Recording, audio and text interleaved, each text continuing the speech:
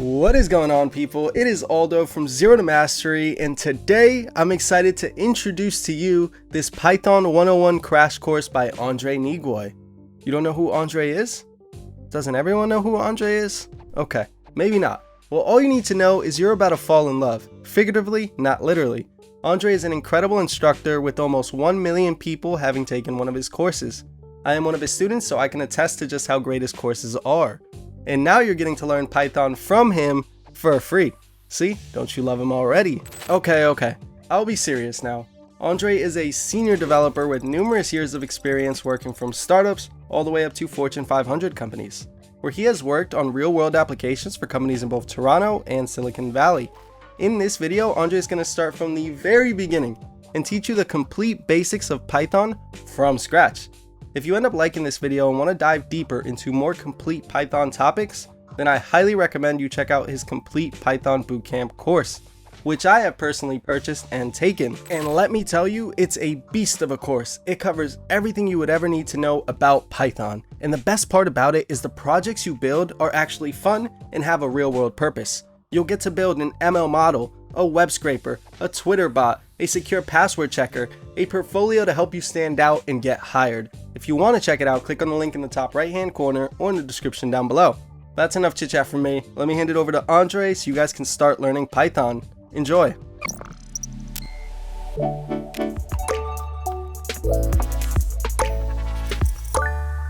What is a programming language? If someone asked you this question, can you answer it? Programming is simply a way for us to give instructions to computers. We give it an instruction manual, and the computer follows. Without code, computer programs wouldn't do anything. You wouldn't be able to move the mouse around on your screen. You wouldn't be able to Google things. You wouldn't be able to play Pokemon on your phone, right? I can't just tell my computer what to do. You see, computers don't understand English or any other human language for that matter.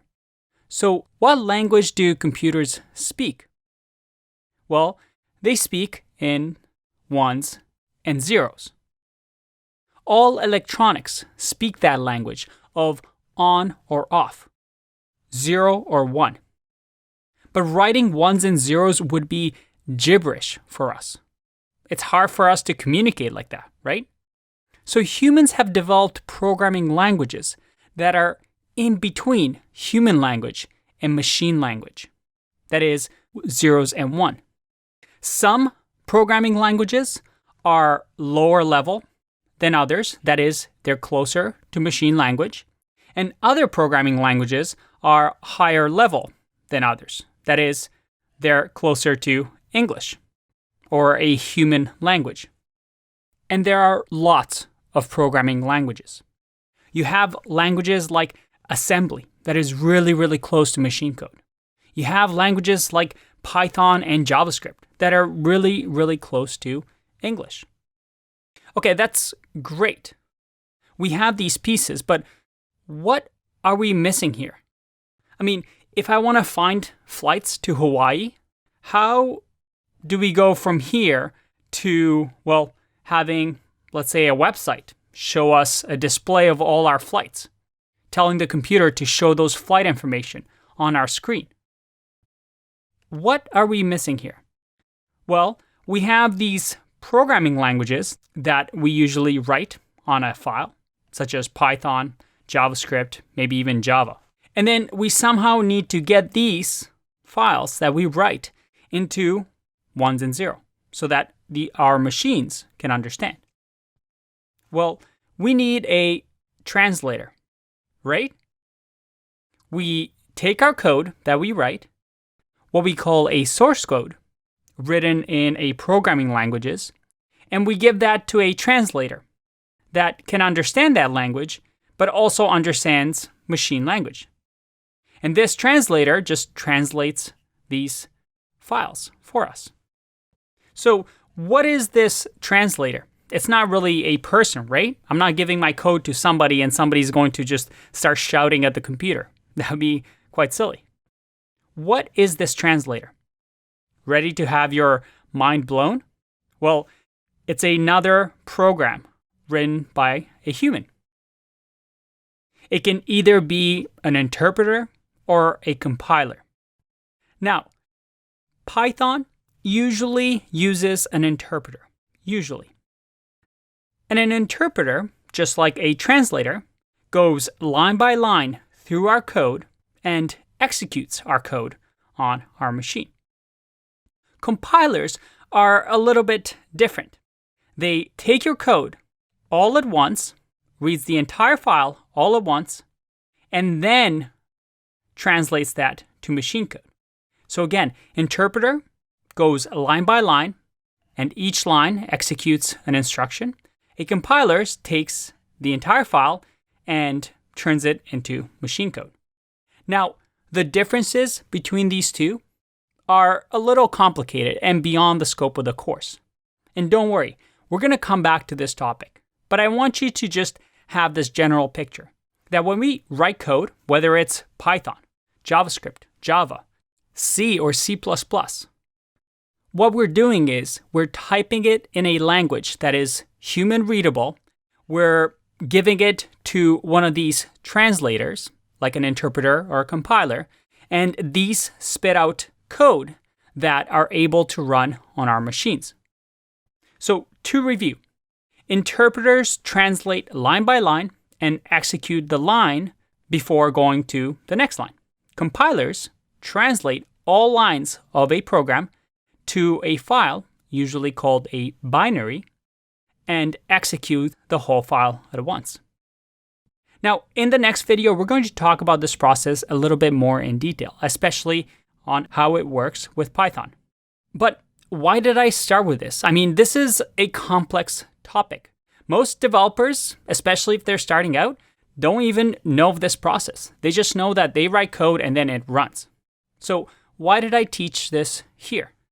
Because in order for us to be able to write Python code, well, I can't just write it anywhere, right? If you went right now to your computer, and let's say you opened up a text file like this one, and you started typing Python code, but for now we don't know Python. So let's just say I want to go search for Pokemon. Well, this might be code. We don't know if it is, but I can't just use this, right? I mean, this isn't really Python code, but how would my computer know what I'm talking about? In order for us to start writing Python, we need to download this translation service. And in the next video, I'm going to show you how to do that. I'll see you in that one. Bye-bye.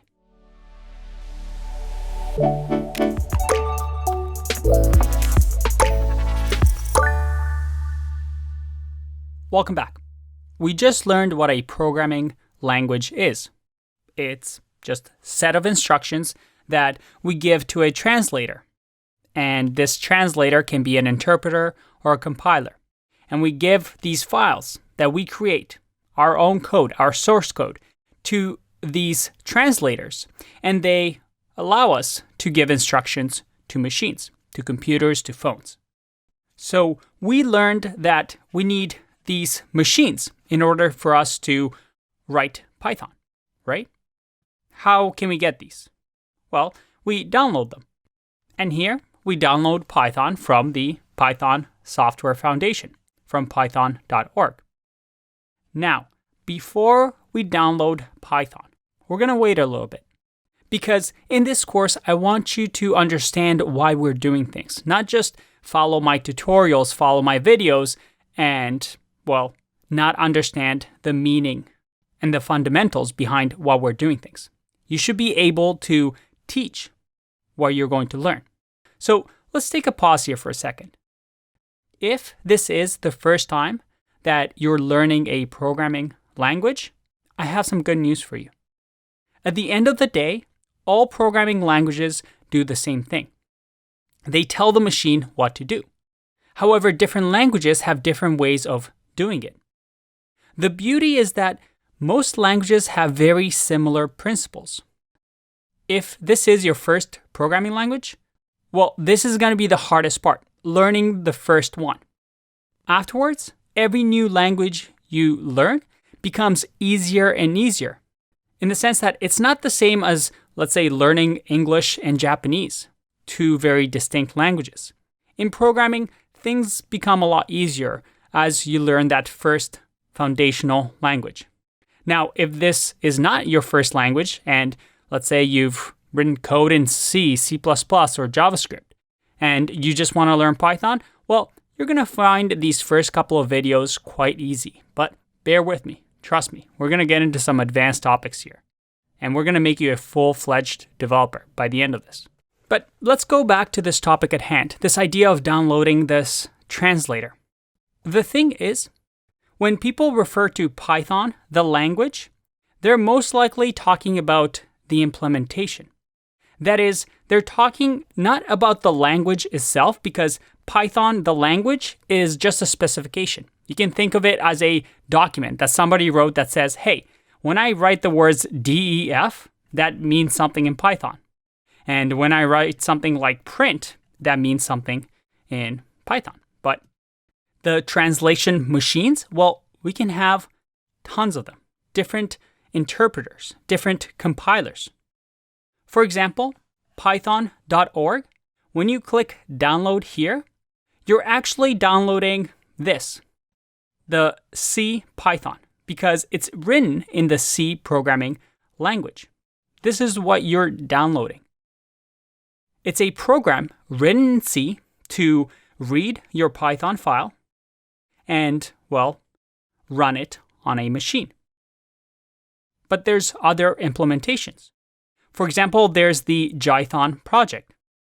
And this is a translator that is written in the Java language. There's PyPy, which is actually written in Python. So it's a interpreter, it's a translation machine written in Python. And then there's also things like IronPython, which is written for the .NET framework. So here's a little trick question. When you download from Python, the official language is actually CPython. You're downloading this interpreter that follows the Python specification. But at the end of the day, it's a machine built by somebody. But these machines can, well, come in many forms.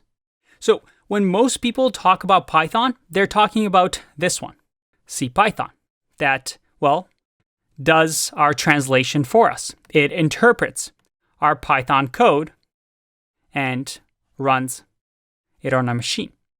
So we're downloading this.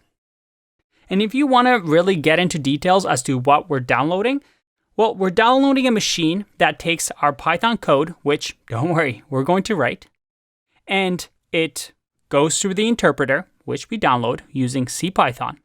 And this CPython is going to create something called a bytecode. For example, this bytecode prints hello world on our screen. Now, this might look like gibberish to you. And even for me, I don't know bytecode. This looks pretty, well, confusing, just for printing hello world to the screen.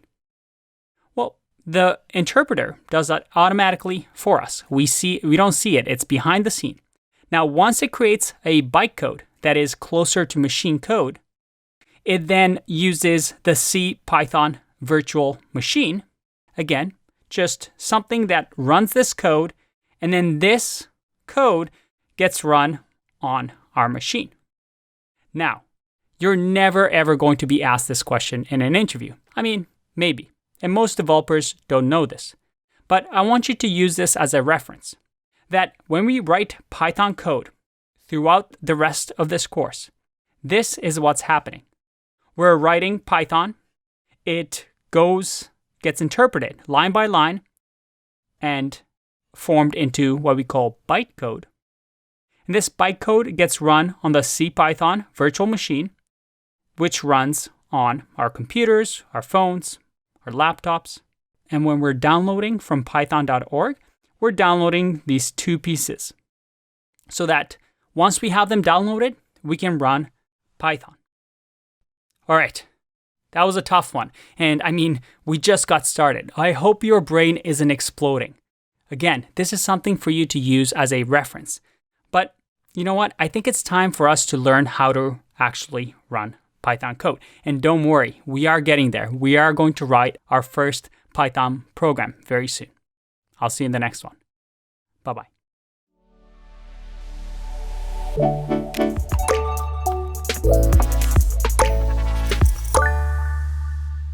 All right. Oh man, we've been talking for a long time. How can we finally run Python code? I want to start coding, right? Let's download this translation service, right? Well, I'm sorry. Actually, this is something we're going to do later on in the course. And I know what you're thinking. WTF, Andrei. But what is this? Kindergarten? I mean, come on. I came here to learn Python. Start teaching me Python. And I know. And don't worry. In this course, we're going to get you to have a professional setup with Python so that when you go into the workforce, you are doing what you're supposed to be doing. We're going to learn how to have all of these set up. First, we're going to have our terminal or command line where we can run Python from right in what we call a REPL. And then we're also going to use code editors like Sublime Text and Visual Studio Code. We're also going to use IDEs or integrated developer environments like PyCharm and Spider. And we're also going to use Jupyter notebooks. And I'm going to show you how to set up all of these on your computer, what the pros and cons of using each are, and how some of them might be used for machine learning while others might be used for writing quick scripts.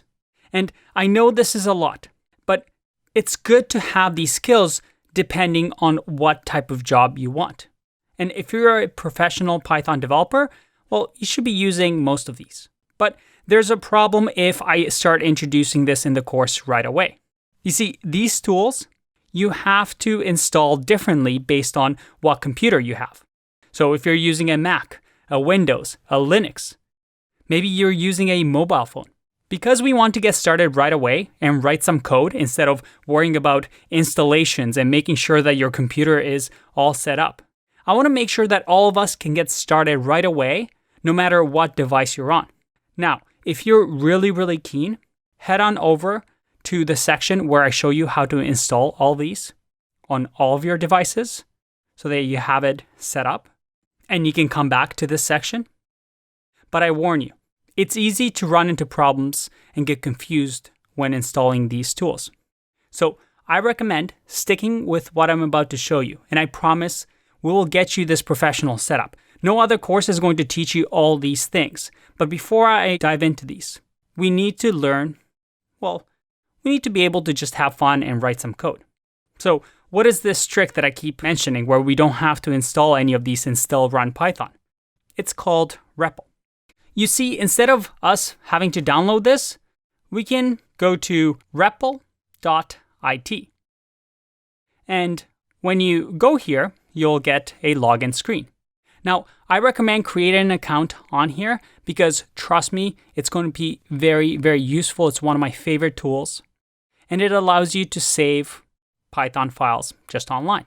For example, once you log in and create an account, you can just create a new REPL, choose the language that you want to use. In our case, we want to choose Python. We can name our REPL. So we can just call it hey, and we can just create our REPL. And check it out. Right away, we have, without ever downloading this Python translation service, we can actually start writing Python right here in our browsers. And this is going to work for anybody that has an internet connection and a browser because this interpreter just runs automatically here. And the beauty with REPL is that, you can save these files, you can have different folders. So as we work through the course, you can actually have a folder for all your Python work and just have a really nice organized file structure that you can access anywhere you have internet connection. Now, if you don't want to sign up for repl.it, it's completely free. You can also use this open source glot.io, which again, you go to Python and you're able to run Python online. So take your time, sign up for REPL.it, and let's get started with our first Python program. I'm finally getting there. In the next video, we're going to write our first piece of code. No more waiting. It's coding time. So I'll see you in the next video. Bye-bye.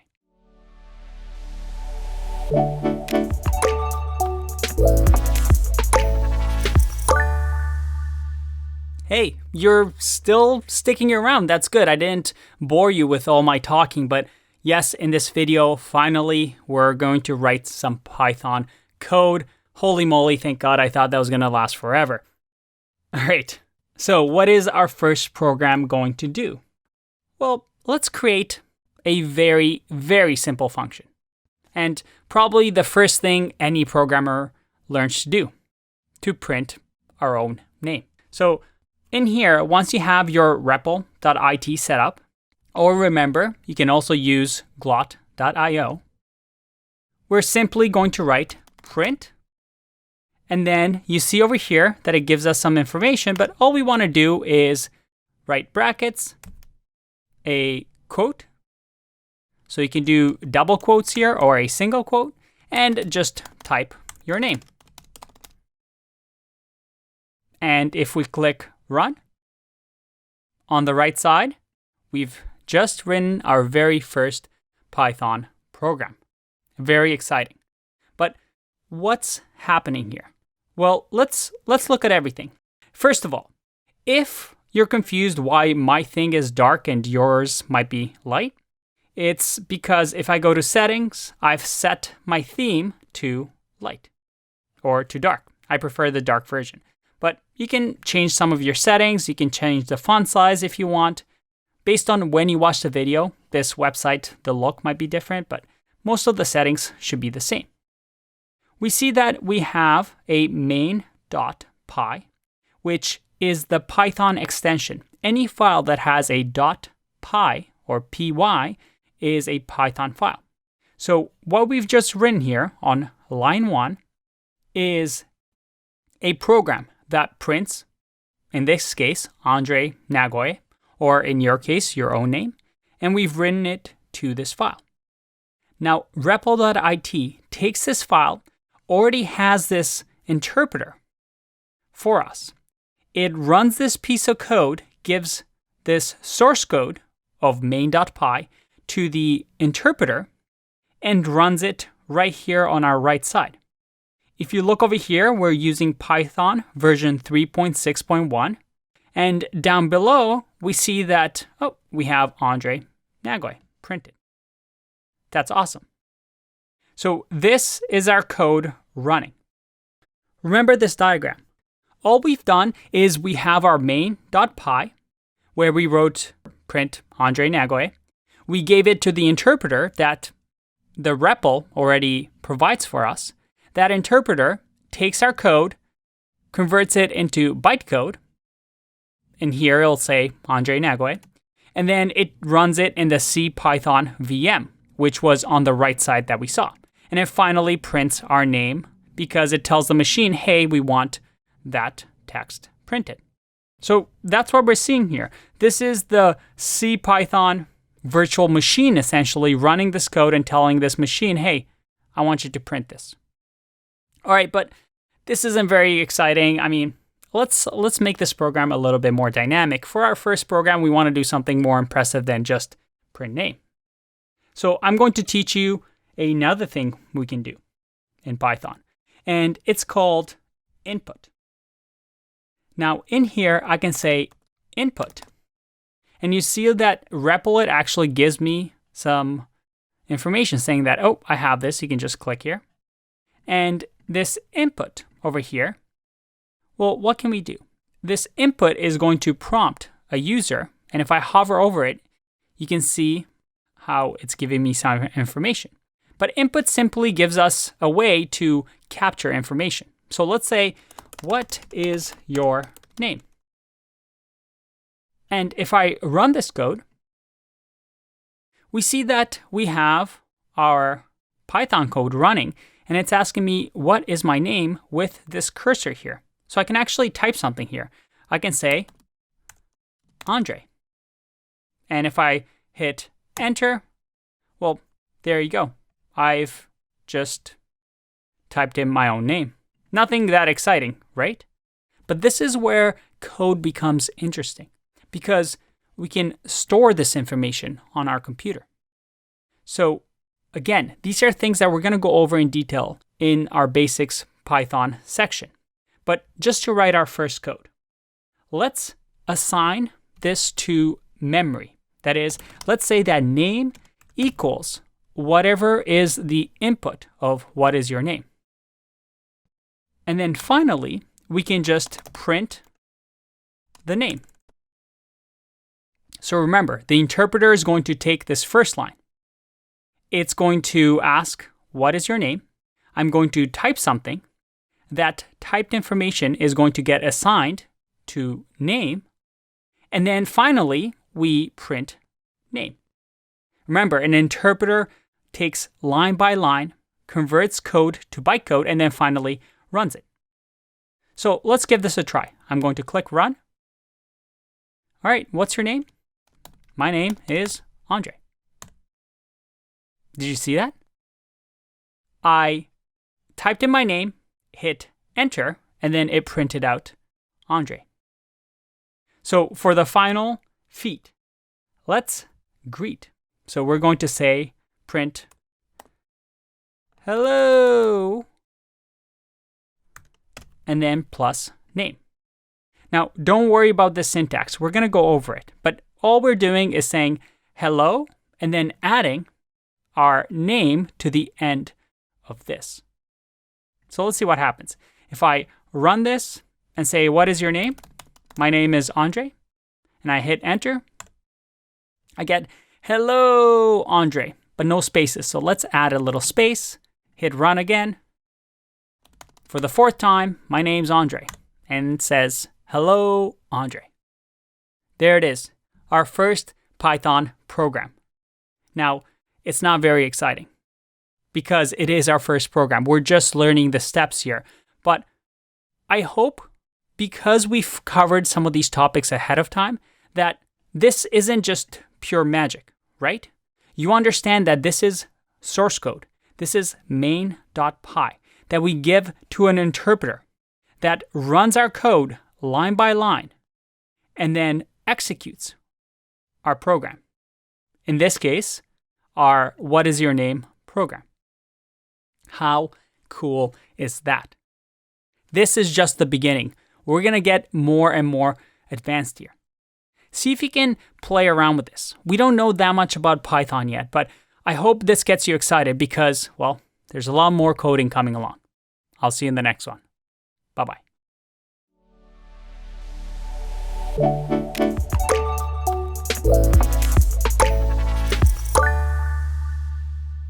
Hey there, this is Andrei from the future.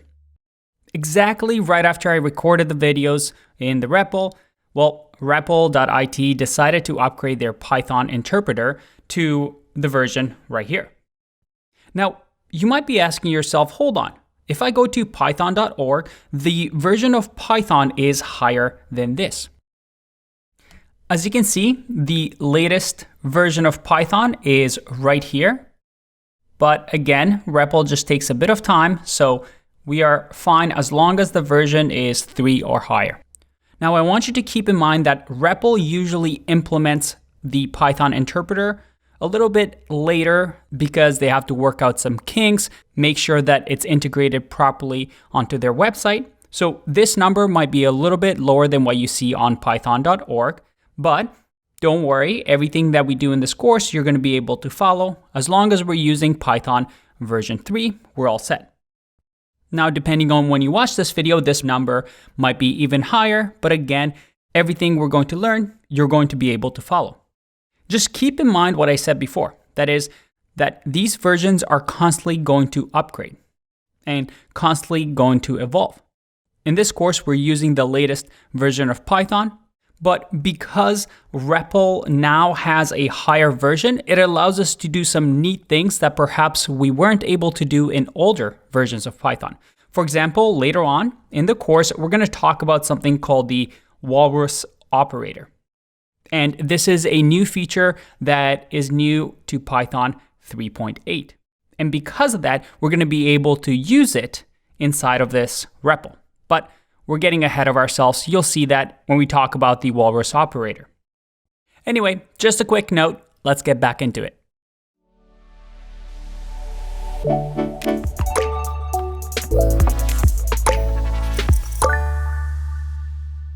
Welcome back. Whenever you start to learn Python, it's unavoidable that you'll encounter this topic of Python 2 versus Python 3. So what is this all about? And it's a very important topic. Now, first of all, Python is created by a human, right?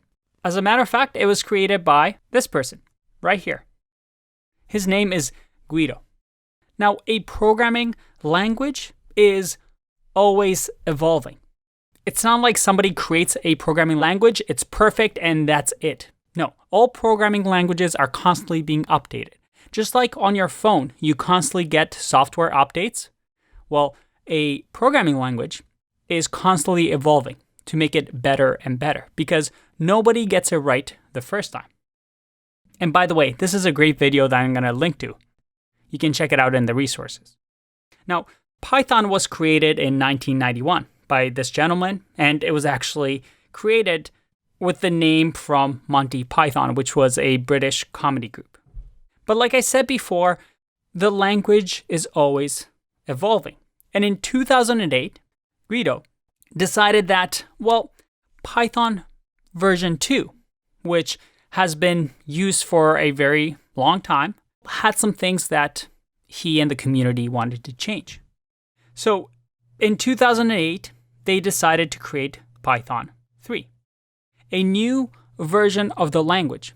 Here was the tricky part. You see, when you update software, let's say on your phone or even on your laptop, you expect things to keep working, right? Updates are usually good, they're improvements. But some of the features that Python 2 had, they didn't like, or they wanted to change completely. So Python 3 introduced what we call breaking changes. That is, if you updated to Python 3, remember the Python interpreter, the C Python translator that we've been talking about? Well, as soon as you updated that, your Python 2 code wasn't really going to work. It's like updating your phone and then all of a sudden all your apps stop working. That doesn't sound very good, does it? That's pretty much what happened in 2008. Most companies that wrote their code in Python version 2 just kept Python version 2 because, well, for them to upgrade meant that they had to go through their code line by line and make some changes. Now, these changes weren't that significant. For example, I'll link to some resources, but don't worry, these are topics that we're going to cover throughout the course. But different things wouldn't work. For example, the print function, which we've learned about, in Python 2, it didn't have the brackets. It looked like this. And Python 3 used the brackets. So all the code that had print like this would break. Now, the differences themselves aren't that big. I mean, you can read through them and we'll talk about this in the course, but overall, you can learn them in a day. That's why when we learn Python, most of the time we're learning Python 3, but you can use the same knowledge with the older version of Python. Now, you may see some Python version 2 code out there for companies that haven't upgraded, but it's now what we call legacy. That is, come 2020, it's going to stop receiving security updates. So the community, Python community as a whole, is saying, hey, everybody start using Python 3 because we're going to stop maintaining Python 2. So we're going to learn the most up-to-date version 3 in this course, but we're also going to touch on some older topics that Python 2 covers, just in case you encounter them when you work for a company that perhaps still supports legacy code. But as I mentioned, the whole community as a whole is moving towards Python 3. This website, for example, shows you how many big packages, popular Python packages, which we'll talk about, support Python 3. In our case, there's only 4 popular packages that don't support Python 3. So what I'm saying is Python 3 is the way to go. It's the way of the future. That's what we're going to learn in the course, but I want you to be aware of the historical context. And one thing to be careful of when in this course you're searching for answers, or maybe I have some exercises that require you to Google things. For example, if we go to the Python documentation, which is the reference of what the programming language does, you'll see that you can choose the versions here. And you always want to go with the latest, but you might find some answers online that still use Python version 2. So you want to make sure that when you're searching for answers, that you don't encounter any legacy code. Like I said, 95% of the time, it's mostly the same, but you usually want to keep current with the language. It has the most community support, most up-to-date, most secure language. So, just a quick note about Python 3 versus Python 2. When you hear the word Python, people are generally just talking about both Python 3 and Python 2. And if you remember, in our REPL, when we created our first program, you see that you're using Python version 3.6. This is the default standard version that REPL comes with. So right away, we know that we're using Python 3. Awesome. It's up to date. It's new. The whole community is behind it. Well, most of the community is behind it. So we're all good to go. I'll see you in the next video. Bye-bye.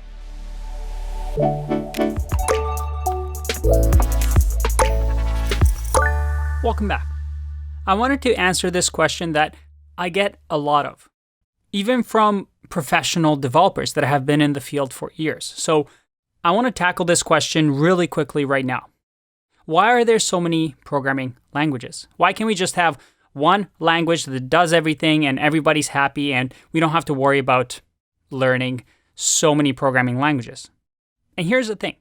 In your career, you don't need to know 5, 10, 8 languages. No, you can be a really successful developer, programmer, with just one language, just finding that speciality of yours. And programming languages like Python, Java, and JavaScript offer a lot of opportunities where you don't need to learn another language. But why are there so many languages? If we go to Wikipedia, these are the list of programming languages. And if you're looking through here, you should be intimidated because there's no way in your lifetime you're going to learn all of these. And, well, you won't. Most likely, you're going to learn 1, 2, maybe 3 languages in your entire lifespan or career as a programmer. And different programming languages are good for different things. Just like we have different tools to, let's say, build a house.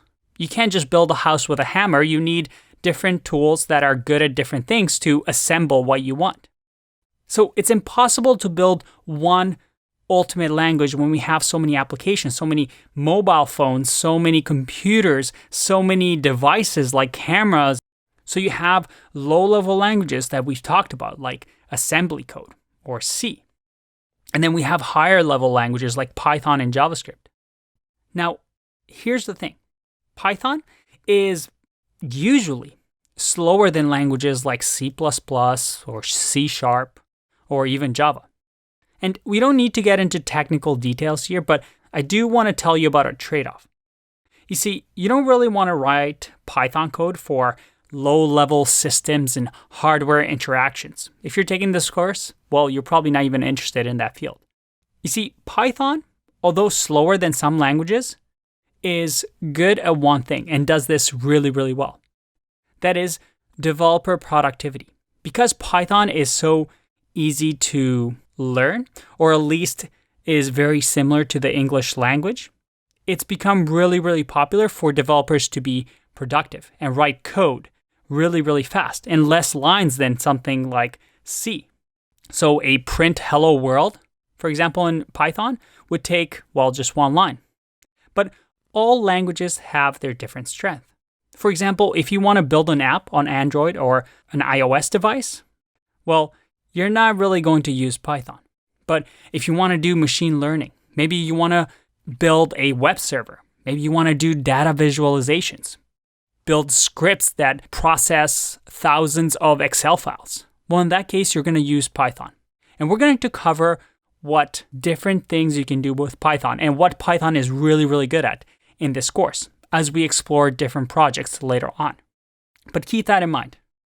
The reason there's so many programming languages is that every programming language excels at some things and, well, doesn't do so well at others. It's all about trade-off. There is no ultimate language. And if a programmer tells you, hey, my language is the best language, they're probably junior developers that don't know what they're talking about. Everything is a pro and con.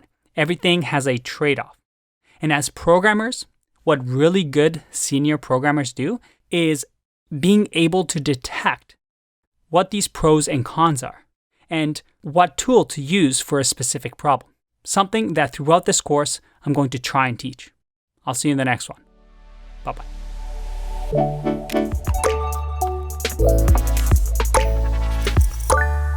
Welcome back. Let's do our first exercise. And this exercise is going to be really easy for you to skip, but I do recommend that you actually do it. I know it's not coding, but it's important because you'll learn that teaching somebody a topic actually helps you learn. So this is the exercise. Based on the videos that you've watched, how does Python work? But don't think about it in your head. I want you to talk to somebody. I want you to teach somebody how Python works. So the first thing you're going to do is go to our community, our Discord community. We have lots of people here. We have about 1,500 people online right now, plus some alumni, plus some star mentors. Well, there's a lot of people. What I want you to do is go to the Programming Buddies channel, if you haven't already, and find a buddy. And with that buddy, whether that person is taking a Python course or taking a JavaScript course, it doesn't matter. Just say, hey, can I spend maybe 5 minutes teaching you how Python works? And see if you can explain it to them, how it works just like you've learned. And then, after you've done that, I want you to go find a friend or a family member that has never done programming before and see if you can explain in simple terms how Python works. That is, how Python gets written as source code. We use this translation service called an interpreter to run this code and then, well, spit out some instruction for our machines. I kind of gave away the answer, but you know what I mean. I want you to practice teaching somebody this because by understanding these fundamentals, it's going to help you learn more and more and understand how things work underneath the hood as we get more and more advanced. All right. First little exercise. It shouldn't be too hard. I'll see you in the next video. Bye-bye.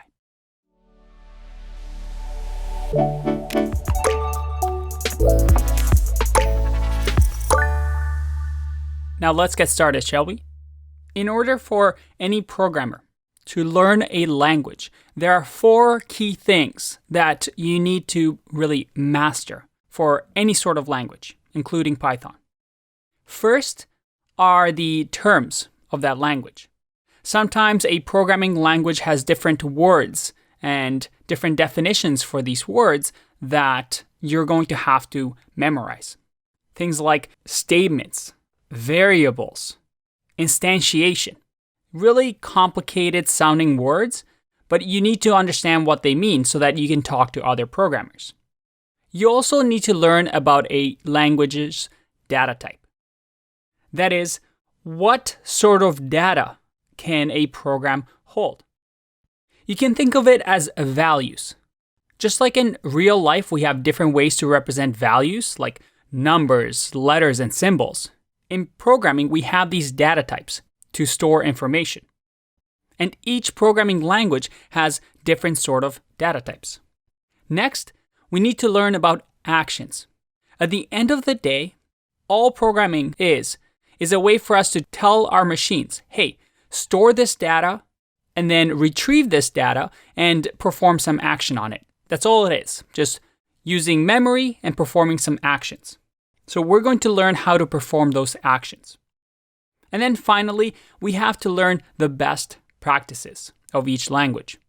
There's good ways of writing Python code, and then there's bad ways. So that when we build our applications, our programs, well, we don't have a leaning tower like this, but we have a solid structure and a solid program. So throughout the course, we're going to learn about these things. But keep this in mind. These 4 things are what you need to become a good programmer.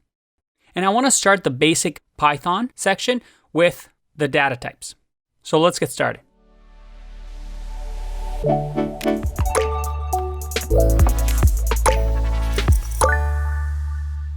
Let's learn about the Python data types, all the options we have in Python. Now we're back to our REPL.it so we can write some Python code. We see over here that we're using Python version 3.6. That's great. Let's minimize this and start writing our first Python code. Now we're going to talk about data types. And Python has several available to us. Now, I'm going to list them out for you, and then we're going to talk about each one individually. First, we have something called int. And you see right away when I type, I have the REPL already give me hint, and it's highlighting it. If I hover over it, it shows me that int stands for integer. We also have something called float. We have bool, which stands for Boolean. We have str, which stands for string, list, tuple, set, and dict. Now, what are these? These are data types, right? A data type is a value in Python. So you can think of it as exactly that, values. So int would represent all numbers, for example. String will represent all letters, for example. And a program is simply instructions that tell a computer what to do. And what does that mean? It's all about storing information, or a data type, and modifying that information. We're taking actions on these data types. So the 2 crucial steps when learning a programming language is that, well, we have these data types that we need to understand that exist in a language, and then we need to learn how we can manipulate the data, create, store, read, change, remove this data from the machine. Now, these data types are called the fundamental data types in Python. They are the core to the language. Now, after the fundamental data types, we also have something called classes. So beyond these data types, we can actually create our own using something called classes. So these will be custom types. Again, something that we'll learn about. So I can create a class that I can name whatever I want. For example, supercar. Now that doesn't exist, but I can create it. And we'll explore how to do that in the course. Now, besides the fundamental data types, the classes, which will be our own custom types, we also have something called specialized data types. And these specialized data types, they're not built into Python, but they're special packages and modules that we can use from libraries. Now, again, this is a topic that we'll cover later, but these are, you can think of it as extra boosts. Whenever we don't have a data type that we want in the standard Python package, and maybe we don't want to create our own custom types, there are specialized data types that we can use from what we call modules. So you can think of it as extensions that we can add to the language. Again, something that we'll talk about later on in the course. And then finally, there's another type that is a little special called none. And none, as you can see, it's being highlighted, which means it means something in the language. None, as the name suggests, means nothing. It's kind of like the idea of zero in math. It's the absence of value. It's simply nothing. And you'll see why this is important in programming later on. So these are our data types that we're going to talk and we're going to use in our language. Now we're going to start with the fundamental data types, which are nice and simple for us to get through. So let's start one by one. And you know what? Let's start with these two for now. I'll see you in the next one. Bye-bye.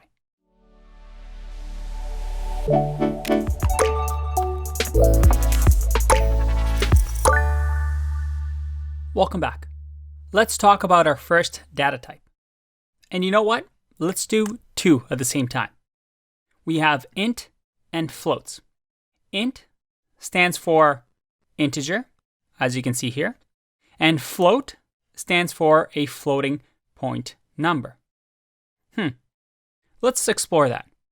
First, let's start off with integer. An integer is, well, a number. 3 or 4 or 5, these are all integers. In a programming language, you can use integers to do mathematical operations. For example, 2 plus 4. If I run this, well, nothing gets printed because, again, we have to perform some action on these data types. And one action that we've learned so far is this idea of printing. And we print something by calling the print keyword with the brackets. So the brackets is almost like saying, hey, perform this action on these data types. And if we run this, we get 6 right here. Awesome. So not only are we using print, but we're also using the plus sign to perform an action to add the two data types together. And as you can imagine, we can do most mathematical operations, the basic ones.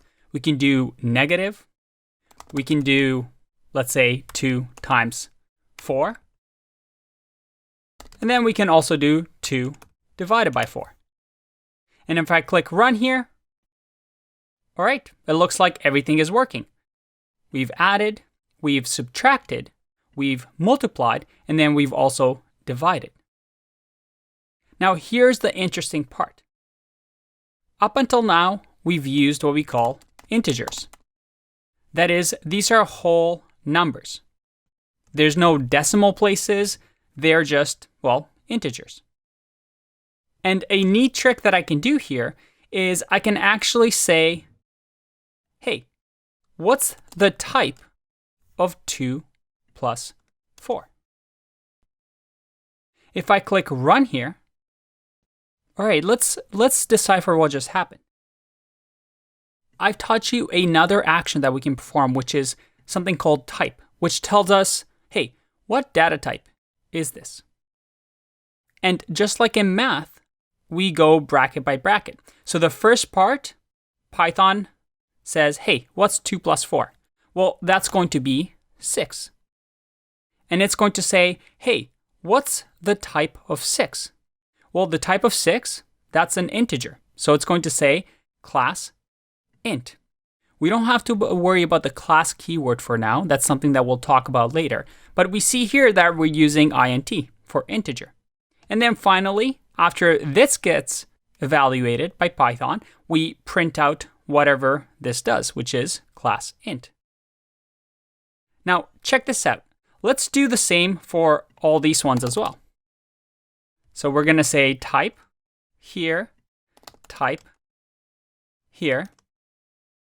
and then type here. And if this syntax is intimidating, don't worry. This is something that you get used to. If this is your first programming language, it is not going to be easy because, well, if it was easy, then everybody would be doing it. So hang in there. Trust me, as you practice more, this is going to start making more and more sense. Now, before I click run, what do you think the output of each one of these lines are? Ready? Give it a guess, and let's click run. All right, we got int. For 6, we have -2 here, which is also an integer. We have 8 here, which again is also an integer. But then we have float, because 2 divided by 4 is 0.5. What is that? Well, remember, we are talking about two data types here. We're talking about int and float. And float is what we call a floating point number. A floating point number is simply a number with a decimal point. In our case, this is 0.5. So it's a floating point number. So if we write a number, let's say we'll do print type, and then I'll say 0.00001. What do you think we'll get? Well, we would get a float. If I do 5.0001, again, we'll get a float. What about the number 0? If I click run, I get an int because, well, there's no decimal points. Why do we need to make this distinction in programming, and specifically in Python?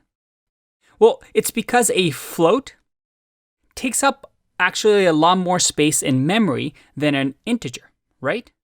Because remember, this number, the number 6, this needs to get stored in memory on our machine. And remember that machines don't really understand this. They understand zeros and 1. And they store this number in something called a binary, or binary numbers, which is zeros and 1s. Now, the problem is when you have decimal places, like 0. Or let's do 10.56, it's hard to represent that in a binary number, zeros and 1s, because of this point. So a floating point number essentially stores these numbers in two different locations, one for the 10 and one for 56. Now, we don't need to get technical here, but that's the idea. The idea is that we need more memory to store a number like this than a number like this. Now, the topic of floating point numbers is really, really interesting, and I'll link to a resource. But the best way to learn more about floating points, again, it's not super important that you know the technical details. But if you go to floating point number Python, again, you want to make sure that you go to the documentation for version 3. And you can actually learn about floating point arithmetic. And these official documentation by Python are always a good tool for you to use whenever you get confused about something or you want to get a little bit more extra detail. But let's get back to the topic at hand. Both int and float are used for, well, numbers, right? And Python is going to automatically format the type to whatever, well, makes sense. For example, if in here I do 20 plus 1.1, one is a integer, the other one is a floating point number. But when I click run here, automatically Python is going to convert it to float. Let's remove these here so that we don't get confused by them. So if I run this, we see that this whole expression is converted into, well, a float. Now, if I do, let's say, 9.9 here, which will equal to 11, and I click run, these two floats add up to, well, still a floating point number. Because if I remove the type from here, and I click run, it gives me the result 11.0. It keeps the floating point numbers. All right, but at the end of the day, what we care about is that that Python works the way we expect it to. That is, we can do mathematical operations. As a matter of fact, we can do a few other things as well. There's also this idea of the double multiply. So this means to the power of. So 2 to the power of 2, well, that's going to equal 4. 2 to the power of 3 is going to equal 8. We also have the double divide. That is, we can do 2 divided by 4. But then we use 2 slashes here. If I click run here, I get 0. This actually returns an integer, rounded down. If I do 3 divided by 4, I get 0. But if I do 5 divided by 4, I get 1. This gets rounded down to an integer. Finally, the last operator that we're going to learn about is called modulo. And it looks something like this. If I do 5 modulo, which is the percent sign, divided by 4, or modulo 4, if I run this, I get 1. Modulo is used to represent what's the remainder of this division. So if I divide 5 by 4, the remainder of this division will be 1. If I do 6 divided by 4 with modulo, and I run, I get 2. 2 is the remainder of 4. All right, let's take a break and learn a little bit more about these numbers in the next video. Bye-bye.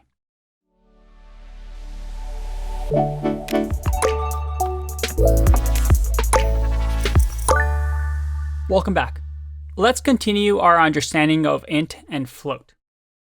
We talked about the idea of these two data types and how we can use operations on them that we're familiar with from math class, plus a few ones that maybe we haven't seen before, such as modulo or the double slash, or the double multiply for the power of.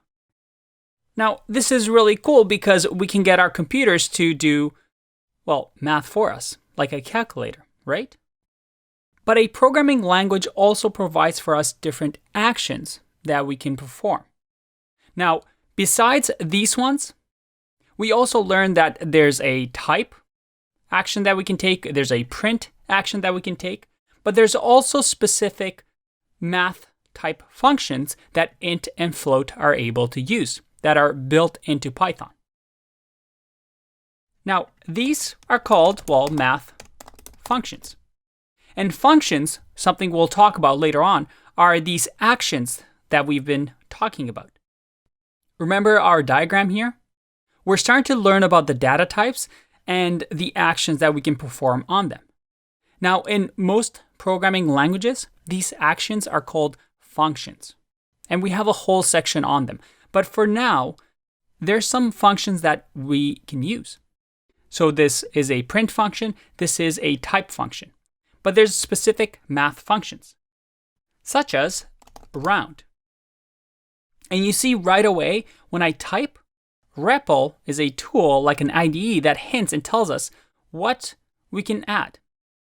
So it says round and give me a number and maybe an digit. But let's just worry about the first one for now. So round, if I do 3.1 and I round here, I get 2. Well, that's not right? That's actually the result from up here because we need to also tell it to perform with a function of print. Hey, print to the screen whatever the result of this is. And just to make things easier to see, I'm going to comment this out. So I'm just selecting everything and then pressing Command/, or if you're on Windows, Control/. If I click Run, I get 3 because I'm rounding down the number. So let's say if it was 3.9, I click and I get 4. Again, I'm rounding the number. Another math function that's built into Python is something called ABS. And you see right away that I get ABS here. And ABS returns the absolute value of the argument. And again, for those that aren't too familiar with math, an absolute value simply means, well, no negative numbers. So an absolute value of negative 20 is 20. And now, because we know about math functions, I can start Googling, right? I can say, hey, I'm a Python programmer and I want to learn about math functions. Well, I can go Python 3 math functions. And look at that. Right away, Google tells me that there's a ton that we can use. You don't have to memorize all of these. As a matter of fact, some of these I've never ever used in my programming career. But it's good to know that they have these tools available to you. And as a programmer, this is something that you'll have to get used to. The idea that you won't actually memorize every single action that we can take for each data type. Because some of these are very rarely used. Some of them you'll never use in your career. The key is to understand how to Google them and how to find them. And throughout this course, I will show you the important ones that you're going to see over and over and over. But as a way for you to develop as a programmer, at least you know that this is how you look for answers and find out that, hey, there's different math functions that we can use with numbers. All right, let's take a break and continue in the next video. Bye-bye.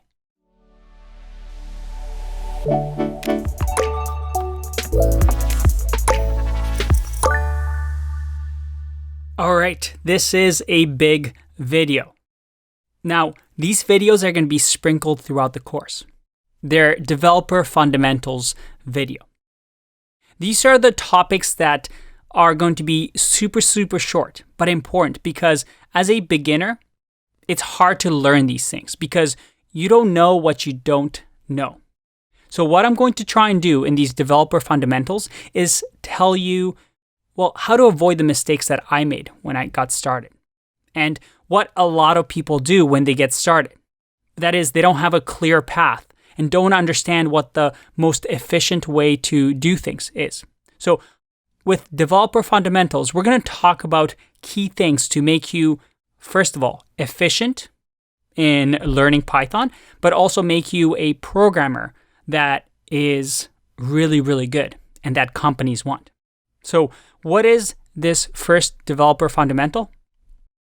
It's don't read the dictionary. What does that mean? Well, when you're learning a language, such as Python, you're going to have a tendency, especially when you're starting out, to try and learn every single thing, every single function, every single syntax, every single trick. It's almost like you're trying to learn a language by reading a dictionary from page 1 all the way to page, 1,200. But that's not how things work. As a matter of fact, when I work with different programming languages, I don't know all the syntaxes. I don't know all the methods and functions. And what a lot of developers do is not necessarily memorize everything, just like you would every single word in a dictionary. Instead, you understand what exists and what you can use, but you can always Google things. And most of the time, developers are Googling things, no matter how experienced they are. For example, if we go to the Python documentation here, we can go through everything, right? I can go through the language reference and read through everything. And this is really useful information. But you're not going to memorize every single thing about the language because there's a lot. This is the Python language, and then there's also the libraries, the standard libraries that we can use. And if you sit through here and just read everything in here, well, you're not going to memorize anything. In order for you to actually learn Python, you have to use the language.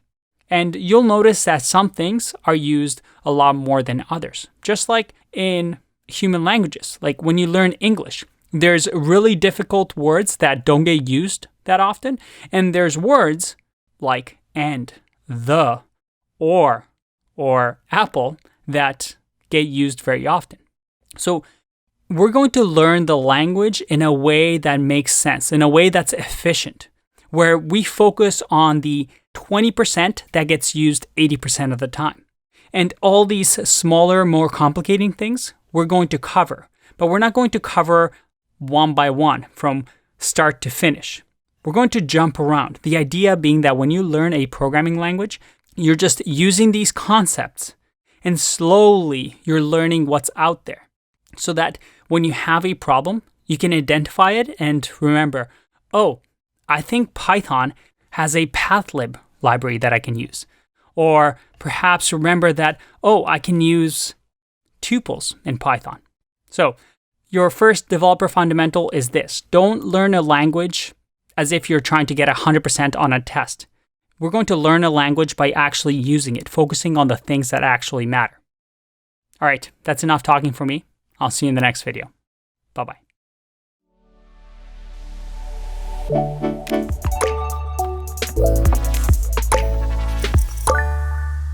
Welcome back.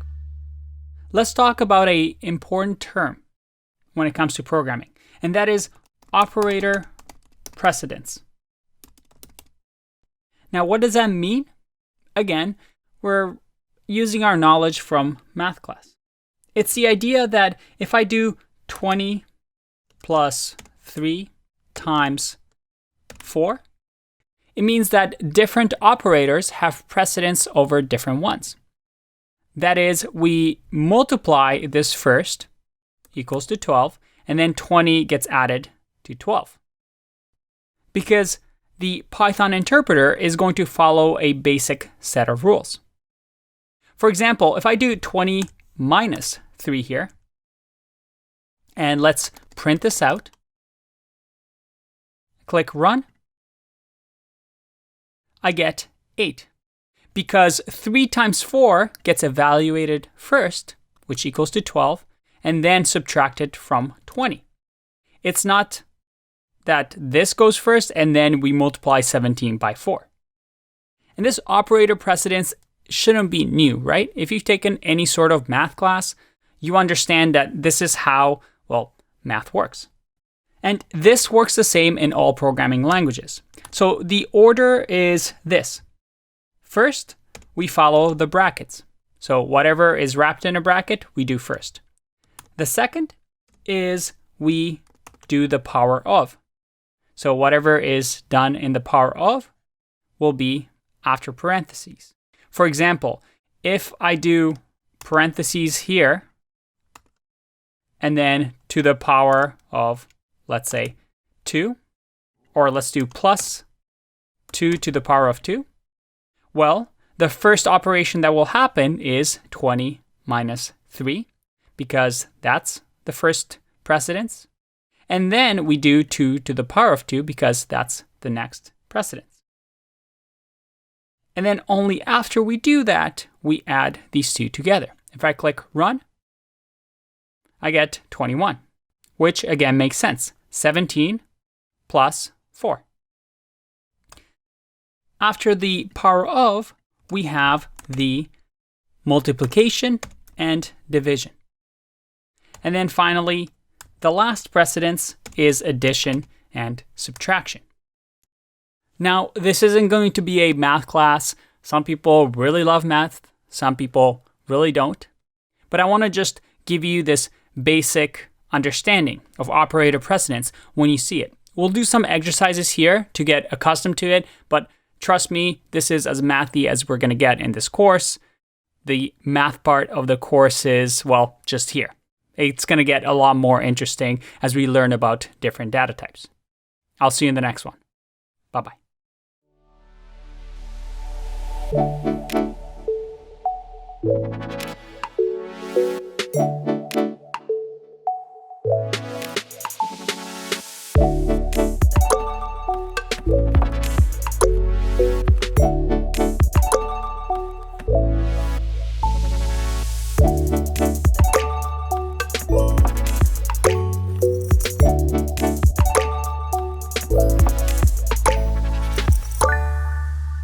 Welcome back. This is a quick optional video that, well, with something that you probably won't use, but I want you to just know that it's out there. And that is, there's actually an extra data type that I didn't talk about, and it's called complex. And as the name suggests, it's pretty complex. However, a complex number, again, is a number that is a third type. Instead of int and float, we also have this type for numbers. Now, the reason I'm not really teaching complex is that you only use this if you're doing something really, really complex math. Most of the time, you'll never use it. I personally have never used it, but it is good to know that it exists. It's the equivalent to a real number, and you can read about complex numbers if you want. But again, that's something that you don't need to worry 99.9% of the time. Another thing I want to talk to you about is this idea that these integers and floats get stored, such as 5, in memory as binary. That is, as binary numbers, ones and zeros. And there's actually an action or function that we can use in Python called bin for binary. And you can see that a bin returns the binary representation of an integer. So it's going to return whatever the binary version of 5 is. If I click run here, well, I have to print, remember. So let's print and click run, and I get the binary representation. Now, instead of all zeros and ones, there's also this idea of b. And that is what Python uses underneath the hood to say, hey, when I see this number with 0b, that's a binary number. But if I Google binary number 5, I see that the binary number for 5 is 101, which, again, that's what we see here. So that's really cool, really interesting just to know that it exists. By the way, just for fun, let's say that we want to return this into a decimal. Let's say we're the computer and we just retrieve this binary number. I can do int and then wrap this like this in single or double quotes. And then with the int, I can also say, hey, I want this return to a number that is base 10, which is what us humans use. So if I actually do print here and click run, well, actually we have to do base 2 here, right? Because what we're saying is, hey, this number is base 2 and convert it to integer. And base 2 number is, well, zeros and 1. It's a binary number. So if I click run here, look at that. I get 5. So in your head, you can think of it this way. When we store a number like 5, an integer like 5, when a computer retrieves that number, let's say we're doing some addition, well, it's going to grab this from memory. It's going to say, well, this is a binary number, and I'm going to convert it into integer. Very, very cool.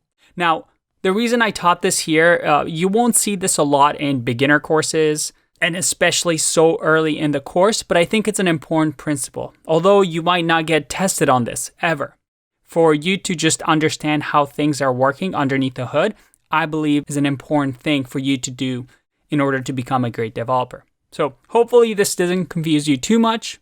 I'll see you in the next video. Bye-bye.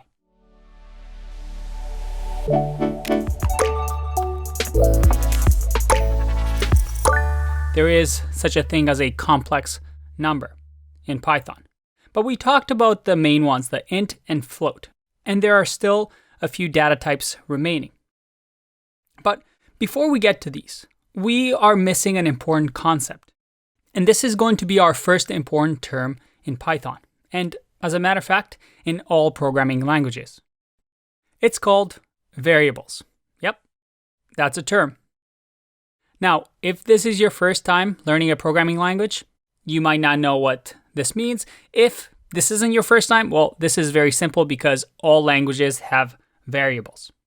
But what are they exactly? Well, variables store information that can be used in our programs. So we can hold perhaps user inputs like values. Maybe when you log into Facebook, you need to hold some information such as your profile picture or maybe your date of birth in a variable. Variables are ways for us to store information on our computer. So let's have a look at this. If we remove this, and let's say I'm creating a quiz program, and this quiz program maybe measures your IQ. And let's say you just took the quiz and you found out that your IQ is 190. Quite high, good job. But we need to store that information somewhere. Well, we can do that with variables. So that in Python, all we need to do is name it whatever we want. In our case, it'll be IQ. And we're going to say IQ equals 190. And this IQ here is a variable. It is something that I just completely made up. I could name it whatever I want. That's a variable too. The idea is that once we assign to a variable, that is, we're saying 190 is going to be assigned to IQ, I can now use it in my program whenever I want. For example, I can later on print, or make sure it's not cap, let's do print IQ. And if I do that and click run, you see that I can use IQ. So we can pretend here that a user takes a quiz, finds out their IQ is 190. We can store that information in this variable, and later on, when they come perhaps online or try to use the program again, they don't have to take the quiz all over because, well, we store that information in IQ. And remember what I said at the beginning. Programs are simply data that's being stored, that's being changed, that's being removed, and that's all programs are. And variables are important concepts in Python and all languages. Now, variables can also sometimes be called names. So this could be a name, for example. And assigning a value is also known as binding. That is, we're binding the value 190 to this variable so that when we request this variable later on in our program, our computer knows how to look for this information. It's going to say, hey, I know what IQ is. I stored it somewhere in memory. And it's going to go look for that. And because it's being bound to a value, it points to this value 190. And remember, this number in memory gets stored as a binary representation in zeros and ones, right? But it doesn't matter to us because however our machine stores it, we don't care. We just want to be able to retrieve it. And then when we print it to do, well, get 190. Now, we're going to be using variables all over the course. But on top of just naming variables however we want, there's some best practices around variables of how you should write good variables. And as a matter of fact, these are specific rules that the Python community as a whole has that you'll just have to remember. So let's have a look at this. Variables, and remember, this is the symbol for best practices, are what we call snake case. Snake case means it's all lowercase and then spaces, well, they don't exist. We use underscores. Variables must start with a lowercase or an underscore. Variables can be anything with letters, numbers, and underscores. But remember, they have to start with lowercase and underscore. That means we can't start a variable with a number. They're also case sensitive. That means if I create a variable, but let's say this snake case, this variable has a capital E instead of a lowercase e, that'll be a different variable. And then finally, you can't overwrite keywords. Let's go through these with some examples. First, a variable has to be in the form of a snake case. That is, if I want to call this user IQ, I should technically have an underscore here instead of a space, just to make sure that a programmer, maybe I'm working on a team, can read this variable. So that's snake case. You also have to start your variables with either a letter or an underscore. So I can technically do this. And I click run. Well, that's going to give me an error because I've changed a variable. So now in order to access that variable, you have to go like this. Now, underscore in Python signifies a private variable, something that we'll go over later on in the course. But usually you're starting your variables with a letter. And afterwards, yeah, you can add numbers if you want in here. That's no problem. This is still going to work. This is a valid variable. Finally, a variable is case sensitive. So if I do user IQ here, and I do capital letters, I can't access this like this because, well, it doesn't exist. Again, it's case sensitive. We have to make sure that we match. And finally, we don't want to overwrite keywords. What does that mean? Keywords in Python, well, they already mean something in Python. For example, this print is a keyword. You can see it highlighted in blue. So that if I create a variable saying print equals 190, and then I do print, let's see what happens. We get an error because I can't really assign to this variable because print already means something. Now I know what you're wondering.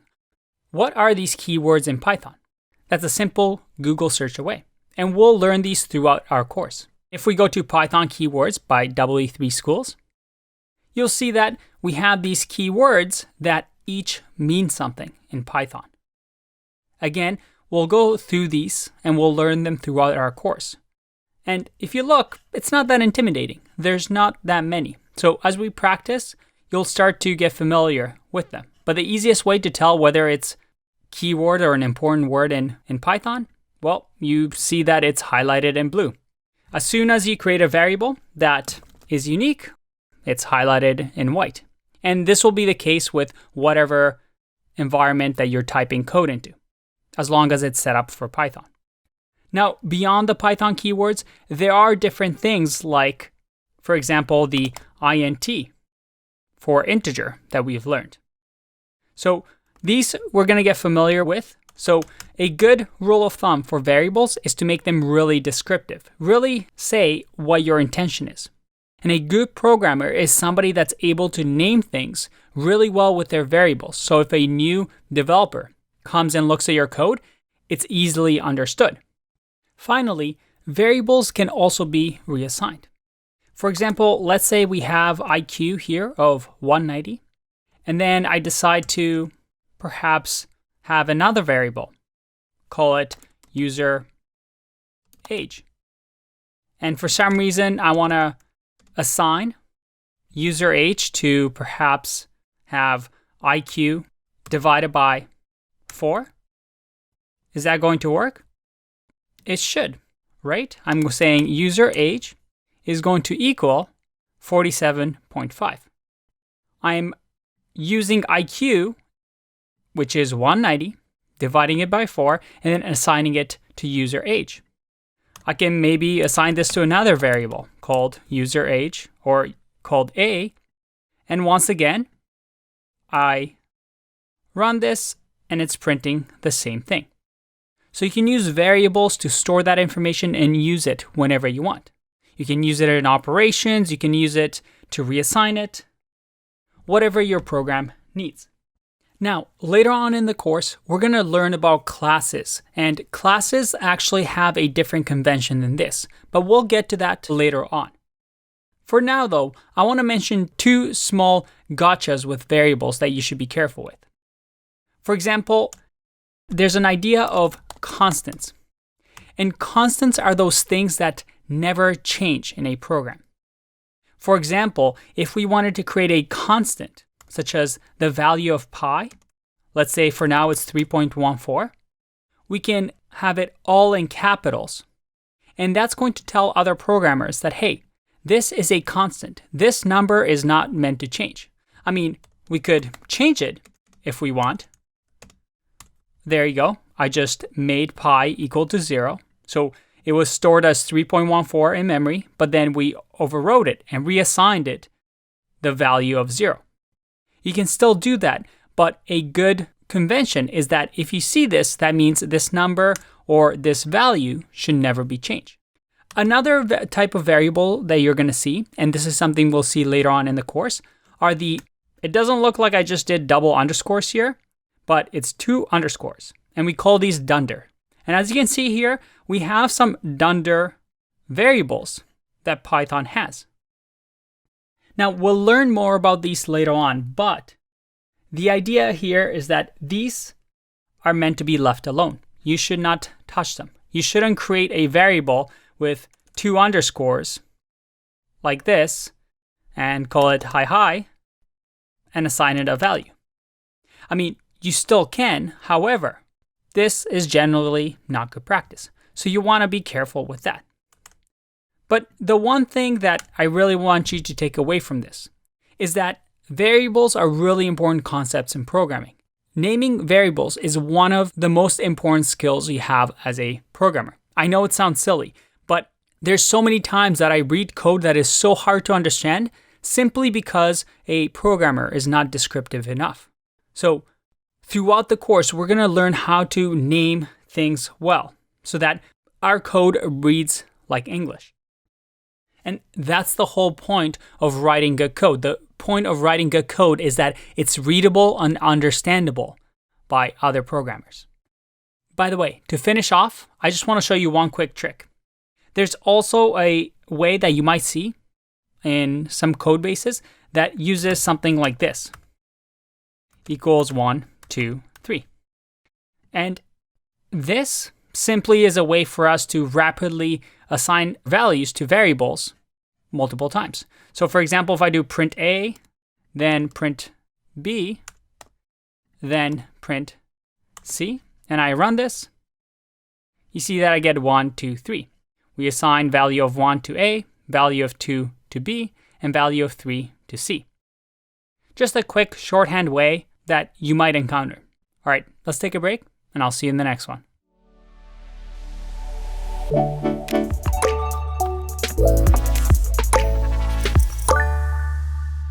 Let's learn another important key term. Well, 2 for that matter. One is expressions, and the other one is statements. You're going to hear this a lot when talking to programmers. So what do they mean? Let's have a look. If we create a piece of code here, let's just say IQ is 100. IQ has lowered. And then let's say user age is going to equal IQ divided by 5. An expression is this part of the code. It's a piece of code that produces a value. In our case, this produces a value, right? Because 100 divided by 5 is going to equal 20. So this is an expression. A statement, on the other hand, is an entire line of code. Not this entire thing, but an entire line of code that performs some sort of action. In this case, what action are we performing? Well, the action is that we're calculating 100 divided by 5 and then assigning that value to the variable user age. So this is an expression. This is a statement. And also this is another statement. So if you hear me mentioning these terms throughout the course, hopefully now you know what they mean. I'll see you in the next one. Bye-bye.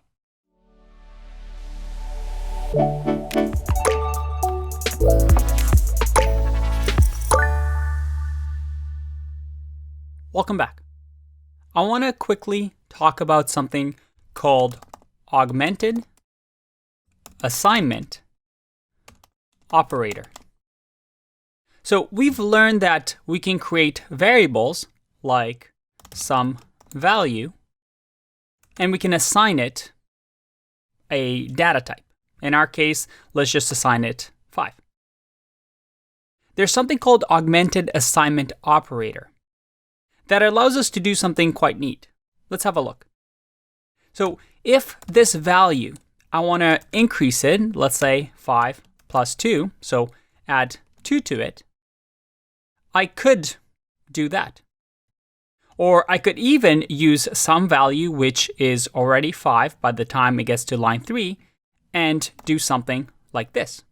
if I print some value and I click run, I'll get 7 because 5 plus 2 equals to 7. So in memory, some value points to 7. But there's a neater way of doing this called Augmented Assignment Operator. Instead of doing something like this, I could just simply add a plus to the equals. So we're going to say some value plus equals 2 is still going to equal 7. So it's the same thing as before. And this is called Augmented Assignment Operator. It's a shorthand of us doing something like this.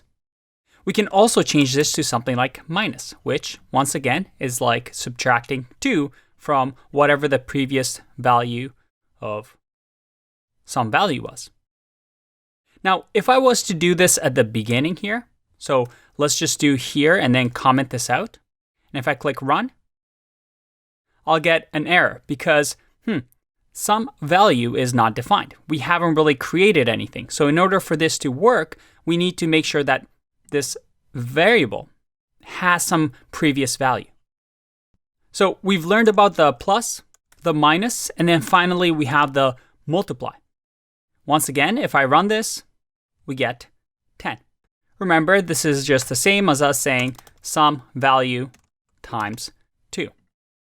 It's just a shorthand form. All right, this was a quick video in case you see something like this in the wild. Now, you shouldn't be afraid. Remember that the operator comes to the left of the equal sign. I'll see you in the next one. Bye-bye.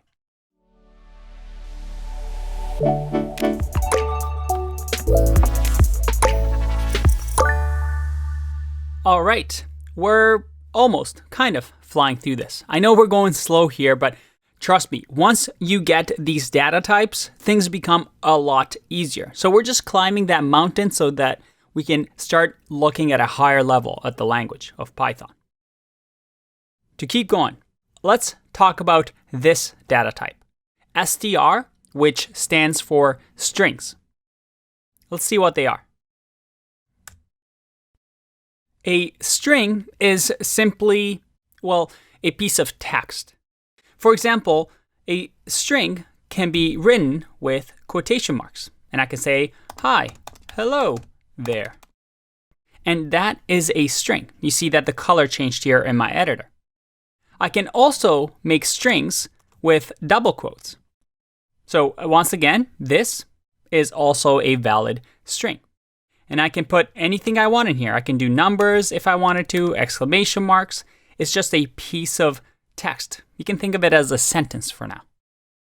And if I do the type function here, remember, these brackets denote that we want to perform some sort of action, which is we're using the type action that Python gives us. And if I click run, you see that, and remember, we have to print it out as well. So let's do print so that we can see the display. And I click run, you see that it's str. It's a type of string. Now we can use this in important ways. For example, imagine you're creating a login form and we want to collect somebody's username and password. Well, we can have username variable that we assign, let's say, some sort of username. Let's call it super coder. And then password can be super secret. And now we have these variables, usernames and passwords that we can use throughout our program, such as to check if a password exists. And remember, I can use single quotes or double quotes. But there's a third way that we can write strings in Python. And this, well, is used for long strings. So let's just create a variable long string. And what we can do here is 3 single quotes in a row, like this.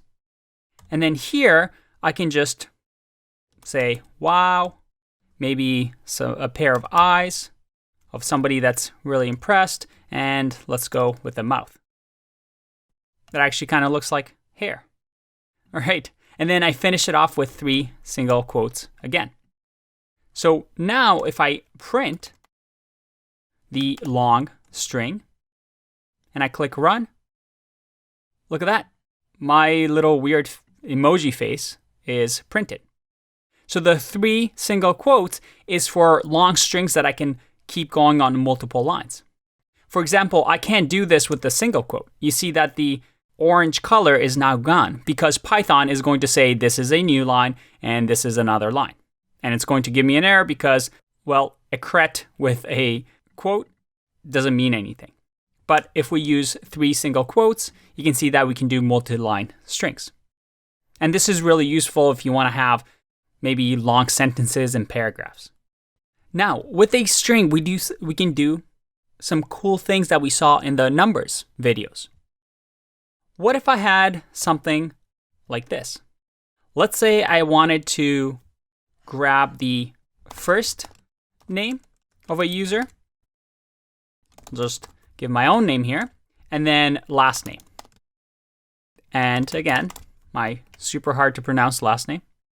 Could we do something like this, where we have full name equals to first name plus last name? And then if we print here the full name like this, should this work? Well, let's have a look. Let me remove this part over here just so we have nice and clean looking code. And if I click run, there you go. My name is printed, but you see that there's no spaces here because we're going to use the addition sign to attach Andrei to Neagoie, but you can see that there's no spaces here. So I can add a space if I wanted to, or I can just simply create another string inside of here, just like this, and then add a space in between. So we're just using the plus sign, which we've seen in the numbers videos, but instead to add strings together. And now if I click run, you see that I got the space because I'm adding a space in here, in between the names. Very, very cool. But there's a few more neat things that we can do with strings. So let's take a break, and I'll see you in the next video.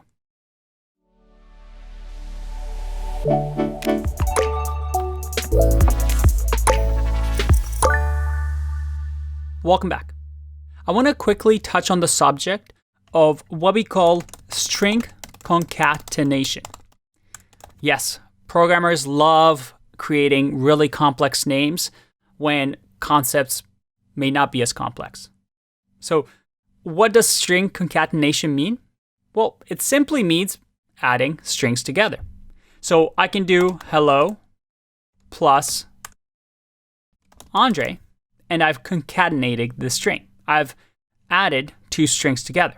So if I print this, I get hello Andrei.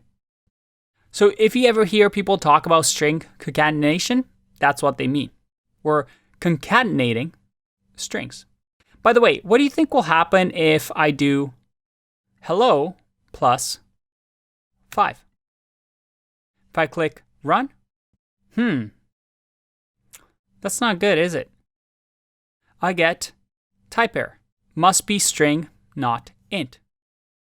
So it looks like string concatenation only works with strings. We'll explore that a little bit more in the next video.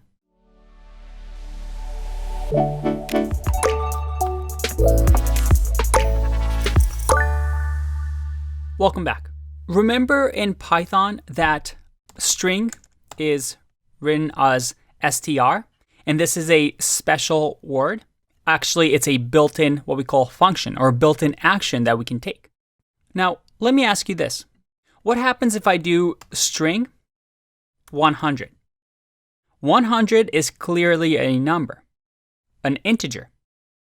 But what if we run the string function on this?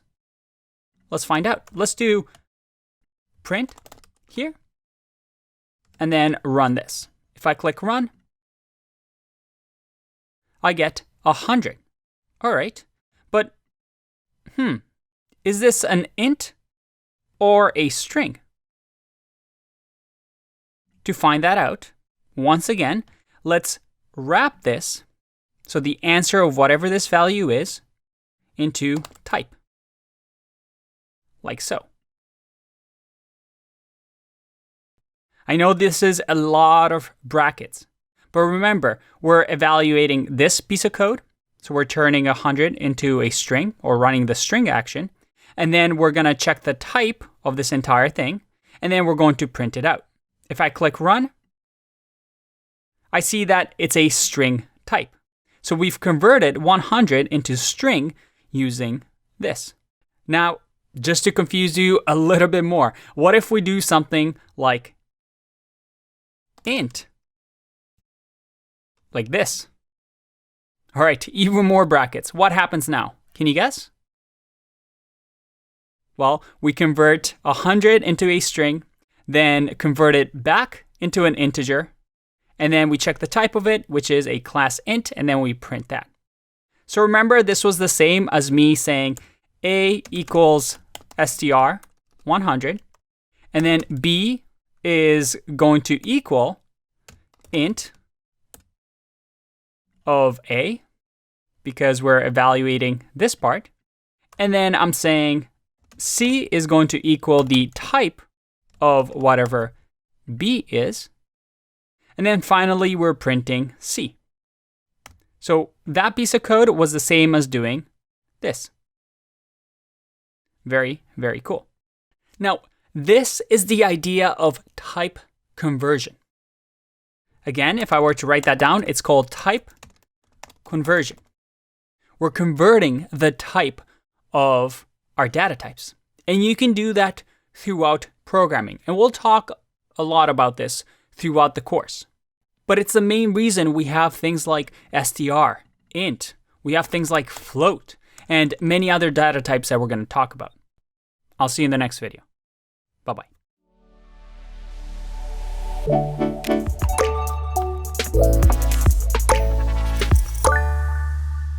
Welcome back.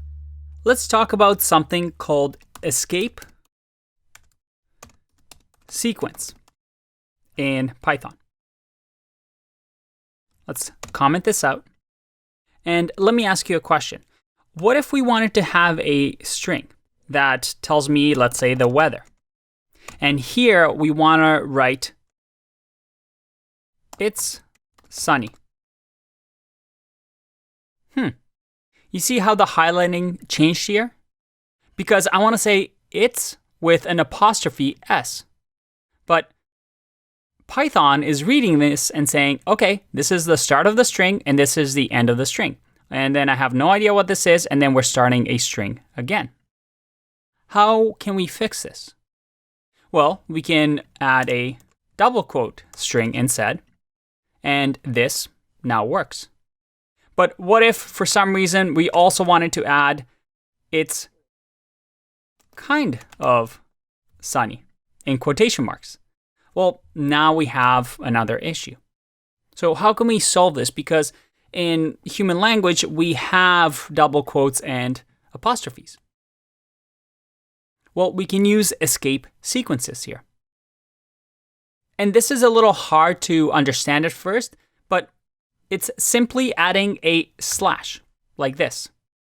So the one right above your enter on the keyboard. So this slash, when Python goes through it, is going to say, all right, whatever comes after this, I recognize this symbol. Whatever comes after this, I'm going to assume it's a string. So now if I do backslash here, and then backslash here, it's going to say, hey, Python, I'm letting you know whatever comes after this is a string. I'm letting you know whatever comes after this is a string. And then I'm letting you know what comes after this is a string. So that when we print the weather, everything is printed nicely. Awesome. Now, this escape sequence can be used in multiple ways. For example, if I want to have an actual backslash, well, I can go like this. And because it's saying whatever comes after this is a string, it's going to assume that this is a string now. So if I run this, you see that we get this backslash. And there's a few other neat tricks that you can do with it. For example, one of it is the \t. What does that mean? Well, let's remove this for now. There you go. The \t, remember, well, let's add a space in here so we can distinguish it, is going to say, hey, whatever comes after this, I want you to add a tab. This is a special meaning here.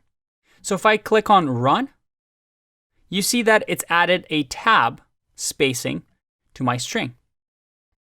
Another one is using n, or a new line. So let's leave t here and then add a \n and then say, hope you have a good day. What do you think will happen here? If I click run, I have a tab from the \t, and then I have a new line after kind of sunny because I do the \n, which denotes a new line, so that this shows up on a new line. Now, these escape sequences are hard to see at first, but they're pretty much available in all programming languages that use strings. So if you come from another language, this shouldn't be that strange to you.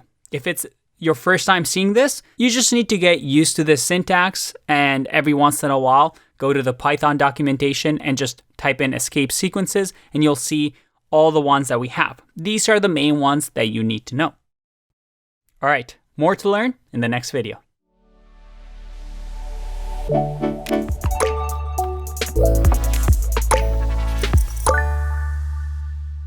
Welcome back. Let's talk about the topic of formatted strings. Up until now, we've just written simple strings.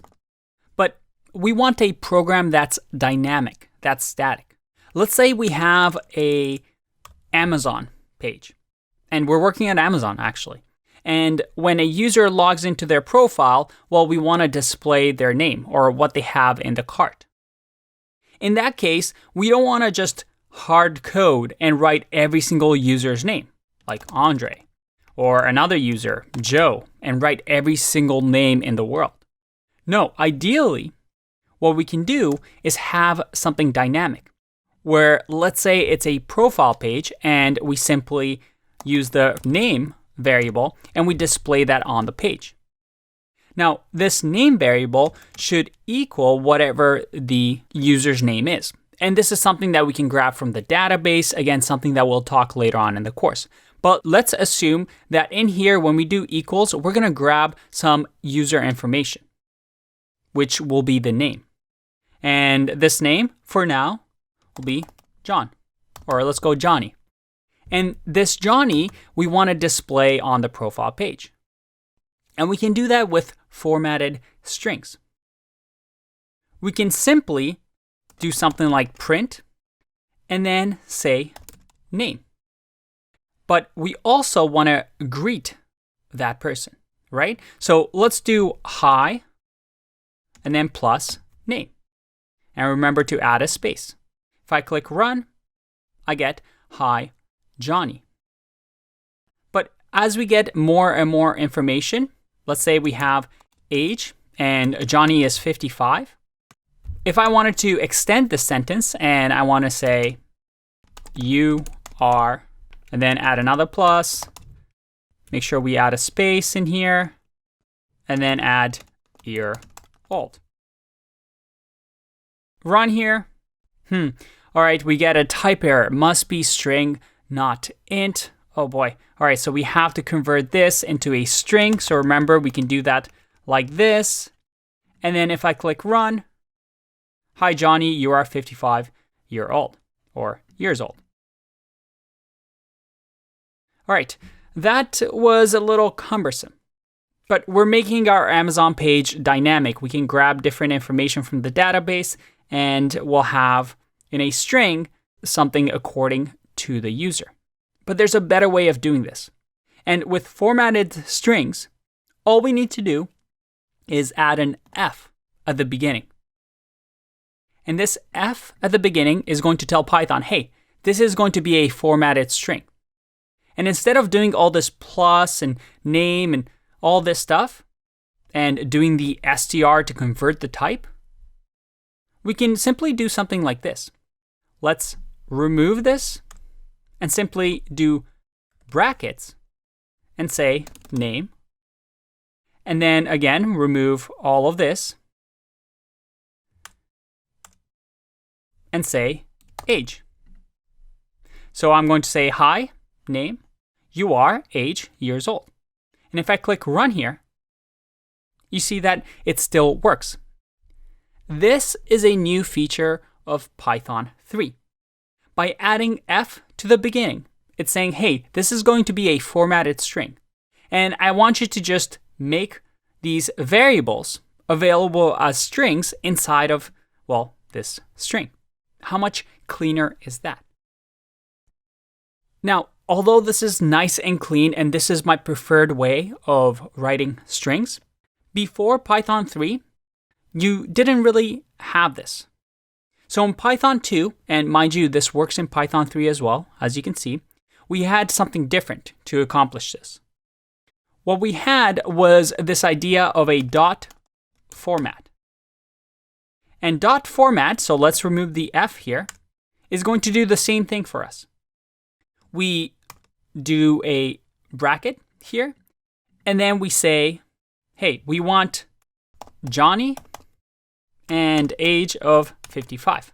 And we can just remove these variable names. If I click run here, I get an error. And you have to be careful here. Dot format works on strings, but you can see over here that we did it outside of the brackets.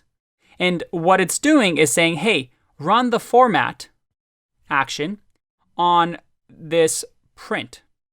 But print is not really a string, right? So you have to make sure that we move the brackets to the outside so that we evaluate this piece of code first. So the string is going to get formatted, and then we're going to print. If I run this, hi Johnny, you are 55 years old. So that works the same way. But what if we wanted to use variables? Because right now we're just doing this by order. So whatever comes first gets filled in first in the brackets. Well, we can do something like name and age. Let's see, can we do that? Let's run. There you go. That works the same way. What if we had a specific order? Maybe we want this to be age and here to be name. Well, we can mix those around. We can say 1 here and 0 here. Because in computer science, we always start counting from 0. So this is 0 and this is 1. If we had something else in here, let's say a third variable, then this will be 2. So if I click run here, all right, everything is upside down. Finally, I can just create my own variables if I wanted to. So let's say hi, let's say new name equals Sally. And then age of Sally is going to equal, let's say 100. Sally is very old. Now, if I do 0, let's say I'm 1 here, if I click run. So now we'll actually get an error. Tuple index out of range. Now we haven't really learned about tuples and ranges, and this is a little confusing, but a bit of a trick here. We want to make sure that we add now, because we've given the actual variable a value, we need to actually say new name here. And here will be age. So that if I click run, there you go. Hi, Sally. You are 100 years old. As you can see, with dot format, things are a little bit more complicated. You'll still see this, and all Python 2 code still uses the dot format. And you'll see a lot of Python 3 code bases that still use dot format because some people prefer it. But I would argue that the F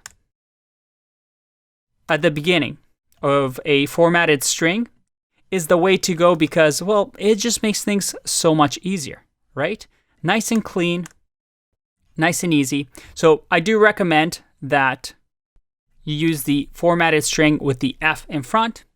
And for short, we usually call this an F string. All right, I'll see you in the next one.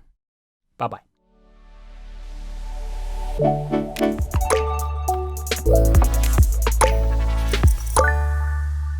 Now, up to this point, we've learned that str is an ordered sequence of characters, right? It's essentially a piece of text where we can write our names, passwords, paragraphs, and sentences. And strings underneath the hood are stored in memory, as I said, as an ordered sequence of characters. So for example, if I had the string me, then this will be stored in our computer's memory in an order. So M will be stored in a place in memory, and after that place in memory, E will be stored, then the space will be stored, and then M, then E, then space, then M, then E. So if you think of a bookshelf, each one of these is ordered in a different part of the bookshelf, but one after another. And the way we can think about this is like this. The M is stored in location 0, and then E is stored in location 1, and then space is stored in location 2, and so on and so forth. And each shelf now corresponds to a value. So that when we ask the computer, hey, I want you to grab this string, we know that, hey, we're going to look in the shelf 0 to 7. Now, why is this important? Because one of the most useful things you can do with strings is to access different part of a string using its what we call an index.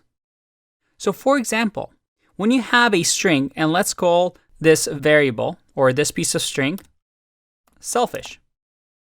And selfish has me.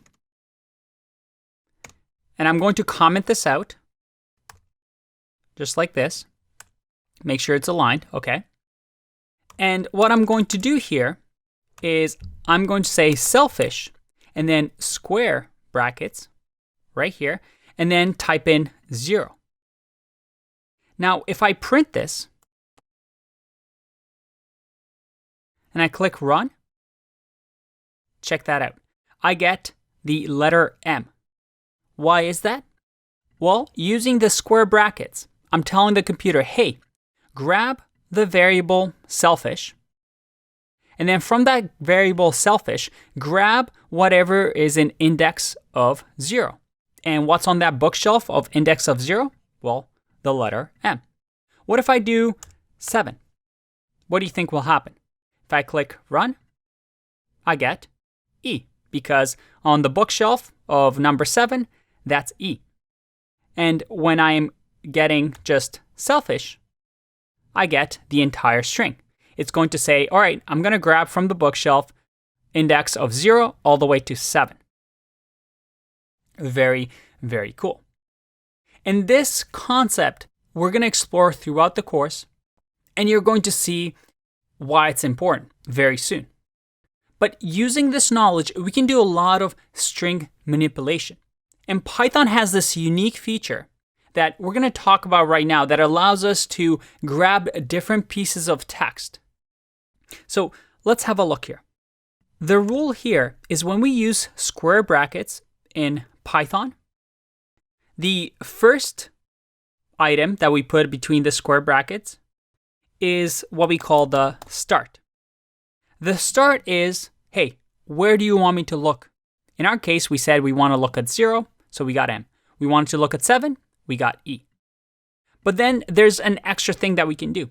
If we do a colon here, we also have the option to say, hey, where to stop. What does that mean? Well, if I do something, and you know what, let's change this to 0, 1, 2, 3, 4, 5, 6, 7, just so it's easier to understand. If I do, let's say, 0, colon, 2, and I click run, I get start at 0, end at 2. So I get to grab 0 to 1. Because remember, I'm saying start here, but then stop as soon as you get to bookshelf 2. We don't want that. So if I do 0 to 7, what do you think will happen? Well, I click run, and I get all the way to 6. So in order for us to grab the full string, we have to do 0 to 8.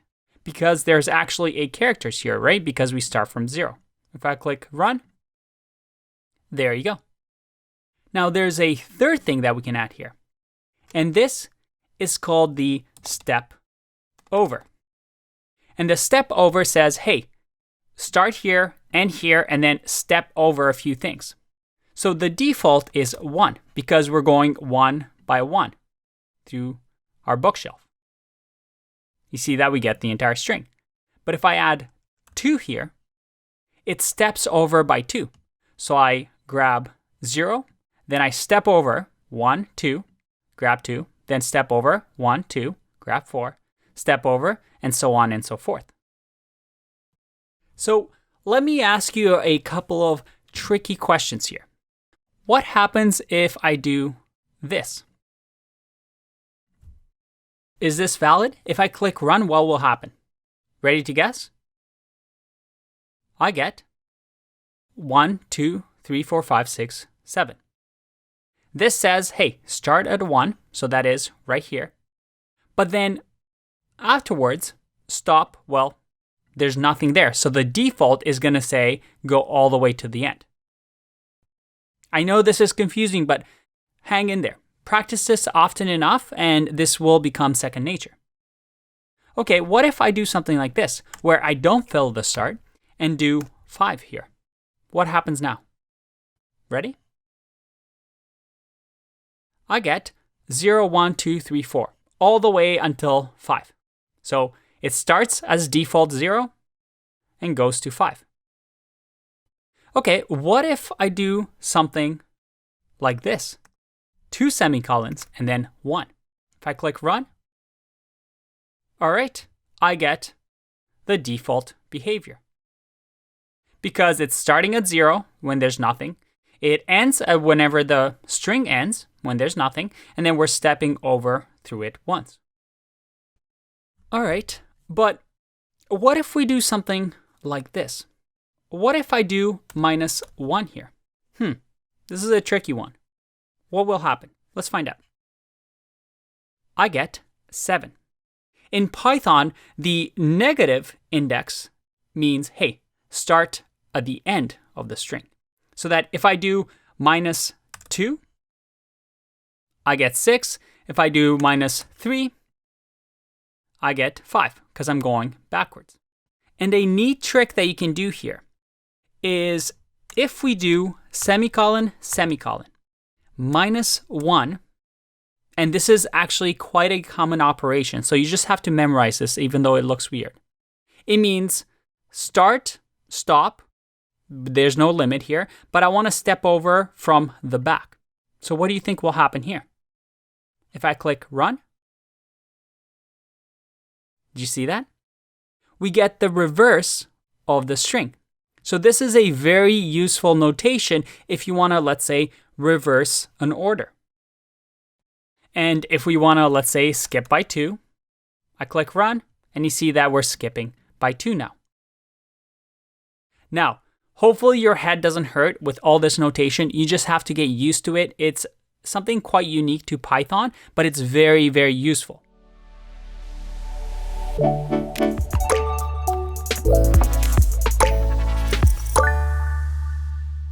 So up until now, we learned that strings can be accessed quite easily. And using the square brackets, we can access different parts of the string.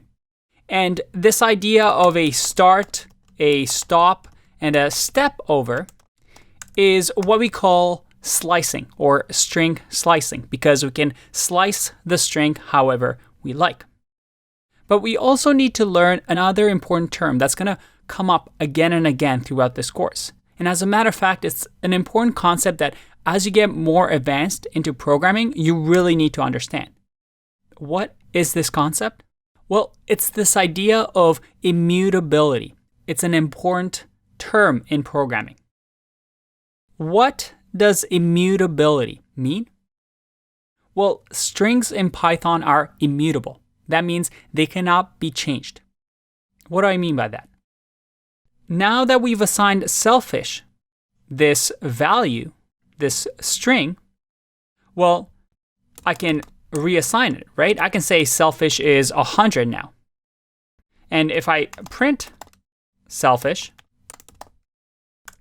and I click run, that works.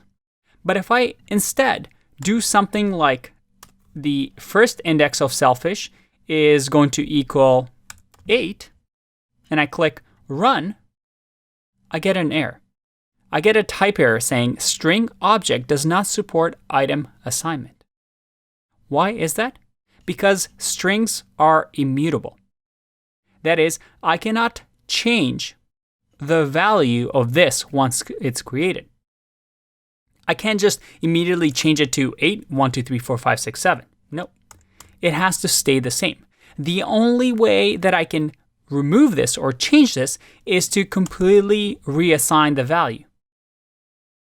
So that in memory, Python removes all of this from our bookshelf of memory and instead just assigns 8 into the 0 bookshelf and removes everything else because we don't use it anymore. Now, this idea of immutability is something we'll explore more and more, especially when we start talking about lists. But for now, just remember that you can't reassign part of a string. Once created, it exists like that in that form.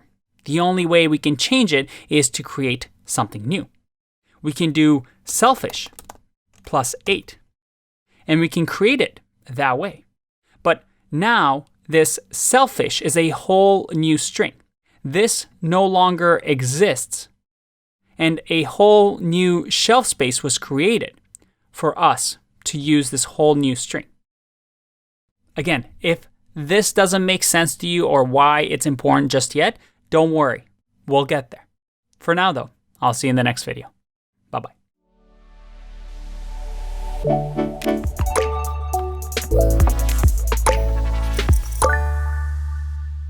Welcome back. So far, we've learned a few built-in functions that Python has. Few built-in actions, right? Actions that we can take on data. And we learned about str, we learned about int, we learned about float, and the type conversion that we can do. We also learned about type, we also learned about print. And these built-in functions in Python, well, there's a few of them, and I'll link to this resource, but there's not too many. As a matter of fact, we've also seen ones like ABS or round in our numbers video. So numbers had some functions that we can use, some built-in functions.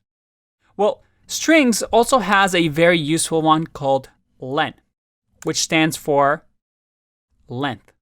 So as you guessed it, if I type in something like this and I print this out and I click run, I get 9 because it's calculating the length of the string. In our case, 1, 2, 3, 4, 5, 6, 7, 8, 9. The length of the string is 9. Now you have to be careful here because the length itself doesn't start at 0 as we've seen with indexes. Instead, it counts like humans do from 1. So a neat thing to do here is I can do something like this. Let's say that we have a variable greet that equals hello. Well, I can grab the greet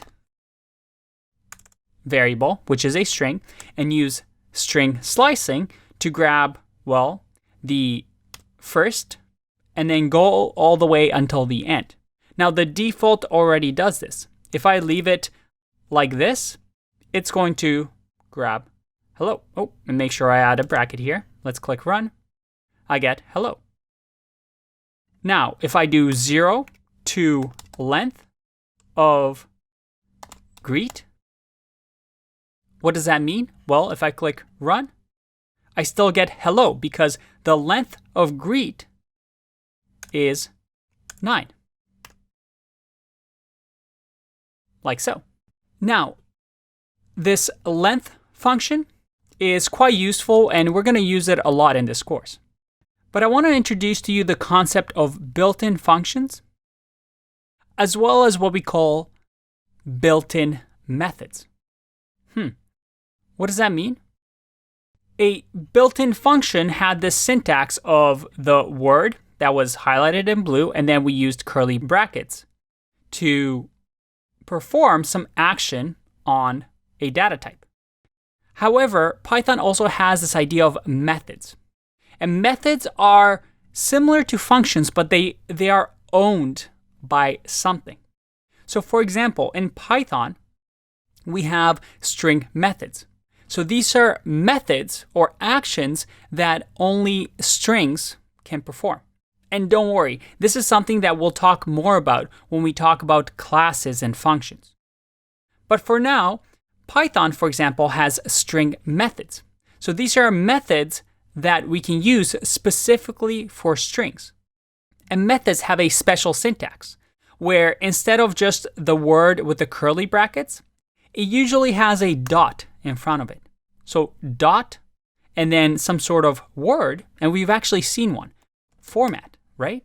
Dot format curly brackets, or brackets, is a method. And if I go to Python string methods, and I scroll down or scroll up, we see that format specific values in a string, is a method. Now, why do we care? Well, with this, Python gives us automatic tools that we can use on strings. So let's explore some of these string methods. Let's create a quote here. And the quote is going to be or not to be. Now, in here, with this quote, we can use some methods on this string. Now, I'm not going to go through everything because, well, 60% of these you're most likely never going to use in your career. I'm going to go over the important ones that you'll see over and over again, but I'll also link to this so that you can see this for yourself as a reference. Remember, as a programmer, your job is not to memorize this and read a language like you read a dictionary. Instead, is to know that this resource exists and it's for you to explore and learn as a specific problem occurs. But let's get back to the task at hand. One thing that we can do is to use the upper method. We use a dot and then type in upper and then the curly brackets. And luckily for us, our editor shows us that this actually exists because of the drop-down menu. So what happens now? If I print this and I click run, look at that. Everything gets capitalized. To be or not to be. There is also another one we can use called capitalize. What's the difference between the two? Well, if I run, you see that it capitalizes the beginning of the sentence. And by the way, your editor, or in our case our REPL, if you hover over this, it'll actually tell you what it does. It returns a capitalized version of S. So whatever is to the left of the dot. And a good editor will actually show you all the things available to you.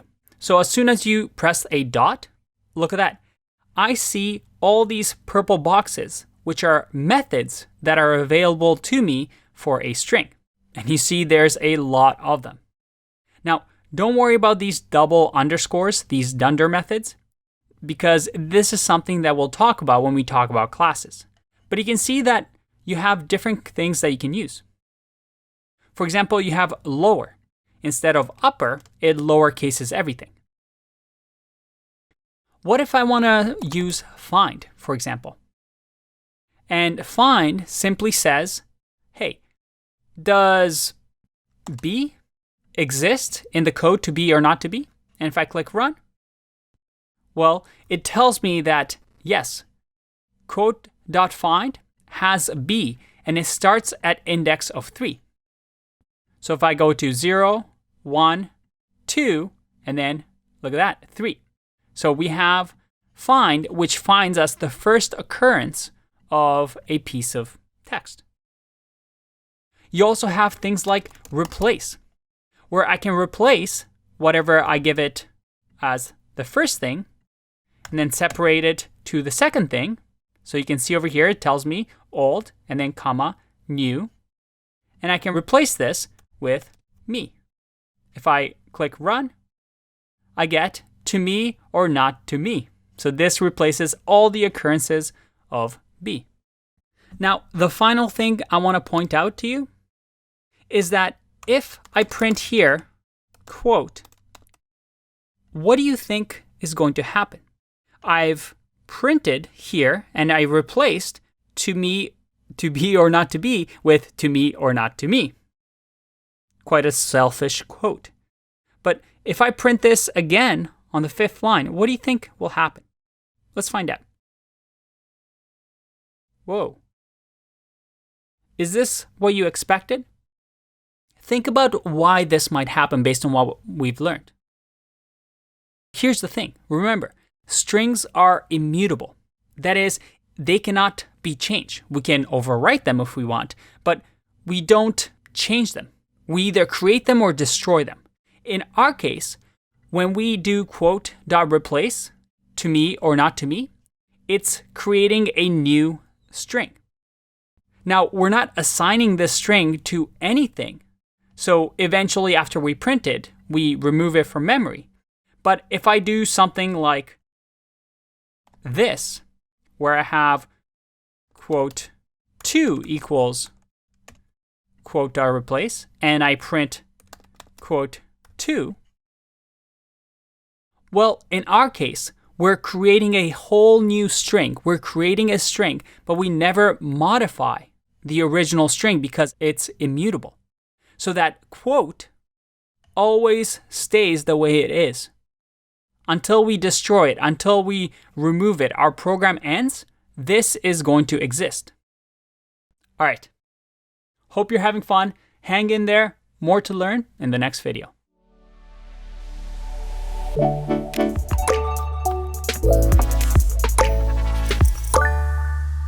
All right. So up until now, we've spent forever talking about numbers and strings, and you're thinking, oh God, we have so many more to go through and my head hurts already. Well, you know what? I think you're gonna really like this one because this one's really short. And they're called Booleans.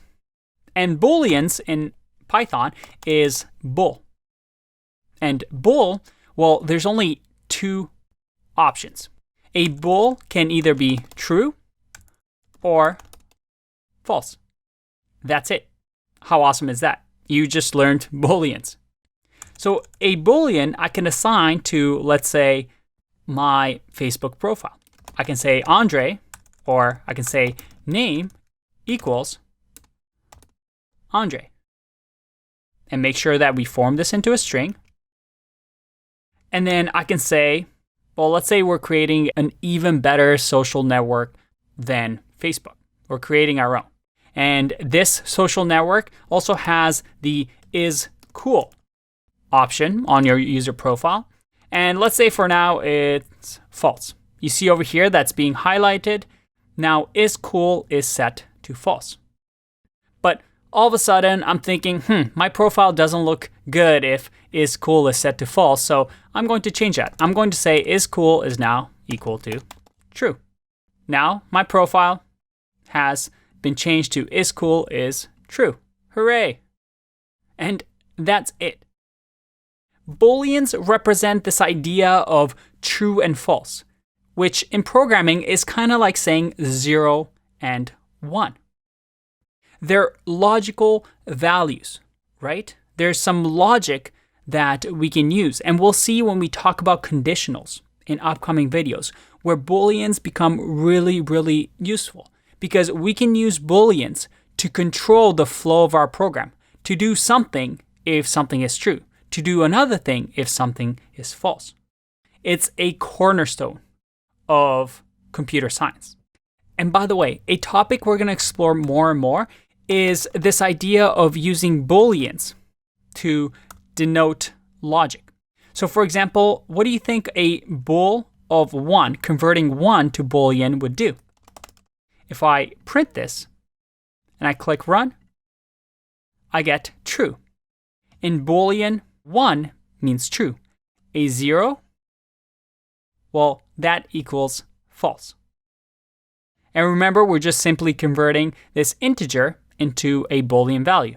And a Boolean, well, is just either false or true. Nothing else. That's it. And I can also convert a string that says true into a Boolean true. Again, this is something we're going to explore a little bit more when we talk about conditional logic. But I wanted to make this video nice and short to let you know that, hey, not all these data types are as complex as, well, numbers and strings. All right, nice and short. I'll see you in the next one. Bye-bye.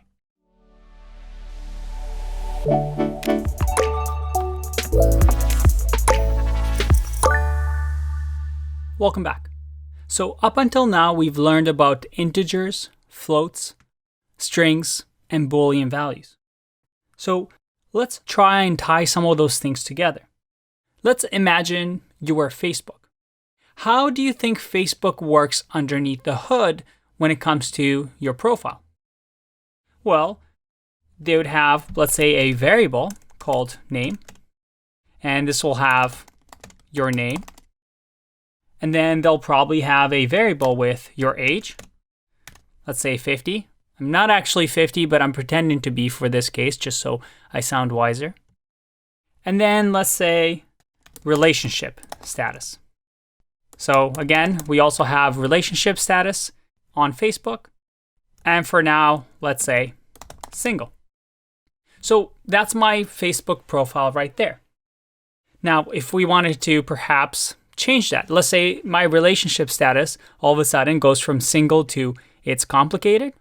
Well, that's an easy fix. We would just do relationship status equals to it's complicated. And remember, because of the single quote, we'll have to do backslash it's complicated. And now if I print my relationship status, you'll see that it's been updated to it's complicated. I am no longer single. Hooray! But this is pretty simple. Let's do something more complicated. And this is going to be a fun exercise. Let's create a program that guesses your age. Let's use the input method that we've seen before. Remember, the input method allows us to type something in here and receive it as input. So we can assign that to a variable. So let's say this variable is going to be birth year, and that's going to equal the input that's going to ask when or what year were you born. Now from here, I want you to pause the video and try to solve this yourself. How can you make it so that at the end of this program, you're going to get asked, what year were you born? You're going to type in your year, and then it's going to print out your age is whatever the age is. So pause the video, try and solve this on your own. Mind you, there is a bit of a trick in here. So if you get stuck, try to Google around and figure out what the issue may be. Again, part of being a programmer is trying to solve these problems that you don't know the answers to. All right, let me show you my solution. We have our birth year here that we're going to store in a variable. And now we're going to calculate the age. I'm going to say age equals, well, it's going to equal the current year, let's say 2019, and then 2019 here is going to get subtracted from whatever the birth year that you entered. So let's enter that. And then we're simply going to say print your age is, and we want to use an F string here. So I'm going to add an F here, and then simply say age. If I run this, I get, what year were you born? I was born in 1986. We get an error. And if you try this yourself, you may have encountered this error. We get something called a type error. And there's lots of errors that you can get in Python. Again, we have a section on errors, so don't stress too much about it. But if you read here, it says unsupported operand type S for minus int and string. Let's try and debug this. It looks like we're using minus on an integer and a string. So let me print out here the type of birth year. If I run this and let's enter 1986, I get class string. And this is a little gotcha, because what input does is it asks you for an input. But that input that I wrote, 1986, well, that actually gets converted to a string and assigned to birth year. So what that means is that we're trying to subtract a number or a string from a number. So how do we solve this issue? Well, you'd have to turn this into an integer. And this is something that we saw previously. What we need to do is to convert this into an integer with using the int function. So let's try that. If I remove this and click run, I'll say 1986. And look at that. Your age is 33. We've created a program that is able to tell your age based on the year that you were born. Now, this may have been tricky to you, but it teaches an important concept in programming. That is, sometimes you're storing data into different data types. And sometimes you need those different data types to interact together. So you'll see a lot of problems where you have to convert a data type. And this is a very common one where you take an input that's a string and then you convert it to something like an integer. So you can perform a mathematical operation. And that's why, if you remember, we gave you a list of all our data types in Python, the fundamental data types, and all of them were blue because, well, each one of these are actions, are functions that we can use. For example, I converted the birth year into integer, but I could have also converted this to a float, for example. And if I run this, it would still work because Python knows that, well, we can use integers and floats in mathematical operation, but you can see here that it's converted into a float now. If we convert this into a Boolean, and I click run, your age is 2018. That's really confusing, right? Well, that's because this gets turned into true, and underneath the hood, Python does something weird, where a true value is converted to 1. Because Boolean, remember, it's 1 or 0, true or false. All right, hopefully this didn't confuse you too much. It's something that we'll encounter throughout the course, so don't worry, we'll get more and more practice. However, I hope you get to practice this a little bit to really understand what's going on, because although this is a couple of lines of code, the principles that we use here, we're going to use throughout bigger and bigger code bases. So I guess I'll see you in the next one. Bye-bye.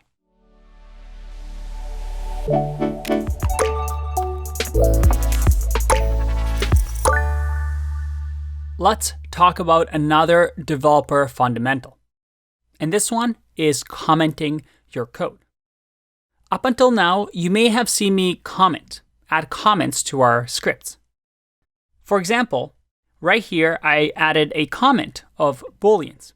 And this tells the Python interpreter, hey, this is a comment, don't run this, it's just for me, you can just ignore it and skip over to line 2. And you saw that I simply did that in Python with the pound sign. As soon as Python sees a pound sign, it adds a comment. And you can do that after a line as well. I can say, this assigns to a variable. And although this may look like 2 lines, it's actually just the word wrapping that's happening. And you can see that the interpreter just completely ignores these comments. Now, commenting sounds very, very simple, but it's an important concept. And if you want to be a good programmer, in all languages, we have commenting. But there's good ways and bad ways of commenting. And this is something that comes with practice. But here are some key guidelines. When you're commenting your code, the idea is that you're adding valuable comments. That is, if I add a comment here that says, hey, this is assign name variable a value of Andrei string. A comment like this is not really good. Why is that? Well, because your code should be self-explanatory, right? The idea is for us to write code that is easy to read, easy to understand. It's not trying to be clever. Instead, it should read like English. And any Python programmer would know that here we're just simply adding Andrei as a value of name. We're assigning a variable. And adding a comment like this that's self-explanatory just adds clutter to your code. So there's a trade-off here. It's good to comment your code for, let's say, if you're working on teams and other developers come and they want to understand your code. But you have to remember this principle of code being easy to read. The only time you want to add comments to your code is, well, when something really, really important is happening, where it might be a little complex. You first decide, hey, is this code written in a way that makes sense? For example, if this was variable A and this was variable B, well, this might be really hard for somebody to understand. So you might say that this is cool flag. But before you add that comment, you want to say to yourself, maybe my code is hard to read. Maybe I should just change the variable to is cool to make it more understandable. Now, this is something that you improve upon more and more. And you do want to use comments as an extra tool to make your code understandable. Maybe you write code that 6 months from now, you want to go back to understand what you did. But remember, more comments doesn't necessarily mean better code. You want to be concise and keeping things simple, while adding comments only when necessary to help others understand your code, not trying to make your unreadable code more readable. We'll explore this topic and give you advice on it throughout the course. But remember this key developer fundamental, because you're going to need it throughout your career. By the way, this article over here has some really important points that I think you'll really benefit from, especially in the commenting best practices. You can read some of the do's and don'ts and what some of the top programmers do when commenting. I know it sounds silly, but it is an important concept that most courses overlook. So I highly recommend you read over this. I'll link to it in the resources, and I'll see you in the next video.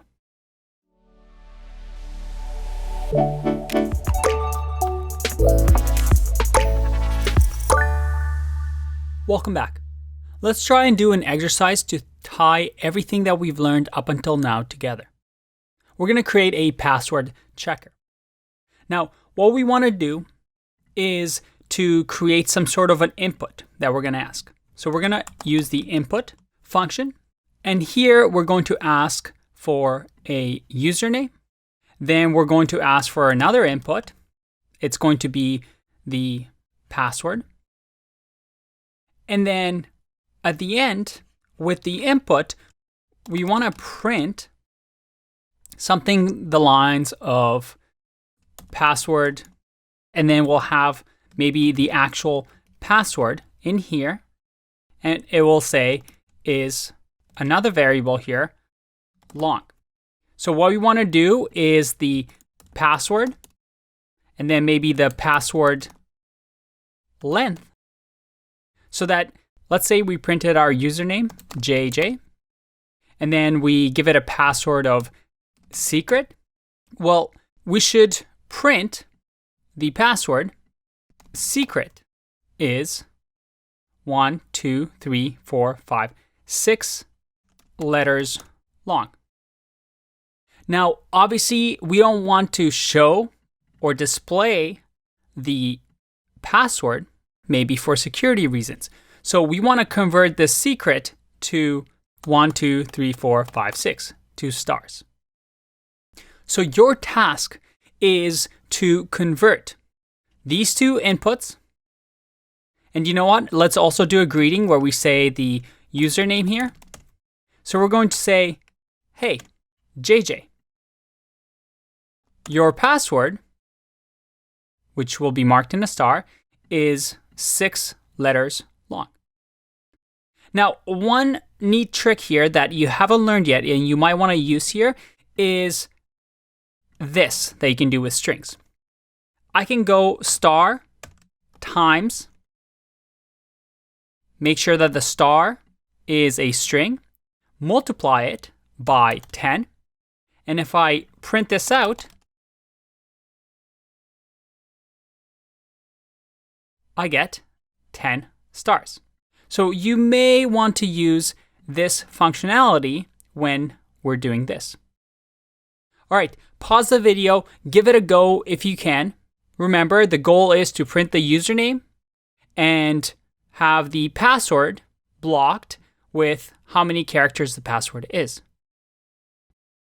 All right, pause the video. If not, I'm going to get going with the answer. So the first thing we're going to try and do is I'm going to create 2 inputs. So the first one, I'm going to get the username. I'm going to assign it to the variable username. And it's going to say, what is your username? Then the second one will be the password. And the password, well, we'll say, what is your password? And although this is a simple example, this is something that you will see with other big websites like Instagram or maybe Netflix when you're logging in. So now that I've stored this information into a variable, I can use it, right? I can print, and we'll do an F string to make our lives easier. So I've added the F here. And what we'll do is this. We'll say username, your password, and we'll add the password here, is, and then we'll add another variable here, which is the password length. So how are we going to calculate that? Well, let's try something here. Let's see if I can use the length function and in here do password. Let's see what happens here. What is my username? Let's go with Andrei.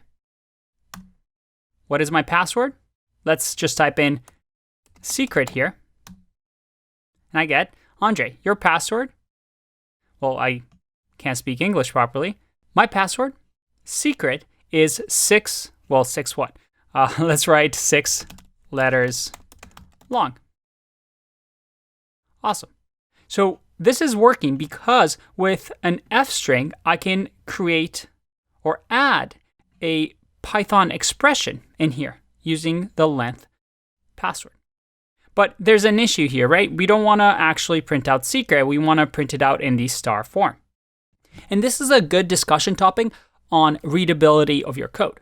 Now, this is a simple example, but we can make this code a little bit cleaner.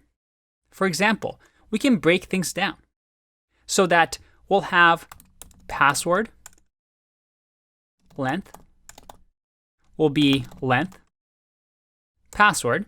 So we're calculating the length. So this is going to store 6 or whatever the input of our password is. And it's nice and descriptive. It's easy for other developers to understand. And then in here, I can also have hidden password. And this hidden password will be the password length. And we're going to use that star string and multiply it by the password length. Let's make this a little bit bigger. So that now our code can be understood, well, in an easier fashion. So we have the password length. So we're going to say username, your password, but we want to make sure that it's the hidden password. So we'll copy this over here. So username, your password, we're going to print out hidden password is, and then we're going to copy password length. Now, I argue that this reads better because each line is doing something simple, and then finally, we're printing the output. And although this is a small, simple example, this idea of readability and making and writing code that makes sense is an important concept. So let's see if this works. I'm going to click run. My username, Andrei. This time around, my password is going to be super secret. And look at that. Andrei, your password is 11 letters long. Good job getting this far. Hopefully you got that. I'll see you in the next video.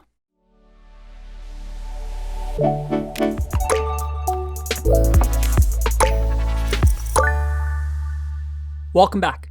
Let's talk about our next data type. And it's a big one, a very, very useful one. It's called list. And list is an ordered sequence of objects that can be of any type. So you can think of them as strings, right? We had strings previously that we learned about, except that each sequence of this string, well, was a string, was a letter or a number wrapped in quotation marks. Lists, on the other hand, looks something like this. Let's say we create a variable, li, and lists we denote with square brackets. And inside of these square brackets, we can have different objects. So for example, we can have 1, 2, 3, 4, 5. We can also have, let's say, li2, and this is going to have a B, C, and it can have any collection of items that we want. We can even mix and match and say that we have 1, 2, then A, then maybe even the Boolean value true. So all of these are lists. Now, lists are extremely important. And in other programming languages, you might have heard the word arrays. So in Python, lists are a form of array. And later on, when we get into the modules section of the course, we will talk about the difference between lists and arrays. But if you are coming from a different programming background, then lists are like arrays in your language, a collection of items. Now, the neat thing about lists is that it's the first data structure that we're learning. Now, what is a data structure? Data structure is a very important concept in programming languages. It's a way for us to organize information and data into, let's say, a folder or a cupboard or a box, so that these data structures can be used with different pros and cons. For example, you have a fridge where you store your food. And fridges are really, really good at putting your food inside, keeping it cold and then taking it out. Or you might have a backpack. A backpack is really, really good to stuff everything in there, but when you're looking for things in a backpack, it's really, really hard. So you can think of data structures similar to that. A container around your data that has different pros and cons of accessing that data, removing that data, writing data. But that's something we'll get into a little bit later.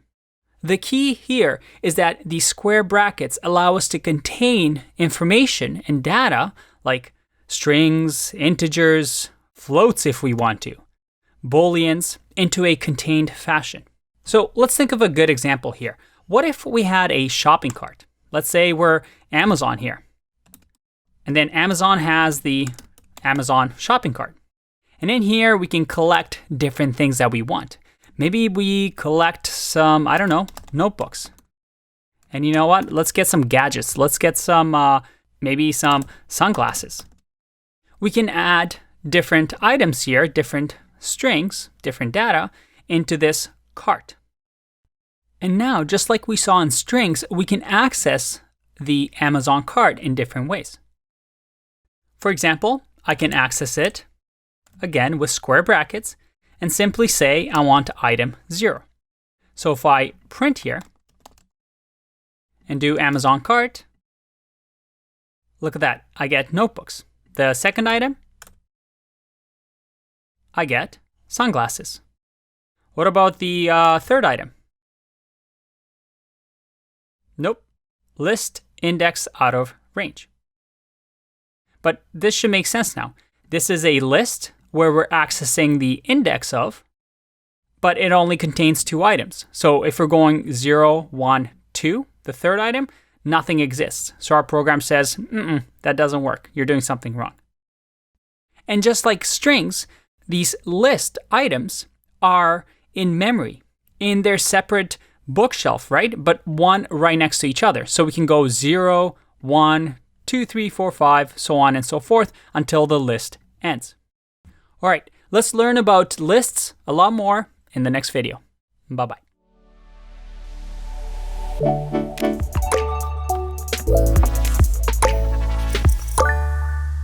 Welcome back.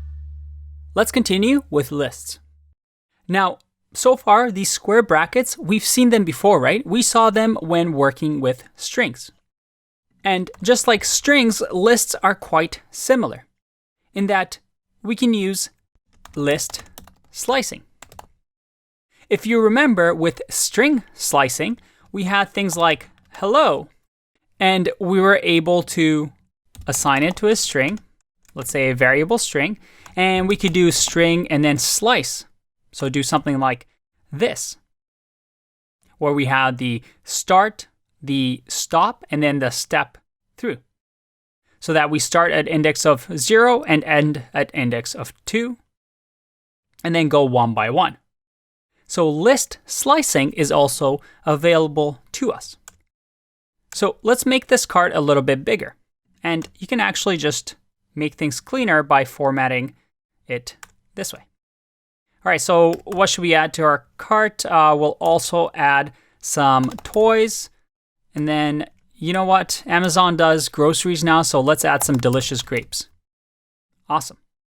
Now, let's say I wanted to get every single item in the cart. Well, we just simply do this, and we have our entire list. But let's use some list slicing. Let's say I wanted to grab from the first item to the second item. If I click run, I get notebooks and sunglasses. Maybe I want to go all the way till the end, but skip every second one. I get notebooks and toys. We start at 0, we step over to toys, and we step over and we're done. Awesome. And this is something that we've already seen when talking with strings. Okay, but here is where it gets interesting. Remember how I said that strings are immutable? That means we can't change them, right? And we talked about this when we had a string like hello. I couldn't do greet 0 equals to, let's say, Z. I'd get an error here. I get str object does not support item assignment. It's immutable. But the interesting thing with lists is that they are mutable. So that if I change my Amazon cart and say that, you know what, I don't really want notebooks. So I'm going to grab the first item, which is notebooks. And instead of notebooks, what do we want? We'll say we want a new laptop. It's a big upgrade. When I print this Amazon cart, look at that. I'm able to change this list. And it didn't give me an error. In that sense, lists are mutable. We simply replace on the memory bookshelf of our computer notebooks, and I say, hey, change it to laptop. And they let us do that.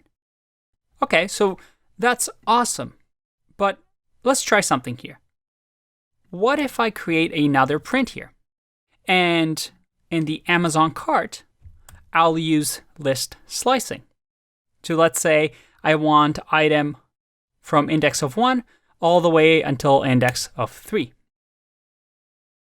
Let's run this and see what happens. Try and guess. Is that what you expected? Let's go through this code. When we get to line 10, we grab the Amazon cart, which has been updated with laptop, and I grab item 1 to 3. So that is sunglasses to toys. So 0, 1, 2, and then we stop at 3. Just to make this easier to understand, let's start off with 0 here, so that we see that laptop has been changed. And then here, in the second one, on line 11, we print the Amazon cart. But hold on a second. This list did not change. And that is because with list slicing, we're creating a new list, a new copy of this list. So here we're creating an entirely new list so that I could actually assign it to a variable. New cart is going to be Amazon cart. And let's just do the same thing here. And new cart is an entirely new list on its own.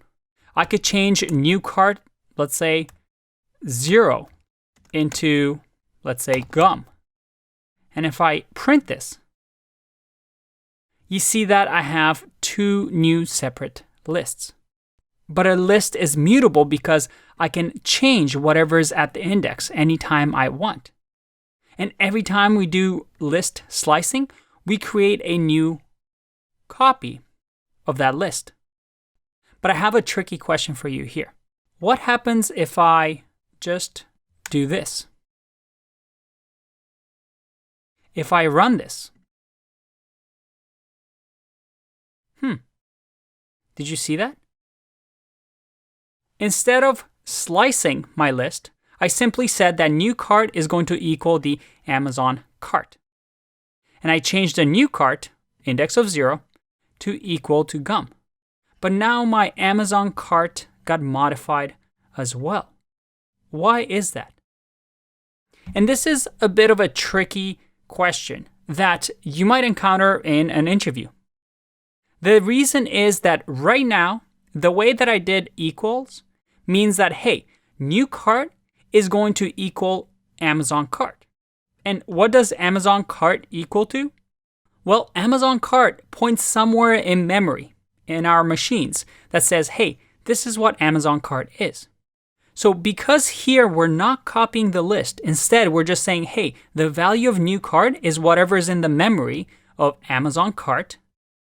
We now, when we modify new cart, are simply changing the Amazon cart all the way back from here. So this is an important concept.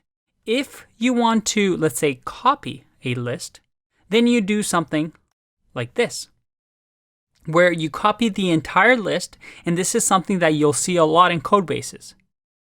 But this line is saying, hey, I want to create a copy, use list slicing to copy this Amazon cart, and it's going to equal new cart. So that now, if I run this, you'll see that the original Amazon cart stays the same, but the new cart is now something different.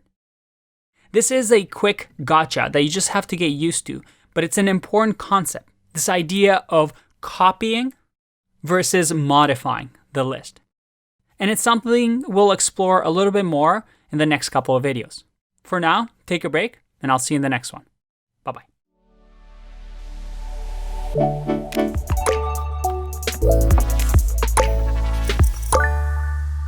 Welcome back. I want to talk to you quickly about something called matrix. And a matrix is a way to describe 2D lists or multi-dimensional lists. What do I mean? Well, I can create a matrix, and this is a name that I just made, so I can call it whatever I want. But usually these are called matrix in programming. And it looks something like this. It's an array with another array inside of it. So let's say, for example, I have 1, 2, 3 here, and then another array, 1, or let's do 2, 4, 6, and then another array, 7, 8, 9. What's happening here? Well, it's a two-dimensional array. We have the main array, and then we have sub-arrays. 3 arrays to be exact. Now, why is this useful? And by the way, this is two-dimensional, but we can have multiple ones. For example, we can have another array inside of this array. But why is this important? These type of matrices come up a lot in topics like machine learning or image processing. For example, a computer doesn't really know what a photo of a dog is. The only thing it understands is zeros and ones. So a lot of photos, for example, let's say we had a very simple photograph of a giant X, maybe this letter X. Well, a computer can understand an image based on pixels on the screen.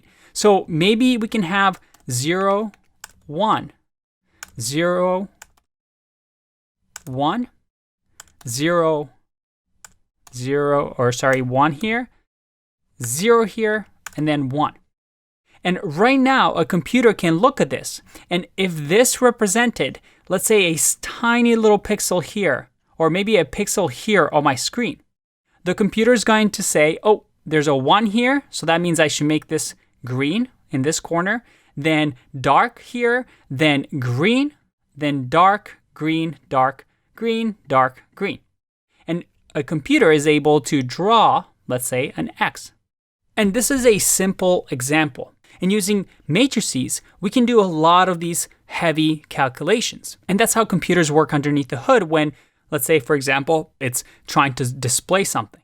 But the reason I wanted to talk about this here is when you want to access a multi-dimensional list, well, you would do something like this. Let's say matrix, access the first item in the matrix, which in this case will be this first array because it's the first item. And then let's say we want to access the 0 in here, or let's change this to 5. Well, I'll do square brackets again and just do 0, 1. So if I go 1 here, and let's print that out.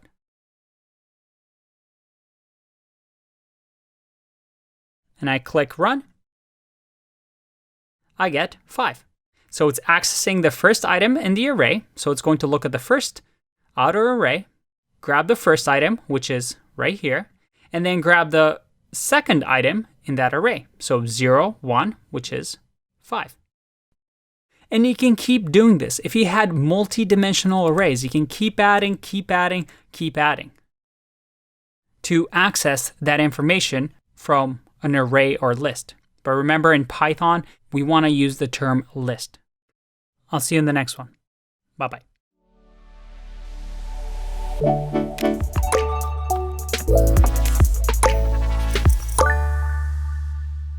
All right. right, let's learn about some actions that we can take on lists. And this is very exciting because you can perform a lot of actions on lists.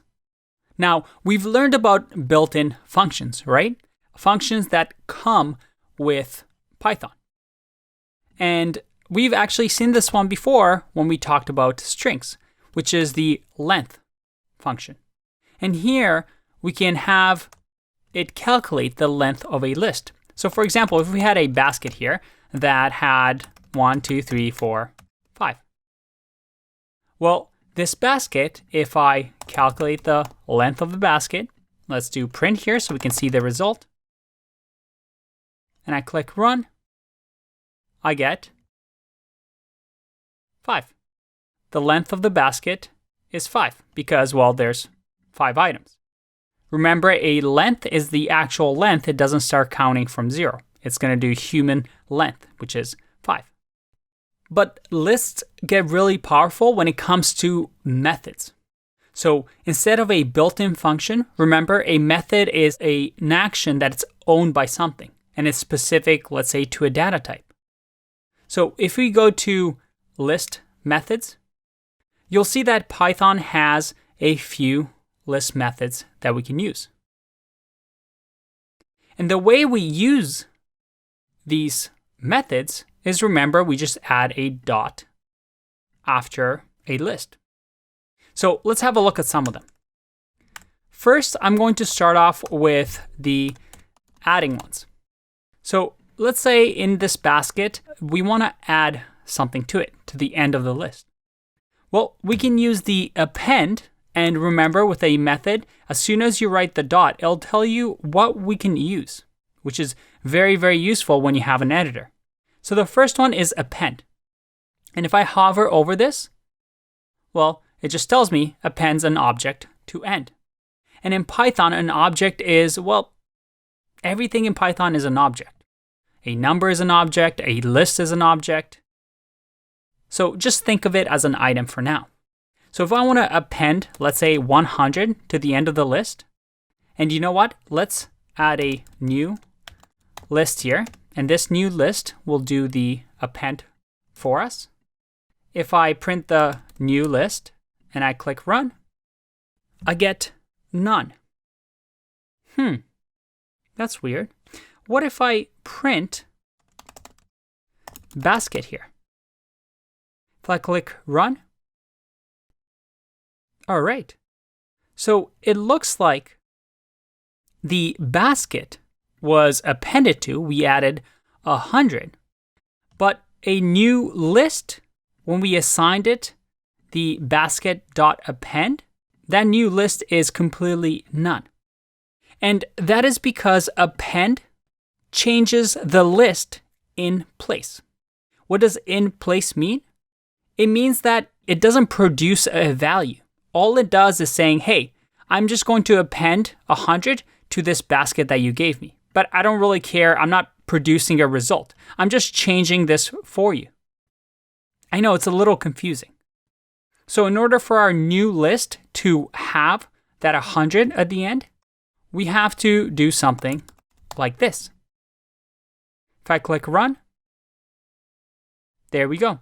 After we've appended to the basket, then we can assign, so that new list points to basket, which points to this list that was modified. All right, what else is there? Well, there's also something called insert. And you see over here that insert gives an index and an object. So we can insert something, not at the end of the list. I mean, we could, but we can also insert it anywhere we want in an index. So for example, in this case, if I do insert 100, at 0, 1, 2, 3, 4. So let's do index of 4. And I click run. I've added 100 to the index of 4. If I do index of 5 and I click run, I've added 100 at the end of the list. Now let's try and copy this and see if we can just add it into here. If I click run, again, same thing. Insert modifies the list in place. It doesn't create a new copy of the list. All right, and if we add this like this, well, once again, insert modifies the list in place. That is, it doesn't really output a new list, it just modifies whatever is existing in memory. Finally, there is another method called extend. And extend, instead of an actual item or object, takes what we call an iterable, which we're going to get into later on. But it's something that you can loop over, you can iterate over, which is a list. So we just give it another list, like let's say 100 or 101. So if I run this, once again, it doesn't output a new list, it just modifies the list in place and adds on or extends our list. And we can also just give it one item. All right, let's keep going with the removing methods. Now, with the removing, we once again have a few fun things that we can do. So let's continue with this basket that we've been using that now has 100 included into it. And the way we can remove things is, well, there's a few ways. First one is basket.pop.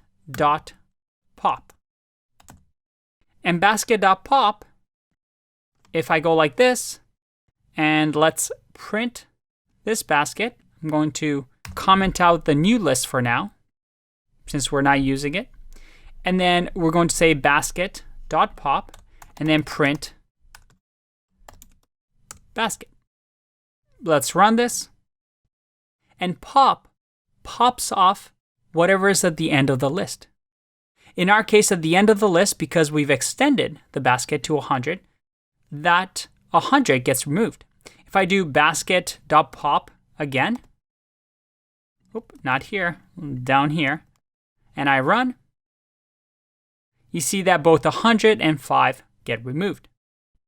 What if I do pop 0? If I click run here, it removes the item in the index. So here, pop 0 is going to remove whatever is at index of 0, which is 1.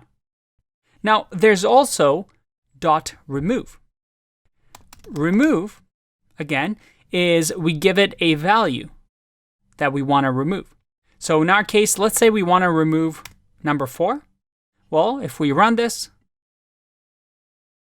it's going to remove 4 for us. So remove, we give it the value that we want to remove. With pop, we give it the index that we want to remove. And just to see if this is working, let's add a new list here. And we'll say new list equals basket.remove. Add a new list here. See if that gets modified. Nope, it does not get modified. That means remove is working in place. It doesn't return a value. It just simply changes whatever list you give it. What if we do pop? If I run this, I get 5. Why is that? And this is something that you just have to get used to. Different methods do different things. For example, pop, the way it works is that pop returns whatever you have just removed. In our case, when we did 4, that is index of 0, 1, 2, 3, 4, it returned the number 5 for me. Even though it removed it from the basket, it still returned something. And the reason for others is that we got none. That is when a method doesn't return anything. It returns none, a topic we're going to cover shortly. So you have to be careful and understand what each method returns. If I go over extend, I see here that this little arrow shows me that none is returned. That means it's not going to produce anything with this method. It's only going to change or extend a list that it was given. Don't worry if this is confusing. That's something that you're going to get used to as we get more and more practice. Now, the last removing method I want to show you is clear. And clear, as you might guess, If I click run here, well, this is none. But if I go to basket and I click run, the basket is empty. Clear removes whatever's in the list, completely clears it, just as the name suggests. All right, that was a lot, but there's still a few more. So let's take a break, and I'll see you in the next video. Bye-bye.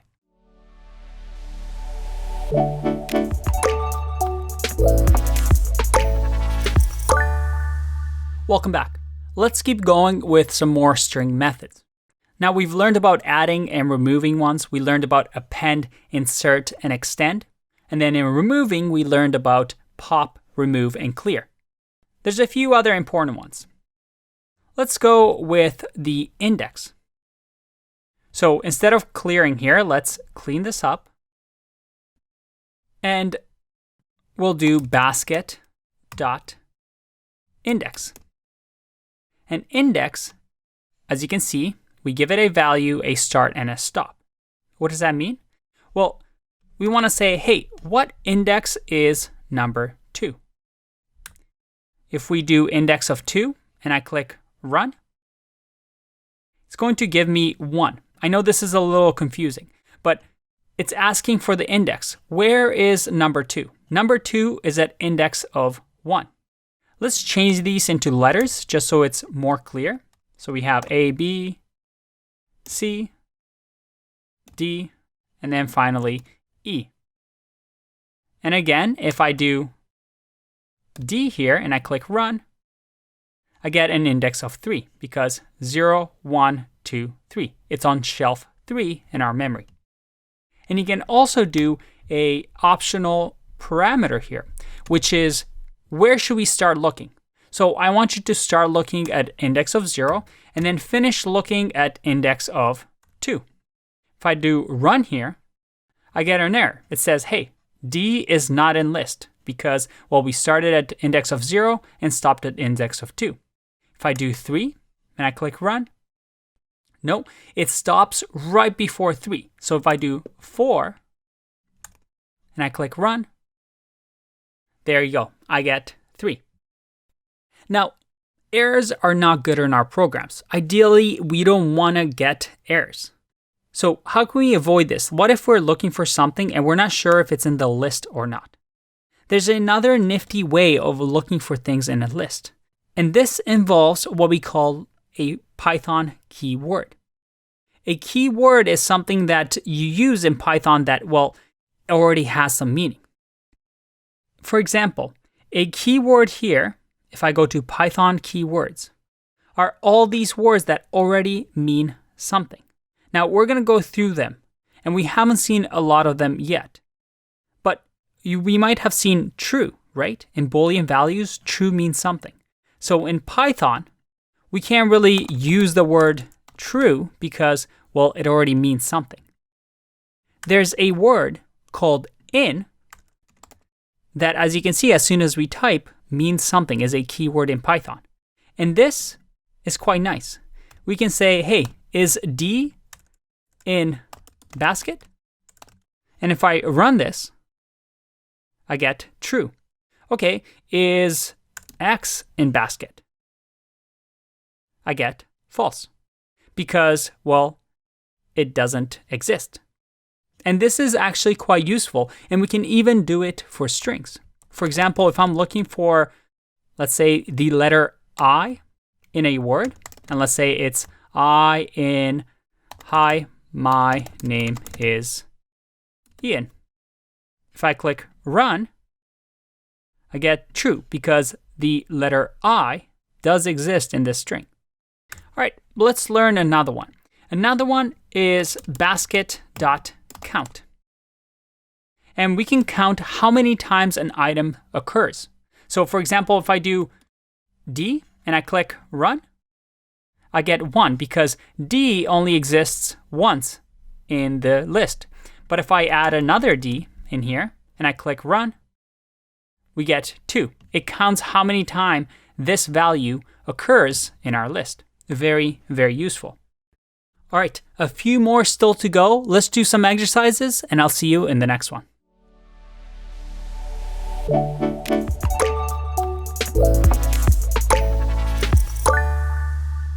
All right, it feels like it's never going to end. We have so many methods with lists, but like I said, lists have a lot of methods because you can do a lot with them. It seems like a lot right now, but trust me, these are going to become second nature. So hang in there. I have a few more to show you. The next one is called sort. Guess what sort is going to do? If I click run, I get none. But remember, sort sorts the list, as you can imagine, in place. That means it modifies the list. So if I remove this up to here and then do sort or do basket, and I click run, look at that. I get a sorted list where D was moved in front of E. If I add, let's say, X at the beginning here, and I click run, it's going to move the X all the way to the end. It's going to sort the list in place for me. Again, if I hover over, it sees that it's going to not return anything, which is why our print initially didn't work. We had to print our basket, not whatever this produces, which it doesn't produce anything. But what about this one? If we go to built-in functions, I have something called sorted. And if I do sorted, and because it's a function, not a method, I can do sorted dot or basket. So around the brackets, just like print. If I run this, all right, nothing has changed, but what if I remove this and put it in here? If I click run, I get A, B, C, D, D, E, X. What if I comment this out? So that we're not sorting it anymore. We just have the basket and then we run this sorted function. If I run, did you see that? Sorted, I know it's confusing. Why do they even have two? But sorted produces a new array. So if I do print basket here and I click run, the basket hasn't been modified. The basket still remains the same. It's this one over here that's not sorted. Sorted, on the other hand, doesn't modify the basket in place. Instead, it creates a new copy of the basket and sorts it. It's almost as if we're doing this. We're saying new basket equals basket, and then we're going to copy that basket. Remember, list slicing. And then we're performing new basket dot sort on this new list. So that if I do new basket and I click run, we get the same thing. So you have to be careful of certain actions that perform an action in place or create a completely new list to begin with. By the way, there's also, instead of this, a dot copy method that we can use. And if I run this, again, we get the same thing. Copy, just as the name suggests, copy the list for us and returns for us a new list. All right, one last one, and that is basket dot reverse. What do you think this does based on the name?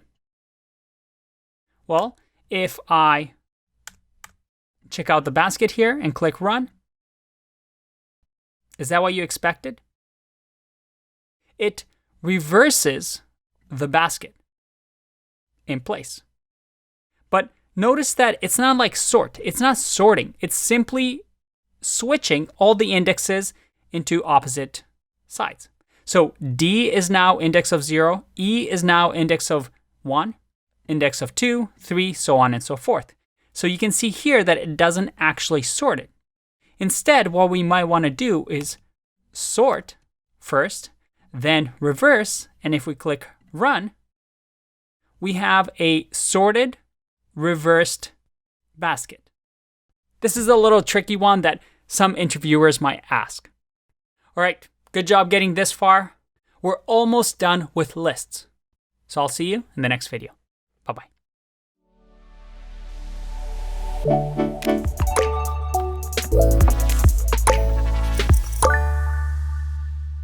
Welcome back. Let's talk about some useful tricks with lists that you'll see a lot in Python code. Well, one we have already seen. It's this idea of length. You're going to be using this a lot. That is to figure out the length of a list, which in our case is now 7. Another really useful trick is to reverse a list. Now, I've already showed you how to reverse a list, but sometimes you can do that with list slicing. Again, something that we've seen in string slicing. So I can actually do basket and then semicolon, semicolon, -1. If I click run here, is that what you expected? Let's go through this line by line. I've sorted the basket so that it's from A all the way to Z. And then I've reversed this, so it's in Z all the way to A. And then I've reversed the basket again, so that instead of being in reverse, it's now in order, A, B, C, D, E, X. And this list slicing creates a new list, right? If I print basket here, you'll see that the basket is the reversed version, the last action that we've taken on it, versus list slicing that creates a new version. So this notation you'll see a lot with lists when you need to reverse a list, or maybe you need to make a copy of the list like this, or maybe you need a portion of the list. Another useful thing that you'll see a lot of is something called range. Let's comment this out for now. If I wanted to generate a list really quickly, let's say from 1 to 100, I can do something like this. I can say range and then start and then stop. So let's do 100. And if I print this and I run, I get a range 1 to 100. But if I wrap this in a list, which is going to create a new list for us, and I click run, look at that. I get a range from 1 all the way to 99. Remember, it's the start and then whatever to stop at. So before it hits 100, it's going to stop. Now, if I remove this and just do one single thing, I get a list starting from 0 all the way to 99. If I want a list that has 101 items because it starts at 0, I would just do 101. And range is something we'll talk about a lot more, especially when we talk about loops in programming. But this is a great way of you to generate a list really, really quickly, especially a numbered list. Finally, the last common thing that you'll see a lot is this idea of .join. What is .join? Join is actually something that works on strings. It's a string method. But it's often used this way. We have an empty string, and this empty string, let's say sentence. And then we can do sentence dot join, and join takes what we call an iterable, which is a list for now. And in here, we can have a sentence like, hi, my name is Jojo. And now if I print sentence and I click run here, I don't get anything. Let's figure out why. What if I type in an exclamation mark here and I click run? All right, it's printing out sentence, but it looks like .join creates a new item for us. So let's just assign that to new sentence. Now, if I do new sentence and print that out, we see that I get, hi, my name is Jojo. So this is a little funky, right? We have these exclamation marks between our items. And joins these little iterable items, these lists, by whatever is in front of it. So if we actually change this to an empty string, click run, we now get this. If I add a space in between and click run, we get, hi, my name is Jojo. And sometimes you'll notice this pattern a lot, especially if you want to join and create a new string out of a list of items. Now, a shorthand way of doing this is to actually not even bother with this and just doing an empty string, dot join, and then joining all the list items. There we go. So all we're doing is combining lists into a string, and this is a common pattern that you'll see a lot of. I'll see you in the next one. Bye-bye.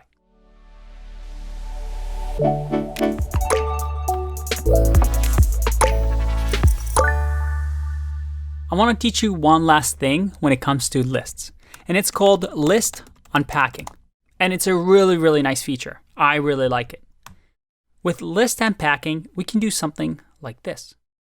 Let's say I have a list that is, well, very simple, 1, 2, and 3. And I want to assign a variable to this list. Let's call it basket equals 1, 2, 3. But what if I wanted to assign a variable to each item?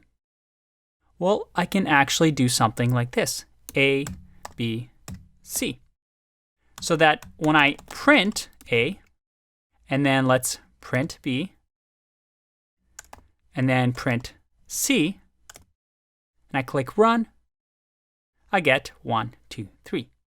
And this is something that we've seen when we talked about variables, where even if it wasn't a list, as long as we gave it by comma, separated by comma, different values, we're able to print 1, 2, 3. But this is where list unpacking gets really, really useful. We can actually, let's say, extend our list to include all the way till 9. What if we wanted to unpack 1, 2, and 3, but keep everything else still in a list? Could we still do that? Well, with list unpacking, we can. All we need to do is say comma, and then add a star, and give it a variable name, whatever we like. Let's say other. So now if I print other, and I click run, look at that. I'm able to unpack my list however way I want. What if I add a comma here and add D? Well, if I run this, I get a list all the way until 8. But now D is, well, actually, the very last item. So that's very, very neat. Maybe the use case right now is not absolutely clear to you, but this is something that might help you, another tool in your toolbox, to unpack a list and change a list in different ways. We'll explore this more later on in this course. But for now, list unpacking. When you hear that word, now you know what it means. I'll see you in the next one. Bye-bye.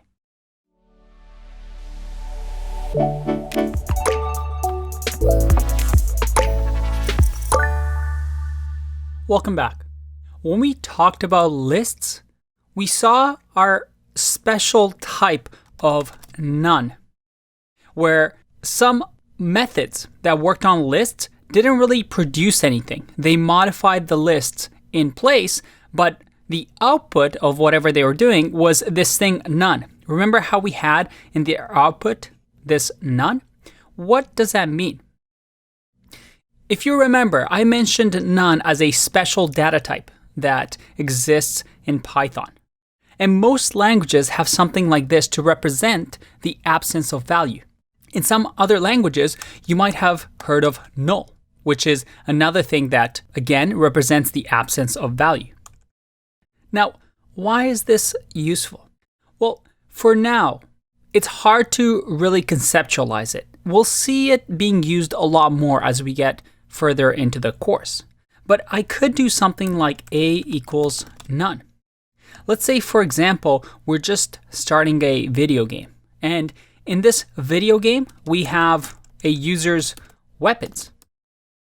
But when you're just starting the game, there are no weapons that the user has. Well, in that case, we might want to assign the variable weapons. Maybe in our code, we use this variable, but we also want to know that this user doesn't really have any weapons. It's none. So this is completely valid Python. If I run this, I get none. And we'll explore this a little bit more throughout the course, like I said, but hopefully this way you're not intimidated when you see it. As the name suggests, it's just nothing.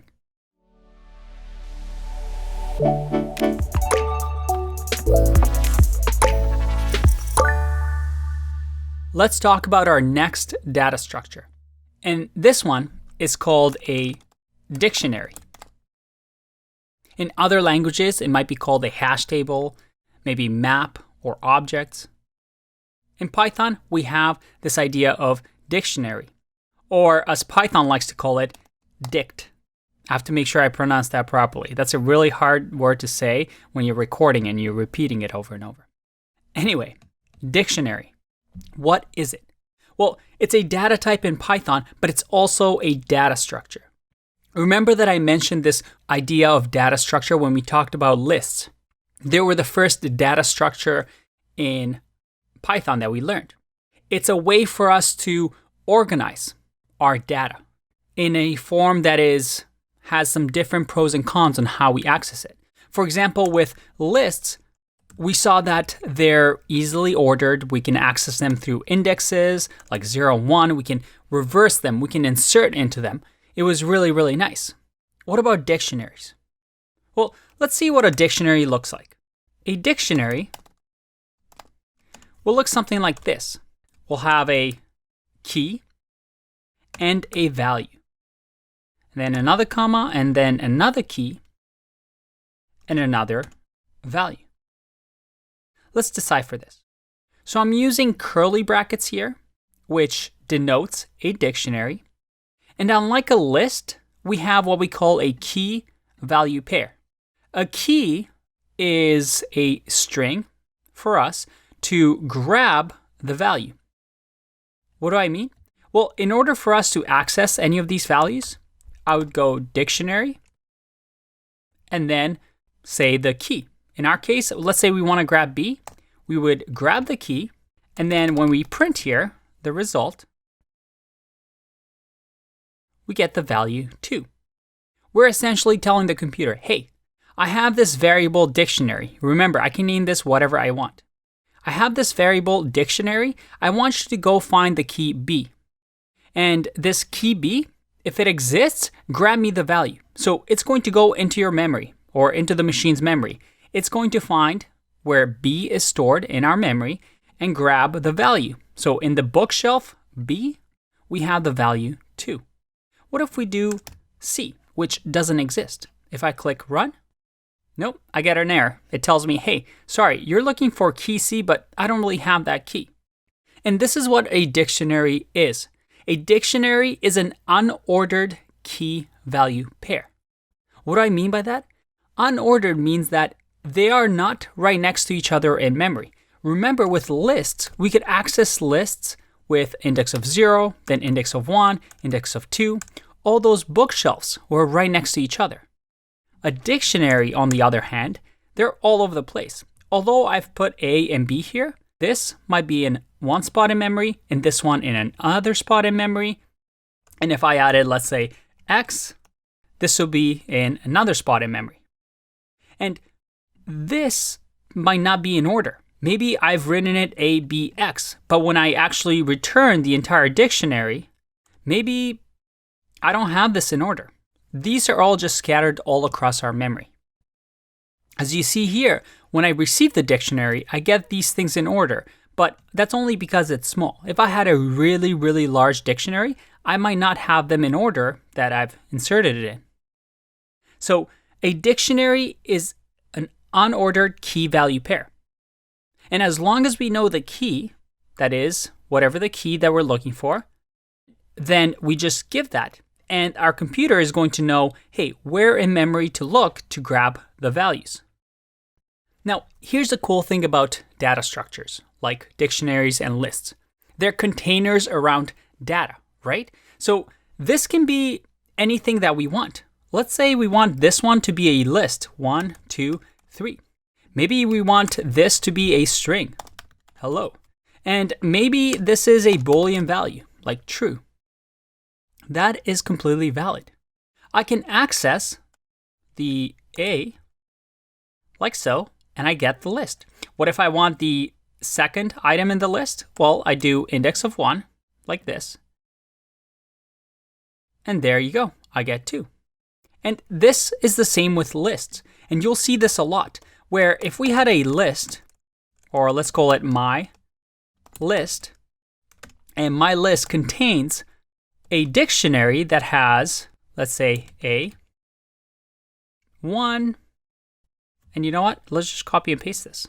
We'll do this. So we'll have the first item in the array, like this, then comma, then another item in the array,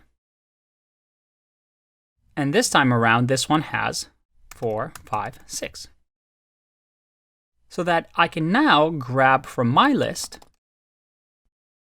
the first item in the array, and then maybe grab the A, that is the A key. So remember, this is a string. And then we want to grab, let's say, the third item. So we'll go 2. If I run this, I should get 3 and 2. There you go. Now, you might be asking yourself, what's the deal with these data structures? Like, why do we need dictionary? Why do we need list? Why can't we just have one thing that does everything? Isn't that simpler? Think about that, because in the next video, I'm going to try and answer that question for you.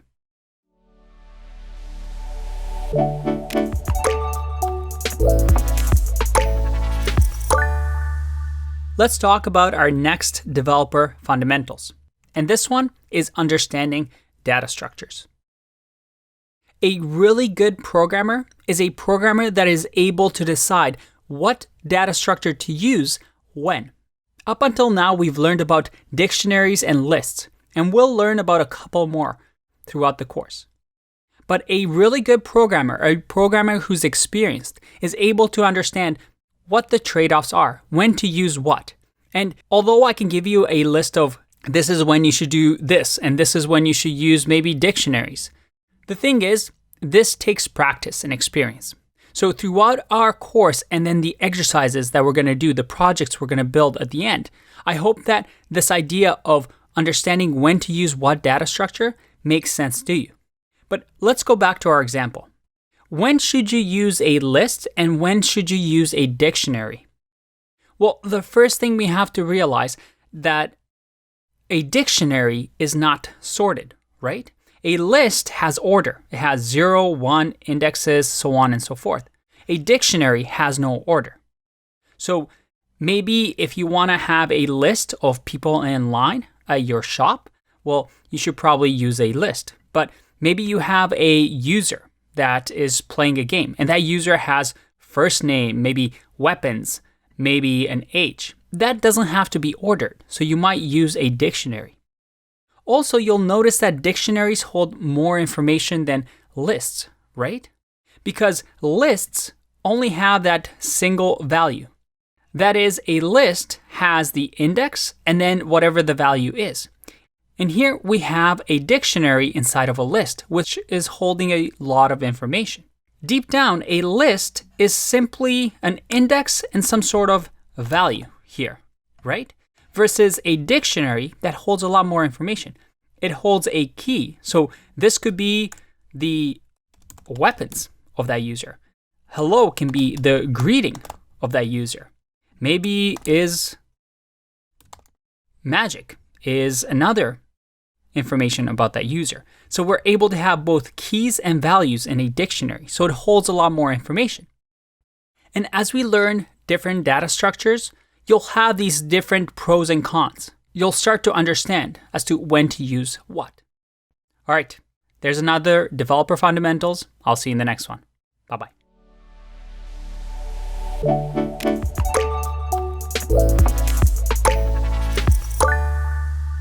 Welcome back.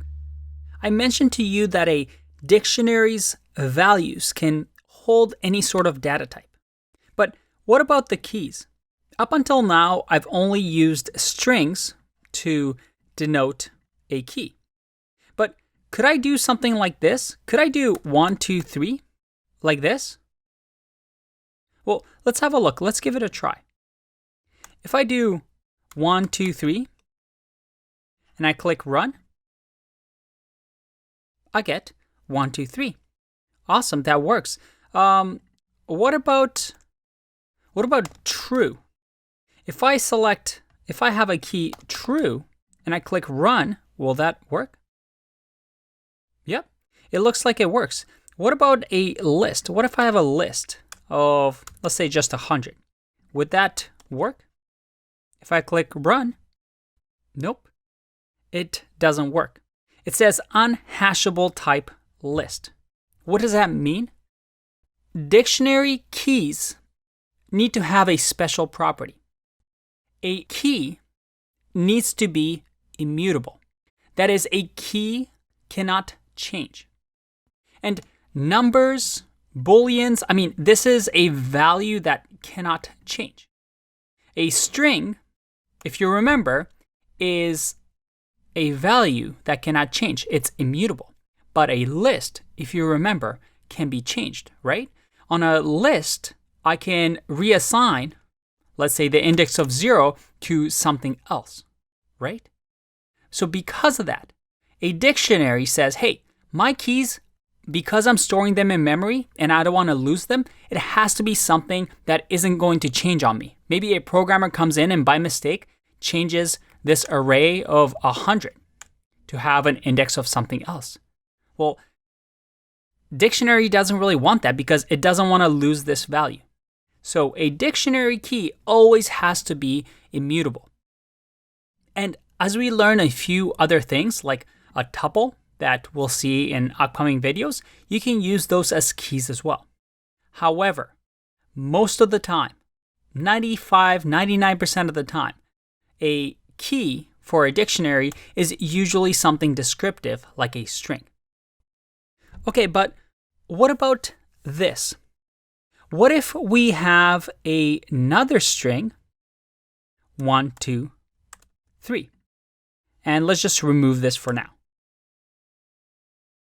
What happens when I search for 1, 2, 3, the string? If I click run, I get hello. A key in a dictionary has to be unique because there can only be one key, because that key is going to represent a bookshelf in that memory space. So anytime I do the same key and maybe add a value, it's going to overwrite. So this no longer exists. A key has to be unique, and it's something that can only exist, well, just once. Otherwise, we overwrite it, which is why you see hello here. We've lost the array 1, 2, 3. Let's explore this idea a little bit more in the next video.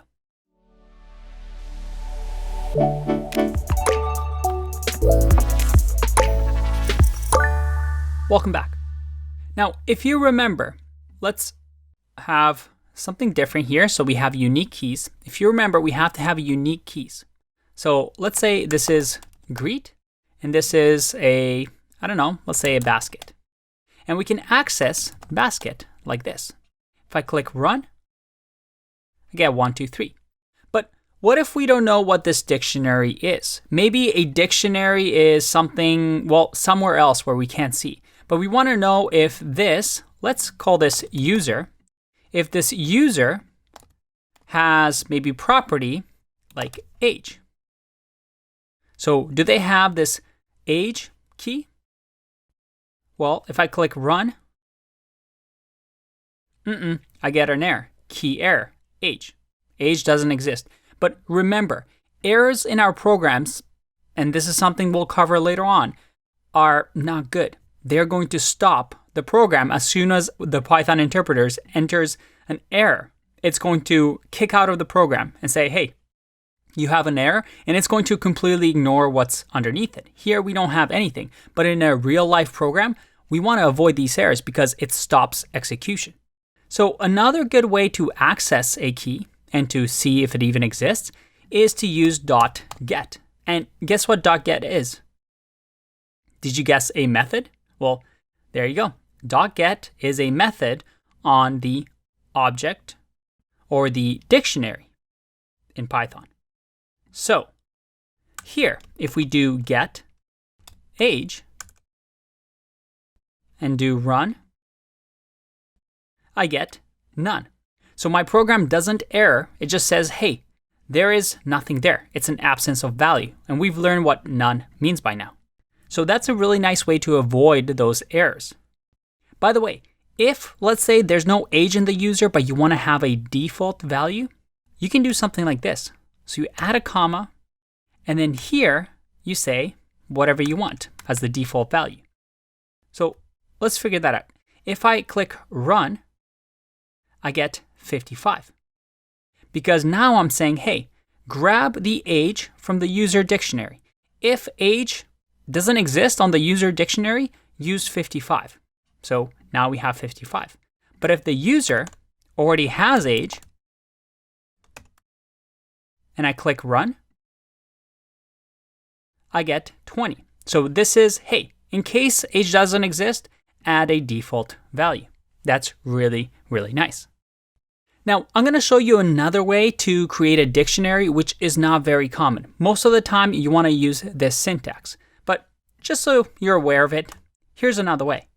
Let's say we have a new user, so user 2. I can create here a dictionary by saying dict, which again is a built-in function. And in here, look at that. It shows me, hey, this is going to create a new empty dictionary. And we can create different values, key value pairs. And we simply say, I want the key to equal the value. So in my case, let's just say that I want the name to equal John.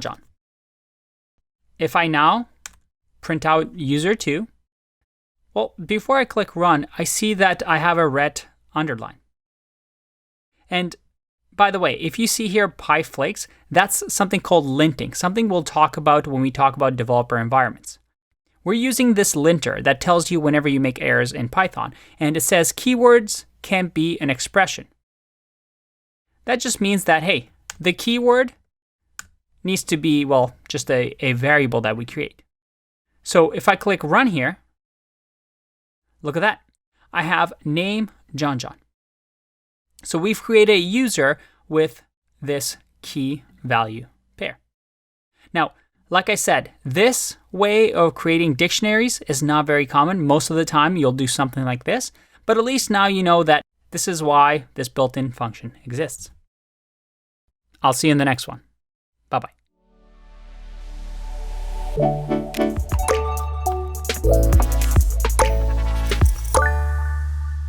By the way, there is actually one more way that we've actually seen in lists how to look for an item in a dictionary. Remember how in lists we use the keyword in? We said something along the lines of, hey, is I in a list that contains I? Or we even used a string like hi. Well, you can do the same with dictionaries. I can say, does basket exist in user? And let's print this out and run. And it's going to say, yep, basket does exist in user. What about size? Does that exist? Nope, that's false. That does not exist in user. But here is where it gets really interesting. And this, again, is another dictionary method that we can use. And by the way, you can see that there's not that many dictionary methods that well, dictionaries have. Luckily, we're going to go over the main ones here. The one is called keys. And keys simply checks the keys. What are the keys of user? So if I go hello here and I click run, well, no, keys are, on this side, not this. So this is a value. So if I want to check keys, I'd say age, which is true. But if I want to check values, well, in that case, if I do hello, I get true. It's going to go over, or what we call iterate, over the values. Another one that's really useful is the items. And items is special because we've seen keys and values, but items actually grabs the entire item. So the way we can actually see this is, let's just remove and click run. All right. This is interesting. I have dict items here, and I grab, looks like a list, and in here we have a basket, 1, 2, 3, greet, hello, and age 20. But there's some weird syntax here that we haven't seen before. And this is actually a tuple. So we're going to hold off on this and talk about this a little bit more when we talk about our next data structure. But keys, values, and items is an easy way for us to grab these things for us from our dictionary. Let's continue on with other dictionary methods that we might use. One is a very nice one. It's called clear. And if I run this, you see that I get an empty dictionary. What if I just run users.clear here and run user? Well, it's still an empty object or an empty dictionary. So you can see here that clear doesn't actually return anything. It doesn't, well, it's just in place, removes whatever the dictionary has. So it just creates an empty dictionary. What about copy? Well, a copy allows us to copy a user so that if I print user and user2 and I click run, I get 2 users, each keys and values copied. But if I now, let's say, clear the first user and I click run, the first user is empty, but because I've copied the second user has the old information. And this is a concept that we've talked about before. Another useful command, and let's just go back to having user, is user.pop, which removes a key and a value from the dictionary. So in our case, let's just say we want to remove the key, that is age. So I'm going to say age. And if I run this, I get 20 because pop returns the value of whatever got removed. But if I do print user now, you'll see that age does not exist anymore because we've popped it off. But pop, as you can see, removes the actual value or returns the actual value 20. Here's another really fun one, pop item. And honestly, this I haven't used much, but I just think it's a fun one. Pop item, if you guessed, well, you're not going to guess. Oh, and that's because I have to make sure I write it properly with lowercase. If I run this, what just happened? It randomly pops off something. One of the keys and the values. In this case, age 20 is removed. So the last item on the dictionary gets removed, but remember, a dictionary is unordered. So if this was a massive dictionary that, well, doesn't have any order to it, sometimes it removes some pair, as you can see, not the last one, but some pair of key value. So you have to be careful with this one. It doesn't necessarily just remove the last thing that you entered, but it might be useful on some occasions. Finally, we have something called update. An update simply updates, as the name suggests, a key value. So let's have a look here. All we have to do is give it a new dictionary, so curly brackets, and just simply say, hey, I want to update age to 55. If I click run,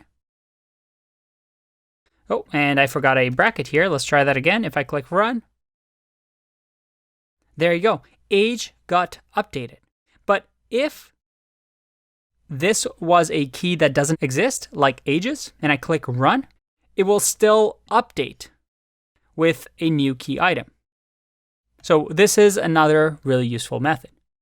All right, that's it for dictionaries. I'll see you in the next video.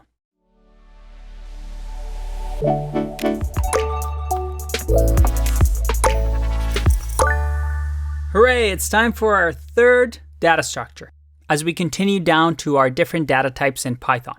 And this one is called a tuple or tuple, depending on how you like to pronounce it. And we actually saw this slightly when we talked about dictionaries. But before we get into that, what are tuples?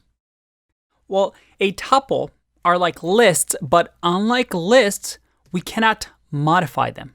They are immutable. So you can think of them as immutable lists. And they look like this. So let's call it my tuple is going to use brackets to denote a tuple.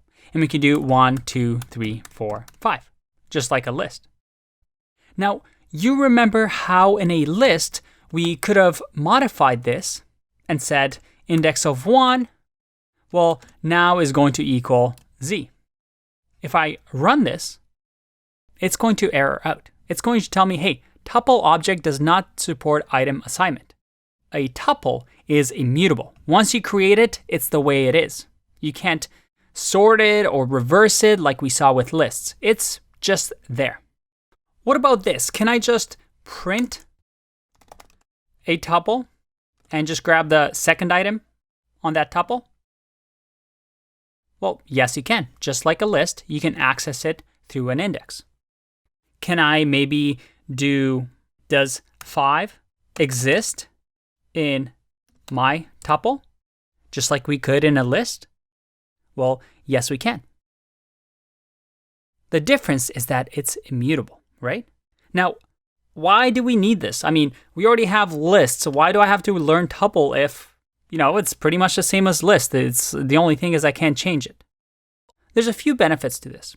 For example, if you don't need to change the list, that makes things easier because it tells other programmers looking at your code, hey, this shouldn't be changed. Unlike a list, I want this to stay the way it is. Keep this order.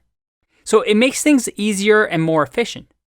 It makes your code safer because people can modify it, right? It makes code more predictable. However, it makes code more predictable, but it's less flexible than a list. I can't really sort a tuple. I can't run reverse on tuple. Now, because of this, because they are less flexible, the other good thing about them is that they're slightly more performant than lists. So they're usually faster than lists. And if you don't need a list to change, well, use a tuple. So a good use of a tuple, for example, if you work at Uber, is geographic location and coordinates, right? You can have latitude and longitude here. And because, let's say, this won't change, or maybe a user's location or pickup point doesn't often change, we can just use a tuple. However, maybe when you're in a car as a driver and you're an Uber driver, well, you probably need your coordinates, your latitude, longitude in a list because your car is moving. That's constantly changing. And we saw tuple when we talked about dictionaries, right? Remember when we did user or we did user.items? And then I said, hey, just print user.items. And we saw here that we got a dictionary items. And inside of this dictionary, we see that basket 1, 2, 3, greet, hello, and age 20 are a tuple. So this actually returns our key and value as a tuple. And as I mentioned before, a dictionary can have keys that are immutable. So a tuple is a completely valid key in Python. So I can do 1, 2 here, and that is a valid key in a dictionary. And the way I would access this would be like user curly bracket 1, 2. So that if I click run here, oh, I have an extra bracket. Let's fix that. Let's click run again. And there you go. I'm able to grab user tuple 1, 2 and grab 1, 2, 3 list. You see here how I'm trying to use different data structures, combining them together. Let's take a break and finish off our understanding of tuple in the next video.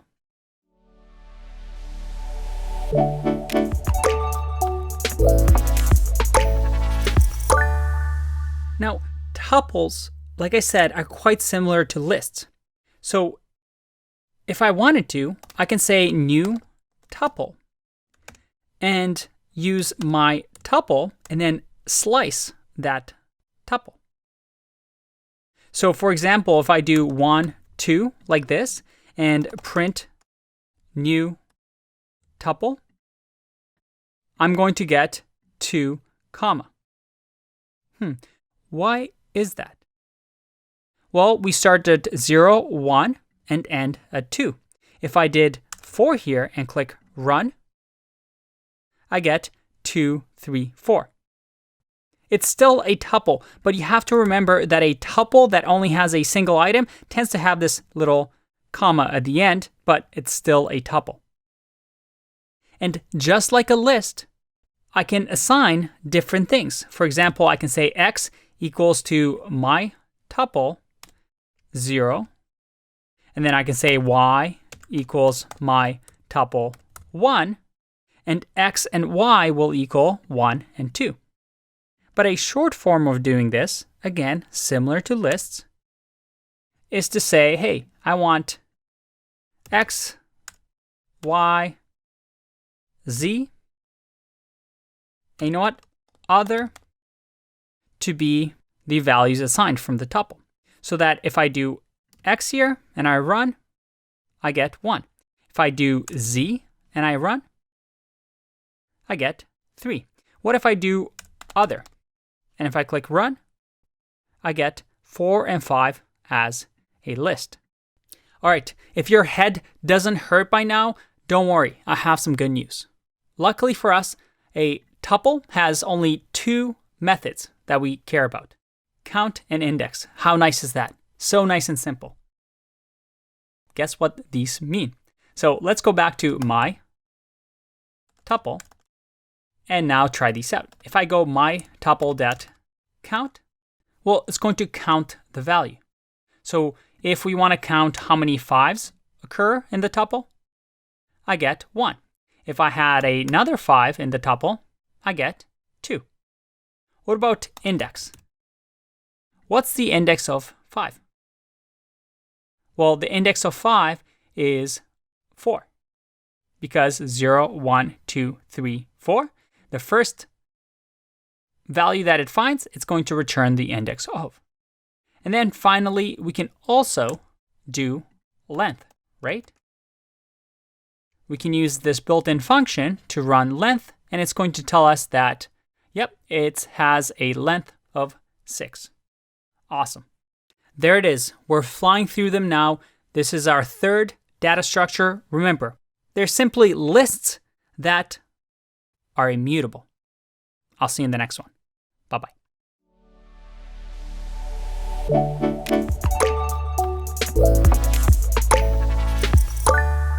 Can you believe it? I hope I didn't put you to sleep, but we're almost there. We have one last main data type, set, and then we're done. I know this isn't the most exciting topic. Trust me, this is the hardest part. When you're starting out and you're just learning these things without understanding, why do I need this? How am I going to build the next game? How am I going to build the next Netflix? How am I going to build the next coolest Apple app? You're looking at this and thinking, I just learned a bunch of theory. I feel like I'm in math class all over again. I know, trust me, I went through this. I was a self-taught programmer as well. These are the Lego blocks that builds our foundation. once we learn these, we can move on to new things, and you'll see that once you climb this little mountain, things become so much easier. And you'll realize the power when we start building these projects toward the end of the class, where you're going to say, oh, all these blocks that we learned, all this frankly boring part is all going to make sense. So hang in there. It's supposed to be hard. It's supposed to be tough, but you'll see very soon why this is so powerful and why what we've just learned is going to allow us to build some really awesome things and create some really awesome programs. So let's finish off with the last one. The last data type, the last data structure that we'll see in Python, at least from the main ones. And it's called set. And sets are simply unordered collections of unique objects. Let's have a look. Let's create a my set. And my set we create with curly brackets like a dictionary, but instead of a dictionary, we don't have key value pairs. Instead, we just have values like 1, 2, 3, 4, 5. That's it. That's a set. We just created a set. But remember the definition I gave you. Set is an unordered collection of unique objects. What does that mean? Well, if I print this and say my set, and I click run, I get a set. But if I had, let's say, another 5 in here, and I click run, it only returns the unique sets or unique items. You see, in a set, there's no duplicates. Everything has to be unique. So this 5 just never gets added to a set. For example, you can add things to a set like my set, and then I can say .add and give it a value like 100. And then let's say I do my set.add and then give it 2. If I click run here, I see that I was able to add 100, but 2 wasn't really added because my set already contained that data. It's unordered. I mean, we've created 1, 2, 3, 4, 5 here, but there's no real order to it. There's no bookshelf in our memory space that is right next to each other. These are all over the place in memory, but a set is able to find them because they're all unique. So they're all in just one location in memory. So let me ask you this, and this is going to be a fun little exercise. If I gave you an array, and let's say this array contained, this right here. And I want you to return an array with no duplicates. So I want everything in, let's call it my list. And a programmer has already created this. Okay? And then your task is to create or return a list or a collection that has only unique items. How would you go about converting this into a set? Well, we've seen this before. We have a set function, and we simply wrap my list in that set. And let's print it out. I click run. Check it out. We have formed a new set from a list. And I've removed all duplicate values. When would this be useful? Imagine if we had usernames, right? Or email addresses. We're collecting email addresses on our startup page, but we don't want to have duplicate emails. We might want to convert this, a list of emails, to a set and remove any duplicates so we're not sending emails over and over. So that's really cool. What about this? Let's change this into a set. So let's call it my set. Going to change this into a set. There you go. And then what if I wanted to access my set at index of 0? Set object does not support indexing. Well, again, you can think of it more as a dictionary. In order to access a set, we have to grab by the item that's in it. That's the key to getting the information from memory. The way we would check if something exists is we simply say, hey, is 1 in my set, and we run this, and we get true. We can also do length of my set, and we get 5. Again, nothing too crazy, but 1, 2, 3, 4, 5. Remember, it only counts the unique things because this will never get entered. It's a set. And alternatively, we can also convert this into a list. If I click run here, you'll see that I now have my set as a list. And then we can also do, let's say, my set.copy, and actually copy my set into something, let's say, new, or new set. And then this will be completely different, or a new copy, than this original one. So let's test this out.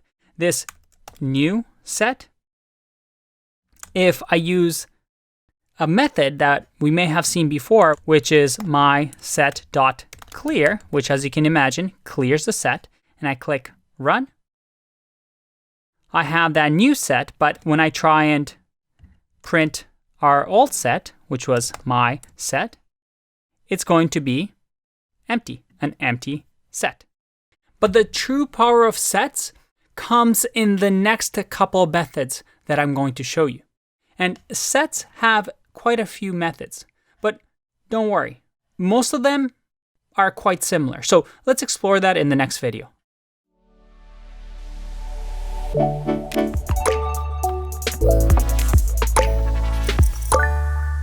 Welcome back. The methods we're going to talk about when it comes to sets are right here. It looks like a lot, but they're quite similar, so hang in there. I have 2 sets for us. Our my set, which is 1 through 5, and then your set, which is 4 through 10. Now, let's go one by one and see what these methods do. And if you've ever seen Venn diagrams in your school, for example, 2 circles that are overlapping each other, what we're about to do is quite similar to this. The first one is difference. And sets are very useful when having 2 sets and comparing them to each other. So for example, in here, difference simply says my set dot difference, and we give it another set, such as your set. If I print this right here and I click run, I get 1, 2, 3. It's going to find the difference of the first my set with your set. So any duplicates between the 2, which is 4 and 5, gets ignored, and it only shows the difference, that is 1, 2, 3. What's different between my set and your set when viewed from my set? Well, your set doesn't have 1, 2, 3. What about the next one? Discard. Again, if we do my set dot discard, it says it removes an element from a set if it is a member. So here we can say discard 5. And if I do print my set and I click run, I get none. But if I print here my set and I click run, I get 1, 2, 3, 4 because we've just discarded 5. It modifies our set. Just to keep our working space clean, I'm going to comment these out. Next is difference update. So I'm going to say my set, and then once again, let's see what difference update does. Remove all elements of another set from this set. So if I do your set here, and once again, I do print, and I click run, I get none because it just modifies my set. So remember, we just have to have our print my set, and now this my set is updated with just 1, 2, and 3 because we're updating it so that the differences are removed. So 4 and 5 are removed. Unlike difference, where it just told you the difference without changing.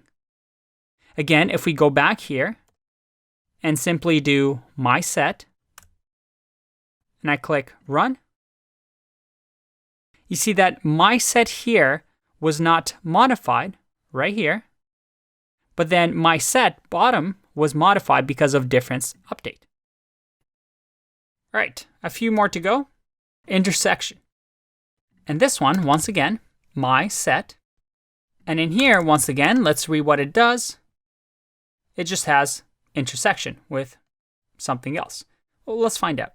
If I do your set here, and I do print, and I run this, it's going to give me 4, 5, because that's the intersection, the two common things that my set and your set has. What about is disjoint? Well, if I do my set and then your set, I feel like I'm saying those words over and over. Hopefully that's not too annoying. And then here, if, let's comment this out, we run this, I get false. Is disjoint simply says, hey, are those two circles overlapping? Do they have anything in common?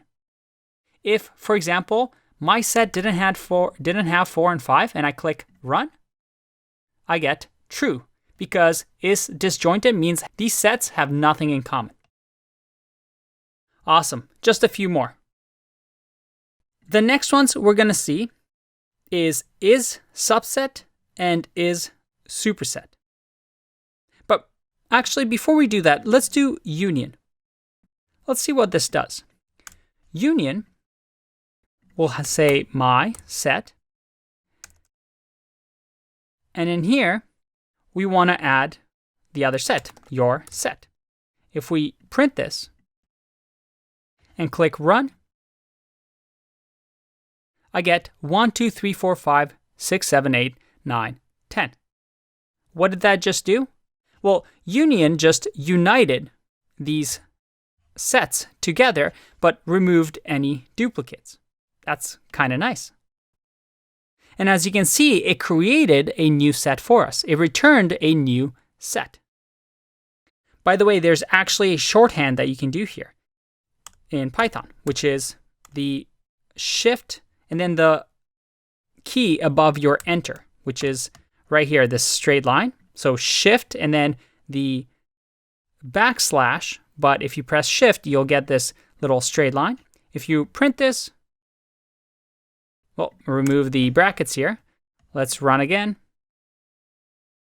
And you see that works as well. And by the way, this also exists for intersection. Again, you don't see it that often, but with intersection, you can do the same thing where you just do the end.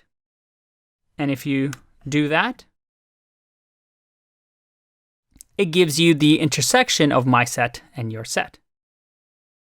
All right, I promised you this is going to be short, so 2 other ones. Is subset and is superset. As you can imagine, my set, if let's say my set only has 4 and 5, and I say, hey, is my set, is that a subset of your set? And I print this. If I click run, it's true. My set is a subset. That is, it's inside of the circle of your set because 4 and 5 is inside of it. So my set, the entirety of my set is inside of this other set, which we call a subset. On the other hand, we also have this idea of superset. So if I do, instead of is subset, is superset, I'll get false because, well, my set is not a superset. It doesn't encompass your set. It's the other way around. Your set is a superset of my set. Because your set encompasses everything that my set has, which is 4 and 5. Oh boy, that was a lot. And you're asking yourself, there is no way I'm going to memorize any of that. Well, good. I don't memorize any of this either. As a matter of fact, I usually go to the Python documentation or just Google around. And because I know sets exist, if I ever want to compare, let's say, 2 sets, I know to just go here and find the tool that I want. That's the key of a programmer that I keep mentioning over and over. It's not memorization. It's the ability to know that there's tools that you can use and being able to Google for them. I know it doesn't sound exciting because in movies you see everybody typing super fast and coding everything, but that's just not real life. In real life, you just Google around, find solutions because by now you know what sets are, you know what sets can do, so that you can Google for methods that are appropriate to your problem. I'll see you in the next one. Hey guys, I'm going to hand it back over to Andrei in just a second, but he wanted me to let you know about 2 resources that he's made for you guys. The first one being the monthly Python newsletter, read by thousands of Python developers to keep up with anything and everything involving Python. The second one being the Python cheat sheet that was initially made for students of his full Python Bootcamp course. You can check both of those out in the description down below. Now let's get back to learning Python.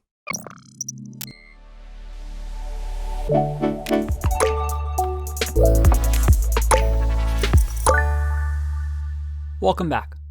We learned about our basic Python data types. We also learned a little bit about some of the terms that we might use when talking about code.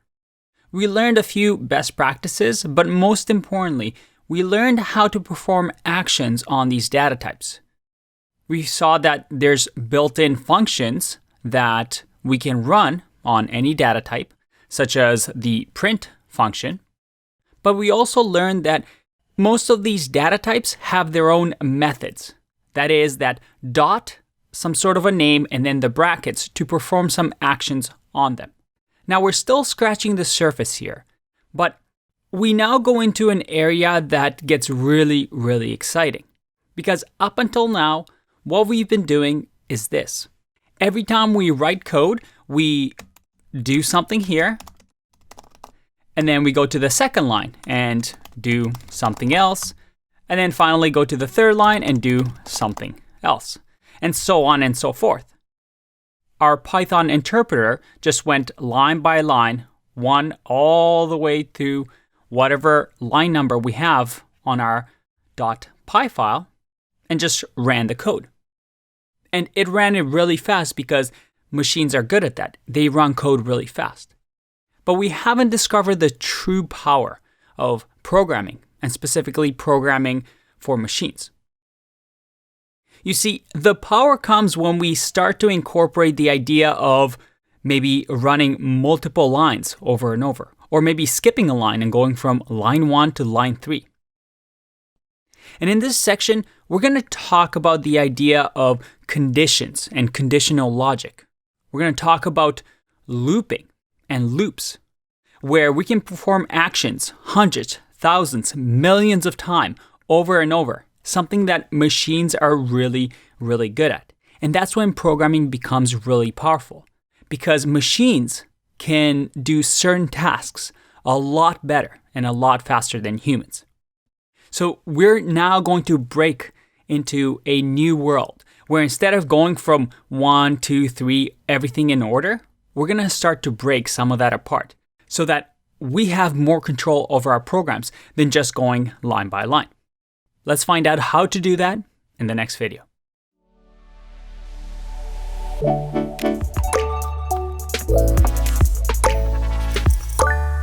Let's talk about conditional logic, an important concept all over programming.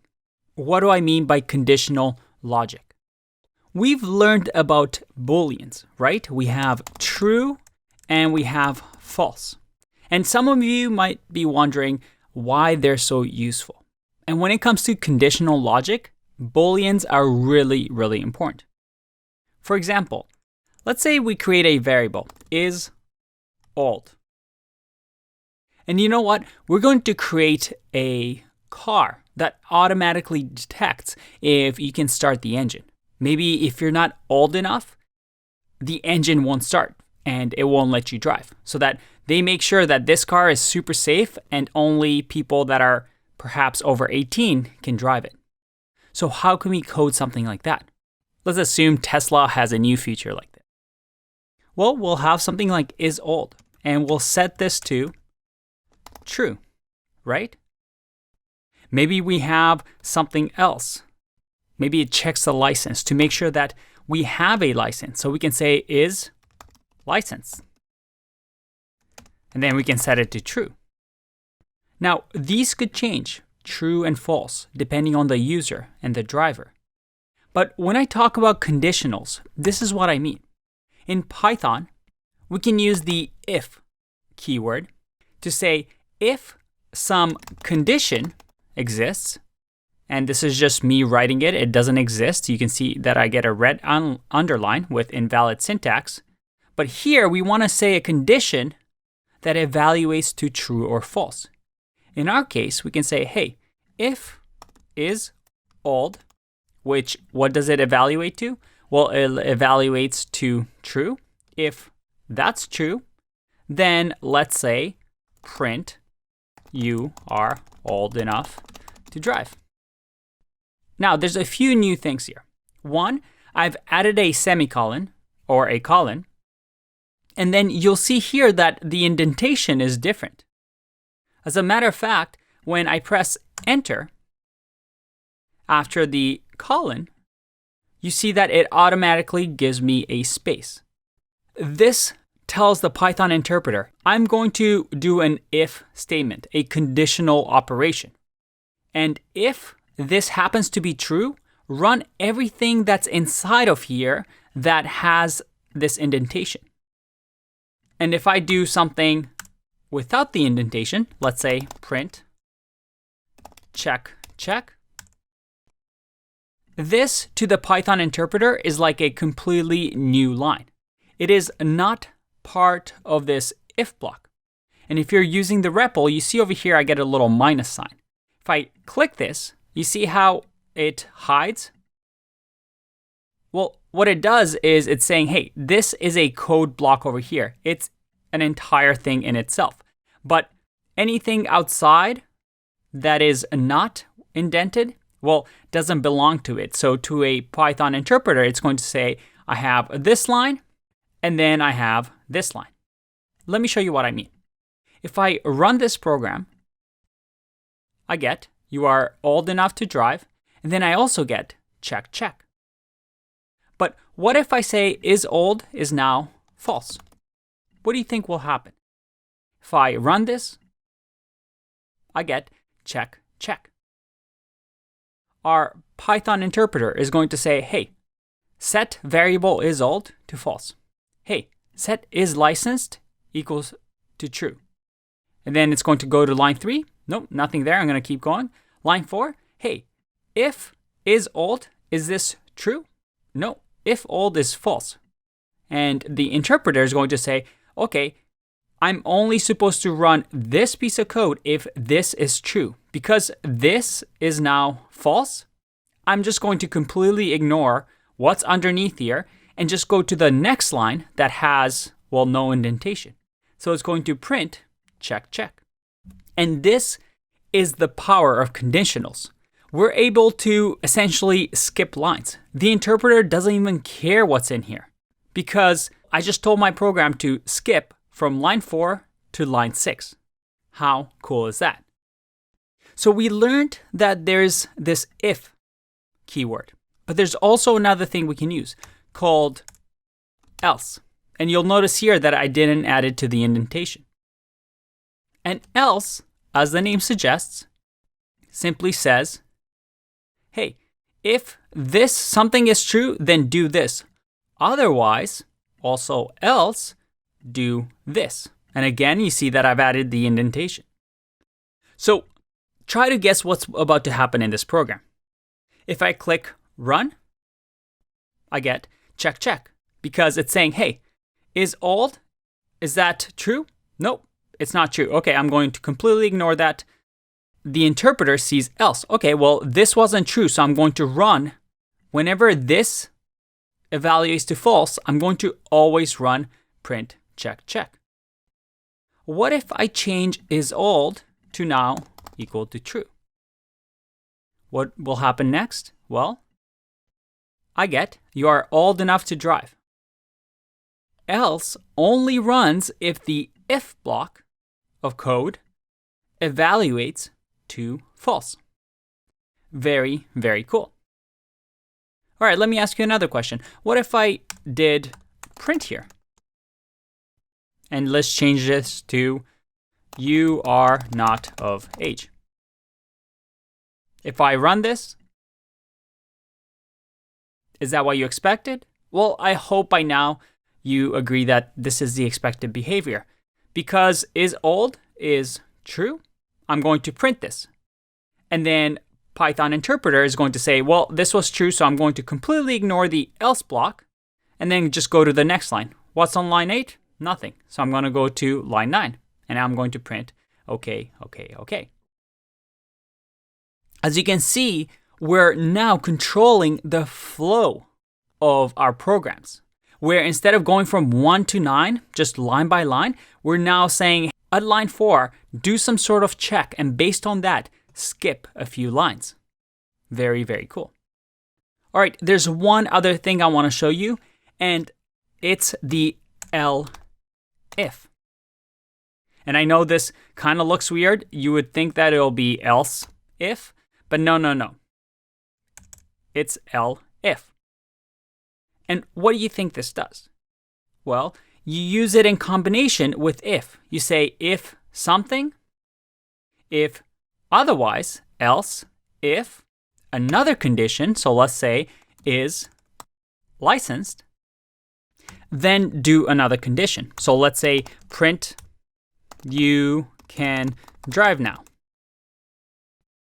So let's go through this again. I'm going to say, is this person old enough? If that person is old enough and this evaluates to true, well then I want you to run this. Otherwise, I want you to run this condition. Hey, is this true? No. If it's not true, then jump to else. So what will happen here?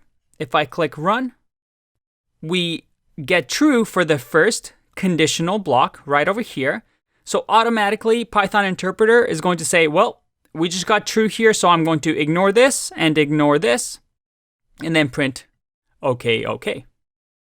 But let's say that is old is now false. What will happen next? If I click run, this is false, so Python interpreter is going to say, nope, not going to care about this block.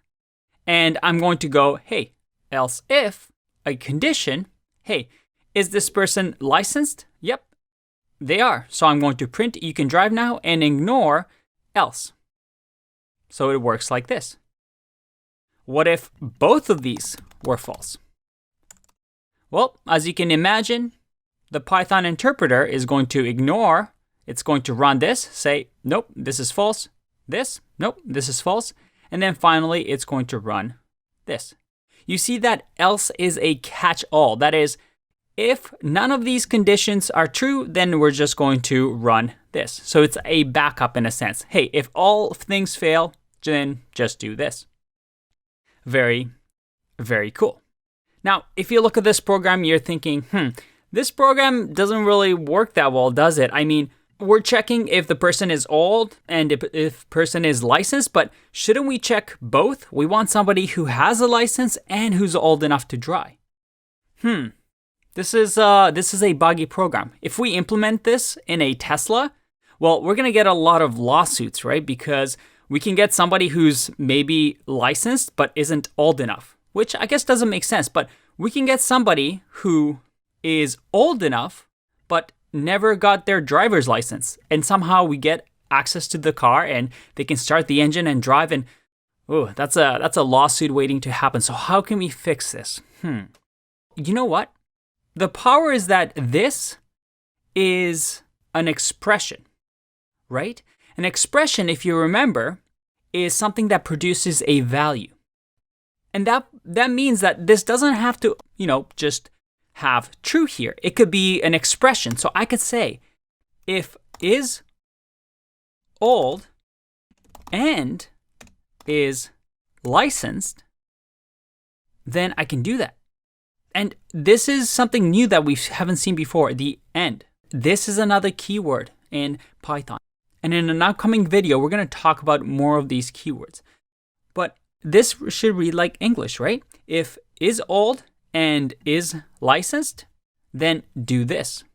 So we can now remove the elif, and then here, both expressions need to evaluate to true. That is, whatever happens here, this has to evaluate to true, and this has to evaluate to true. And only when both are true, again, as end states, then you're old enough to drive and you have a license. So that if I run this, well, I get an error, right? Because, or not an error, but it goes into the else block because both of these are false. If only one of them is true and I click run, you are not of age because both of these have to be true. If I click run, hey, all right, the car is starting. You can drive away with your Tesla. Okay, before I finish this video, because this is a lot, I want to just note one thing. That is the elif statement. The elif statement is really, really useful because when you have code like this, where you have an if statement and an else statement, usually you only see one of each. I mean, sure, in another part of the program, I could have another if statement and an if statement with another else statement inside of here. But usually, when you have this grouping together, you only see one if and one else, but you can have multiple elifs. So I can have elif another condition here, and then I can have another elif another condition here. And you can have as many as you want. Eventually, the program is going to either evaluate one of these conditions to true, or it's going to go into the else block. But usually you follow this order. All right, that was a lot. Let's take a break and explore this topic a little bit more. I'll see you in the next one. Bye-bye.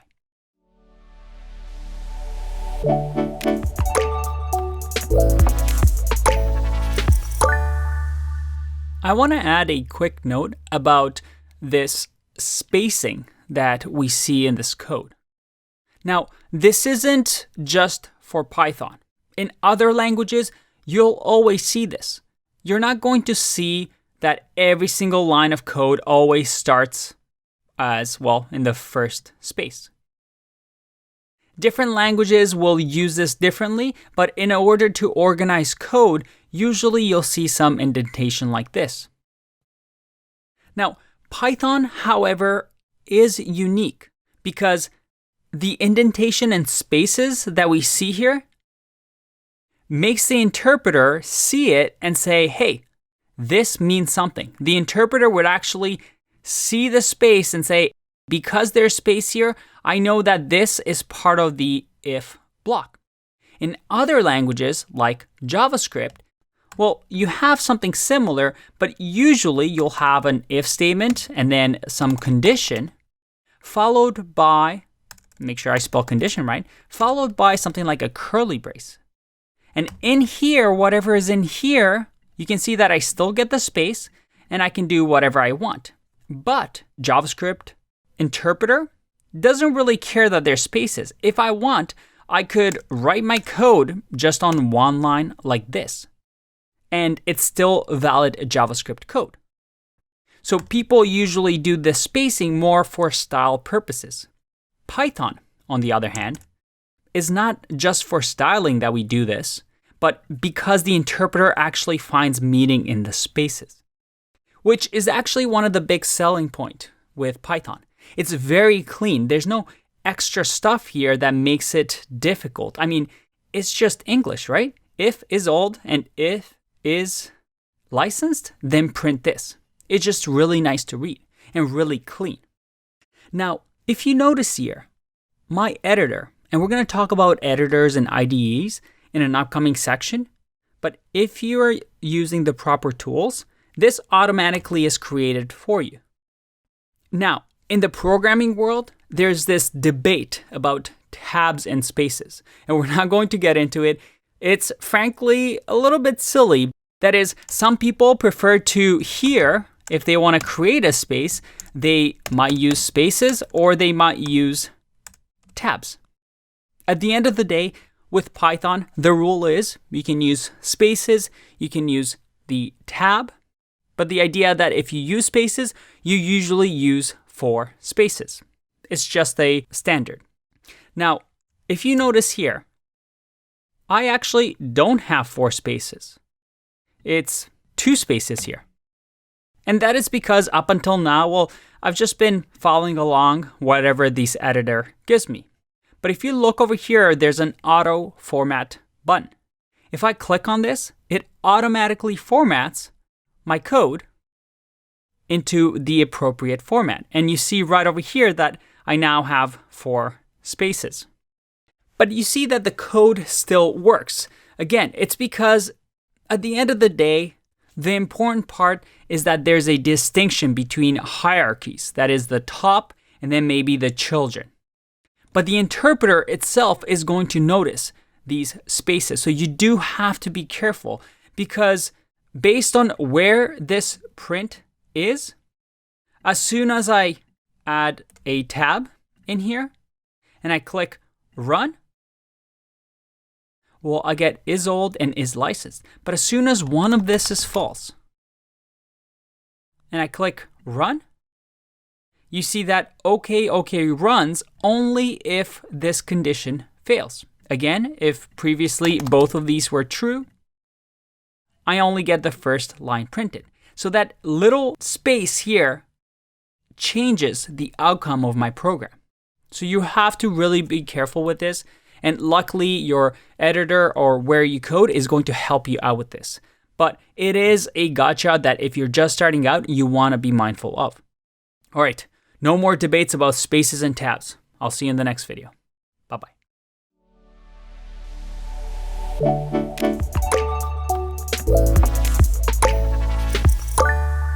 Welcome back. In this video, I want to talk about the idea of truthy and falsy. What do they mean? And you'll hear this a lot in Python programming. You see, up until now, you've used Booleans here as values. So it was really easy. If true and true, then run this code. But Python can do other things as well. For example, if this was 5 and this was, let's say, hello, what do you think will happen here in our program? Well, if I click run, you are old enough to drive and you have a license. Is that what you expected? And this is because what Python does underneath the hood is actually convert these to Booleans for you. So it's almost as if it is doing this. Remember type conversion. We're converting the type to Boolean as soon as we get to this if statement because Python is saying, hey, I want true or false. I don't care what is old is. I don't care what is licensed is. Just give me true or false so I know whether to do this or to go to the else block. Now, if I was to just print, let's do this here. Let's do print Boolean hello, and then finally print Boolean 5. Let's see what we get. We get true, true. And this is what we call a truthy value in Python. That is, it's a truthy value because if we run the Boolean type conversion on it, it evaluates into true. What's a falsy value? Well, if I do 0, and if I do, let's say, an empty string, and I click run, those are falsy. That is, it's not actually false, but it is falsy because if we run Boolean on it to Python, it's going to say, oh, this is false. And 0, that's false. And that kind of makes sense, right? And if you actually go to Stack Overflow, if you've never seen Stack Overflow before, if you ever have programming questions and you're Googling them, usually the top 5 answers will contain either 1 or 2 Stack Overflow answers. And basically what happens is people ask questions like, what is truthy and falsy in Python? And you get answers. So you can see over here that it has 4 answers. And you usually look for the check mark, which means that this is a verified answer. It means that, hey, this question owner has accepted it as the best answer. So the person who asked this question just said, yep, this is the right answer. This is the best one. But you also have other people voting. So you can see that this answer received 46 marks. And although it was marked as the correct answer by the user, maybe somebody else came along later on and gave an even better answer. So now we have 123 upvotes. And you see that this answer is a lot better. All values are considered truthy except for the following. So you can actually see here that in Python, these values are considered falsy. You can see 0 here, you can see an empty string here, and then there's a few other ones. Empty set, you have an empty dictionary, empty list, empty tuple. You have decimals. You have things like fractions. You have 0.0. False is that. And also none is falsy. So that if I type in none here, that's false too. Now you don't need to memorize these because most of the time it makes sense, right? But it helps us do conditional logic very nicely. For example, let's remove this. And let's say that we have a user. And this user has to have a password and a username. If, let's say, the username is Johnny and the password is 123, well, instead of me saying, hey, if this user has password and username, and we're not checking if the username exists or password exists, we just want to make sure, hey, did this person fill out the form and did they try to submit a username and password? I can just simply say password and username. And I don't have to worry about converting this to a Boolean or anything like that, because if password and username exist, then try to log them in. And you see that it reads a lot nicer, because each one of these get evaluated into a truthy and falsy value. It's a nice little feature to keep Python, well, nice and simple and reading like English. I'll see you in the next video. Bye-bye.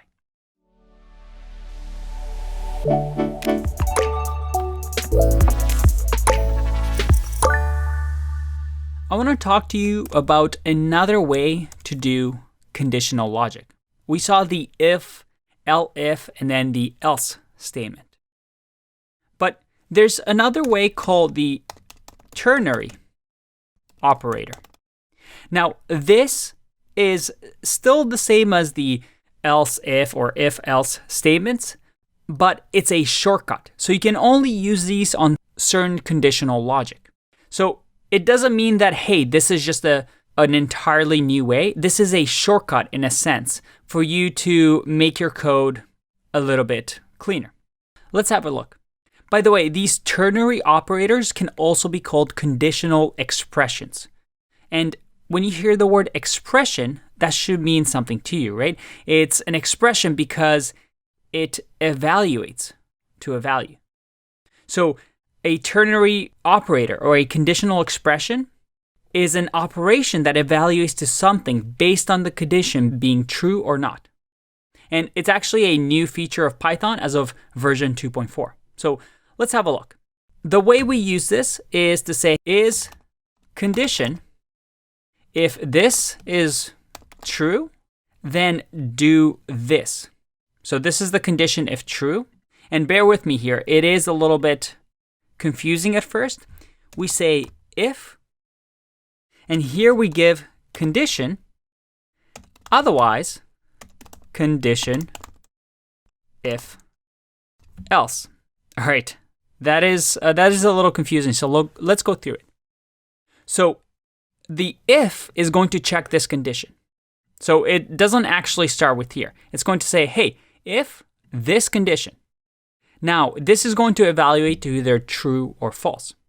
If it's true, then we're going to do this. Otherwise, we're going to do this. So let me show you an example of how that would work. Let's say we're trying to determine if a user is your friend. So we'll say is friend. And here we can set true or false for friend. Maybe we can check on Facebook if users can message you. or on Twitter, whether Twitter users can give you direct messages. Well, here, and let's do can message. And here we can do our ternary operator. We're going to say message aloud if, so this is if the condition is true. The condition is, hey, is this person your friend? Otherwise, condition that is false, well, I'm going to say not allowed to message. And you can see here that this is a one-liner. It looks like 2 lines, but you can see over here that it's not really. It's just that we're wrapping so we can see the entire code. So let's run this and see what can message prints. If I run this, message is allowed because, well, we've assigned message allowed to can message because, well, the condition was true. If this person wasn't my friend and I run this, not allowed to message because the condition, the if condition, evaluates to false. I know the ordering here can be a little bit confusing, so you might have to look at it a couple of times, and you do need to use it a few times to really remember it, but this is the general rule. Condition if true, if condition, else condition if. Not if else, if false. Can't spell. All right, a nice shorthand way to do something when a condition is either true or false, or evaluates to true or false. All right, I'll see you in the next video. Bye-bye.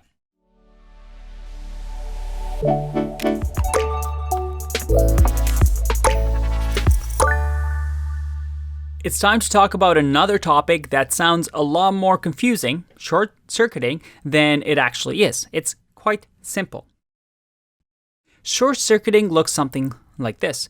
Remember when I taught you the word and? So we can use, let's say, for example, is friend equals to true, and let's say is user is equal to true. And I can do an expression here saying is friend and is user. Now, in here, when we run this, let's print it here just so we can see. If I run this, I get true because both of these evaluate to true. So that if I had this as an if block, let's say if it was if is friend and is user, print best friends forever. Now, short-circuiting can be done when we use something like or, which we haven't seen before. But again, you can see here that it's highlighted in blue, so it is a keyword, a Python keyword. Now, or says if either one of these conditions are true, then run this piece of code. So if I run this, I get best friends forever. Now let me ask you this. Which operation do you think is more performant? The or the and? Is there a difference? As a matter of fact, there is because of short-circuiting. You see, when I do or here, because I only care if either one of these is true, the Python interpreter is going to say if is friend, and it's going to evaluate that and say, oh, this is true.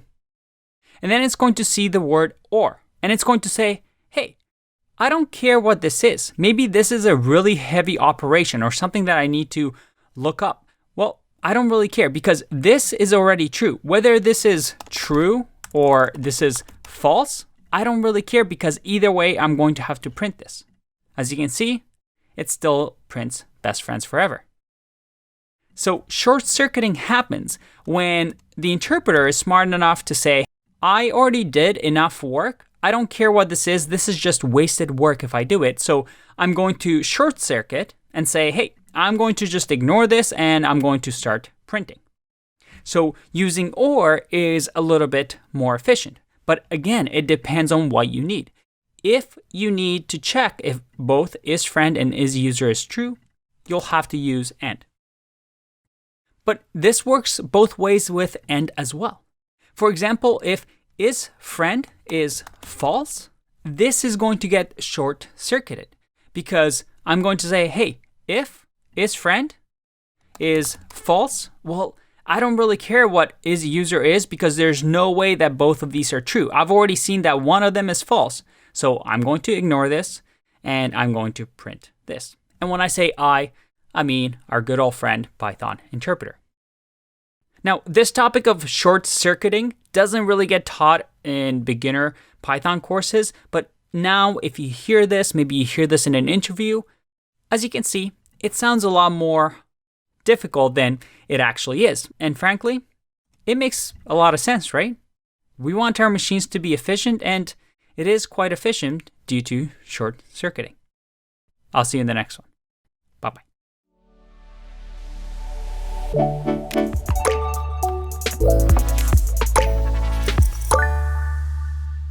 Welcome back, and let's talk another term, logical operators. And they're very, very useful when it comes to conditional logic. Let's have a look. Logical operators are, well, as a matter of fact, you've actually seen them before. AND is a logical operator. OR is a logical operator. It allows us to perform logic between two things. What else is a logical operator? Well, let me list it out for you. We have greater than, less than, equal to. Let's actually use them in an example. Is 4 greater than 5? Well, if I print this, what do you think will happen? Shouldn't be a surprise. That's false. 4 is not greater than 5. This is a logical operator that you may have seen in math class. If I do the opposite, is 4 less than 5? That makes sense. That's true. What about is 4 equal to 5? If I run this, I get false. Now, why did I use two equals here? Why not just do this? Well, if I run here, I get an error, syntax error. Keyword can't be an expression. It's because, remember, equal is what we use to assign to a variable, right? And if you remember, I told you that a variable in Python can't start with a number. It has to be a letter or underscore.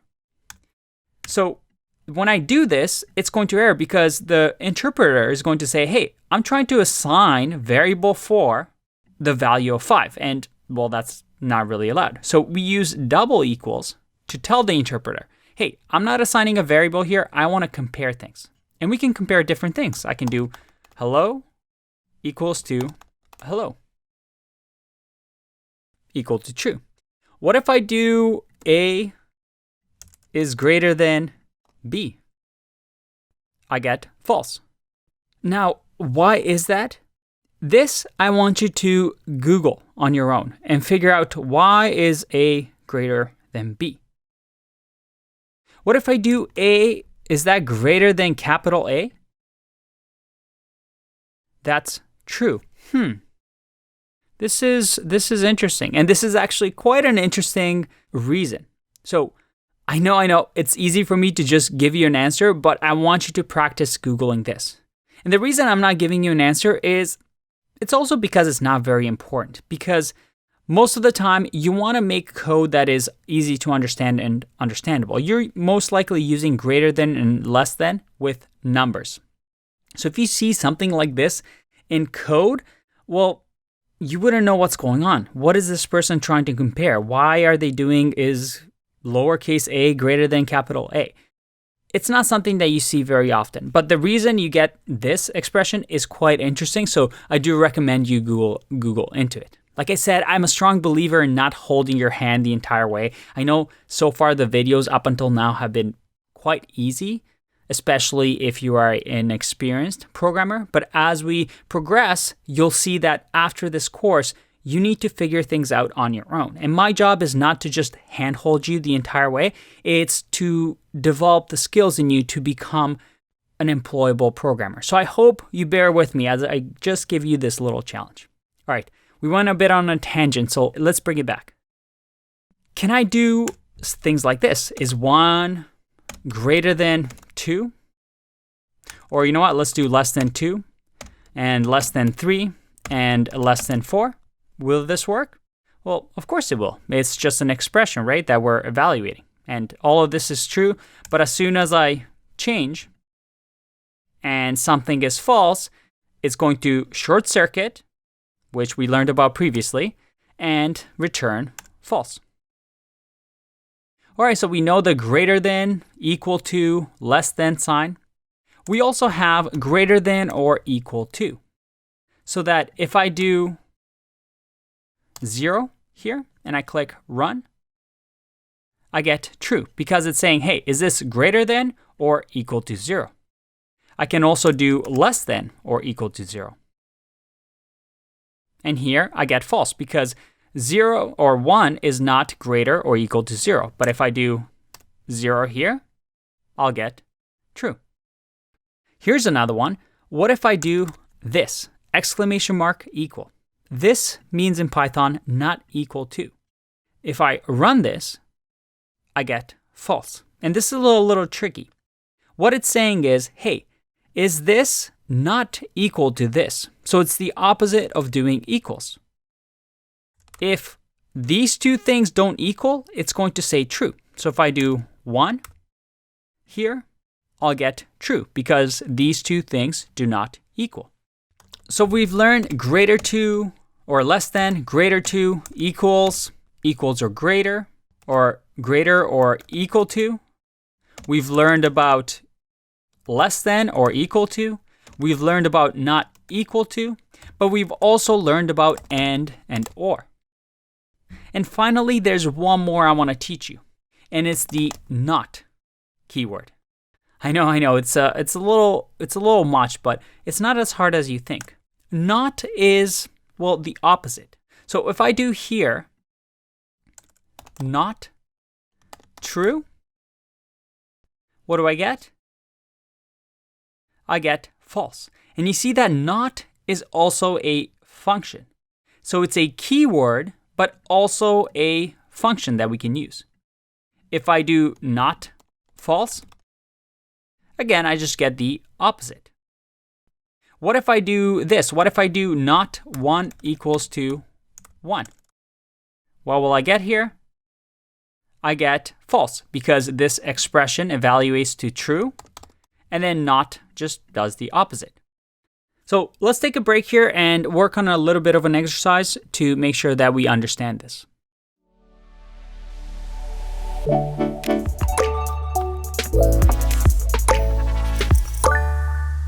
Welcome back. Let's do a fun little exercise.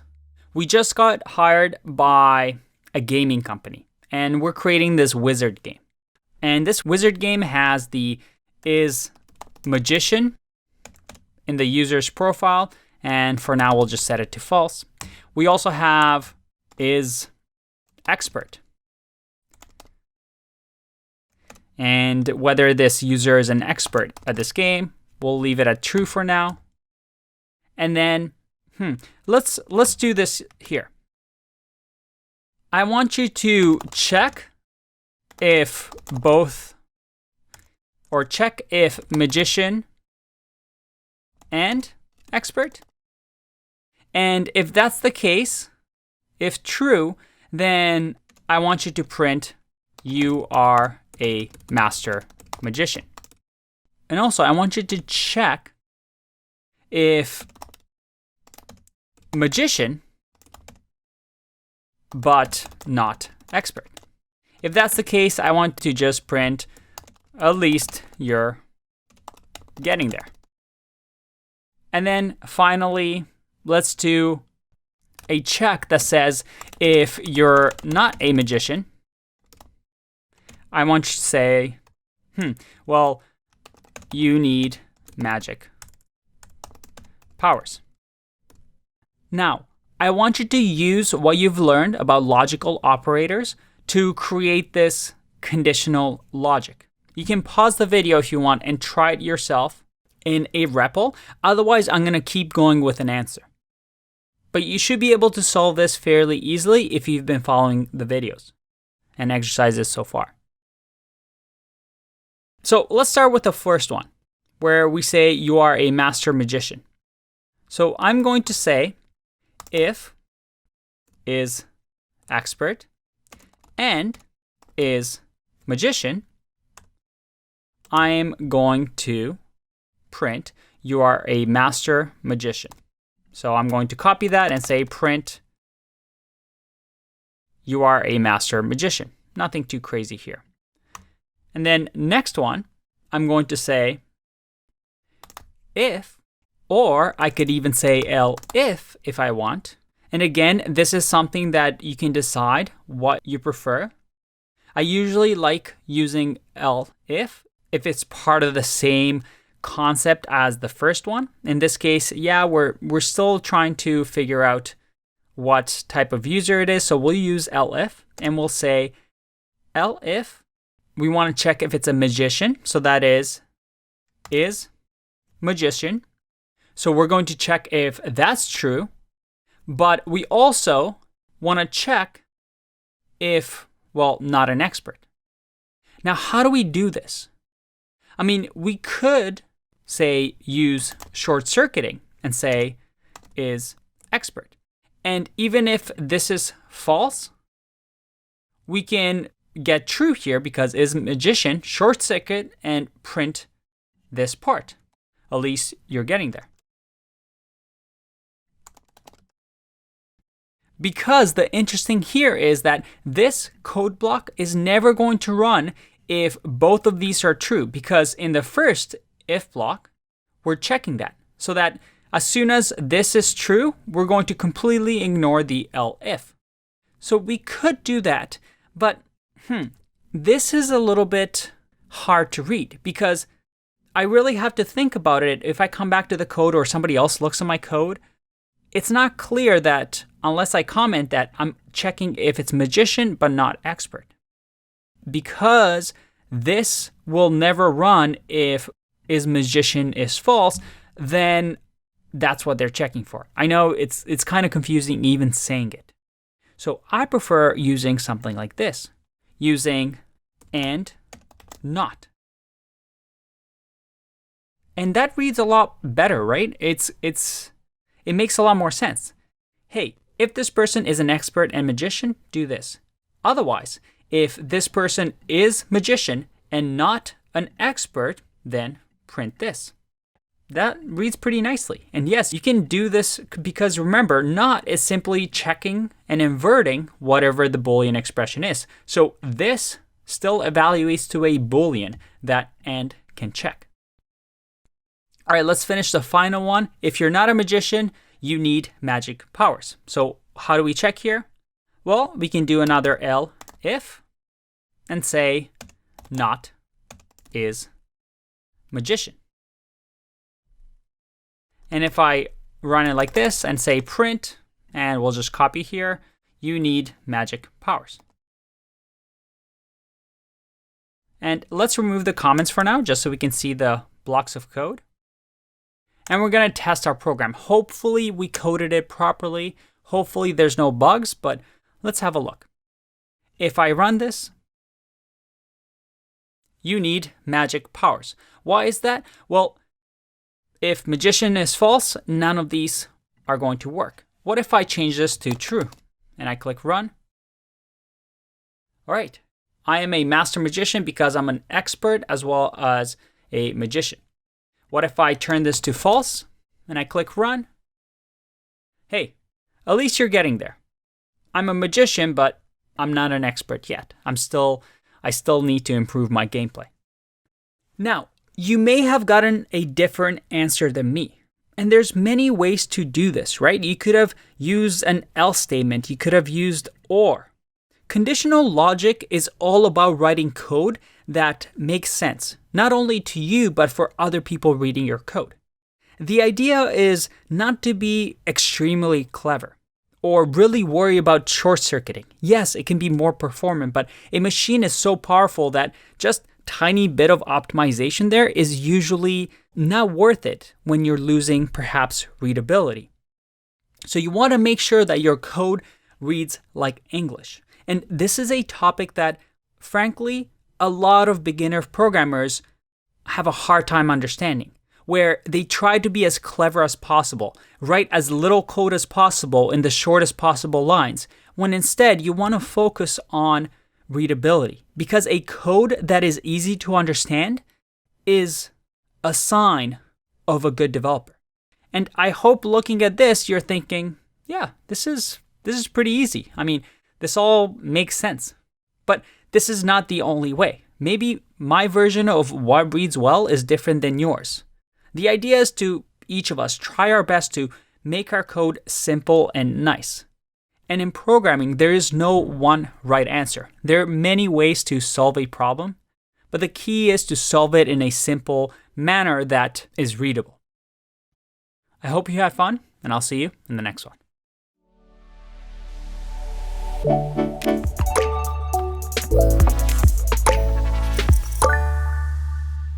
Alright, in this video, I'm going to try and trick you. I want you to look at these expressions where I'm checking for equality, right? I'm saying, hey, does true equal 1? Does empty string equal 1? Do two arrays that are empty equal, well, each other? Now, pause the video here and try to guess what the outcomes of this are going to be. Ready? By the way, if you get 100% on this, well, good for you, because if this was my first time learning Python, I wouldn't get this. Let's go. Is that what you expected? True evaluated, so true equals 1 evaluated to true. An empty string equals to 1 evaluated to false. That makes sense because they definitely don't equal each other, right? An empty array doesn't equal to 1. And a 10 equals 10.0. And then both arrays that are empty equal to true. Now, the reason I'm showing you here is that the double equals checks for equality, or equality of value. That is, if, for example, the first one, true equals to 1, there's two different types. One's an integer, one's a Boolean. It will convert them into the same type. In this case, this will be converted like this to a Boolean value. And if you remember, 1 is truthy. So this will evaluate to true, which is why we get true. What about the other one? Well, an empty string is falsy, so it evaluates to false, and false doesn't equal true, right? Because we're checking for equality here. So one of these gets converted to the other's type. What about an empty array? Again, an empty array is actually falsy. So that's not going to equal 1. A 10 equals to a float of 10.0. That gets converted to an integer or a float, and they're going to equal each other. And that's an expected behavior. And then an empty array, well, equals an empty array. If I add in this array 1, 2, 3, 1, 2, 3, and I click run, I get an invalid syntax. Oh, because I have this here. Let's run that again. I get true. That makes sense. Let's change this to 1 and see what happens. If I click run, all right, still false. Now, this does get a little tricky, right? Like, should this have evaluated to true, but no, we get false. So this doesn't get converted in type versus what we had here. Now, don't get confused by this, because this would be bad code. If you're checking something like this, well, obviously you should be checking two types, two of the same types together. Ideally, when you use comparison operators or logical operators like this, you're comparing two types and you're not letting Python do this type conversion, and hopefully Python figures it out for us. But I hope the double equality makes sense. Because there's another check that we can do, which is. And is, well, is a keyword in Python. What happens if we change all these equal signs to is? Do you think there would be a difference? Let's have a look. If I click run, I get false for everything. So what's the difference here? Equals checks for the equality in value, such as 1, 2, 3. Well, that has the same value as 1, 2, 3 in a list. Is actually checks if the location in memory where this value is stored is the same. Let's go through that. So true, is that 1? No, true is not 1. True is, well, only true, right? That will be true. What about string 1? Is that 1? No, I mean, for 1 to be a string, that needs to be 1, right? Because the 1 string isn't only in one place in memory. It's literally the exact same thing. What about this list? As a matter of fact, let's do is array, empty array, is that, or is this list a list? Well, if we run this, I still get false. And this is a little tricky and also advanced. Every time I create a list, it's added in memory somewhere. So this is in a location in memory. But whenever I create a new list, it's created in another location. So these are two completely different lists that live in different locations in memory. So it's going to check, hey, is this in the same memory space, same bookshelf as that one? Nope, that's not it. But why does this work for things like numbers and strings? And that's because underneath the hood, these are types that are very simple that are in memory but in one location. Versus something like a list, even though this might be the same list with the same items, because this is a data structure, every time we create it, it's created in a new location. So that even if we have a variable A that contains this list, and by the way, this will be the same for all our data structures like dictionaries, sets, tuples. If I do B equals this, and I check A, is that B? Nope, they're created in a different memory space. So this, where A points, is in a different place than where B points. But if I do A equals to B,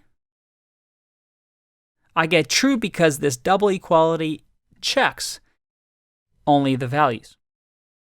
Now, this is a bit of a hard topic.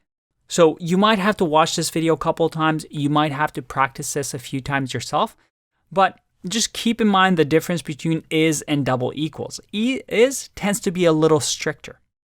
You're checking for the exact thing that you're looking for versus equality, which checks the value. All right, that was a doozy. I'll see you in the next video. Bye-bye.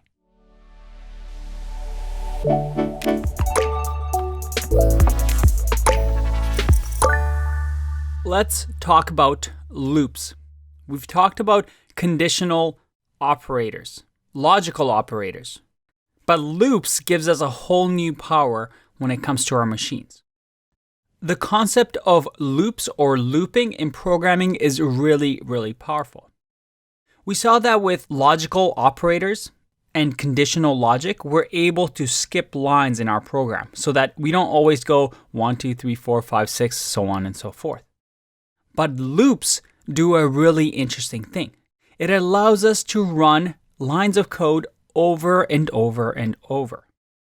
And that's really powerful because that means we can run things thousands of times, millions of times.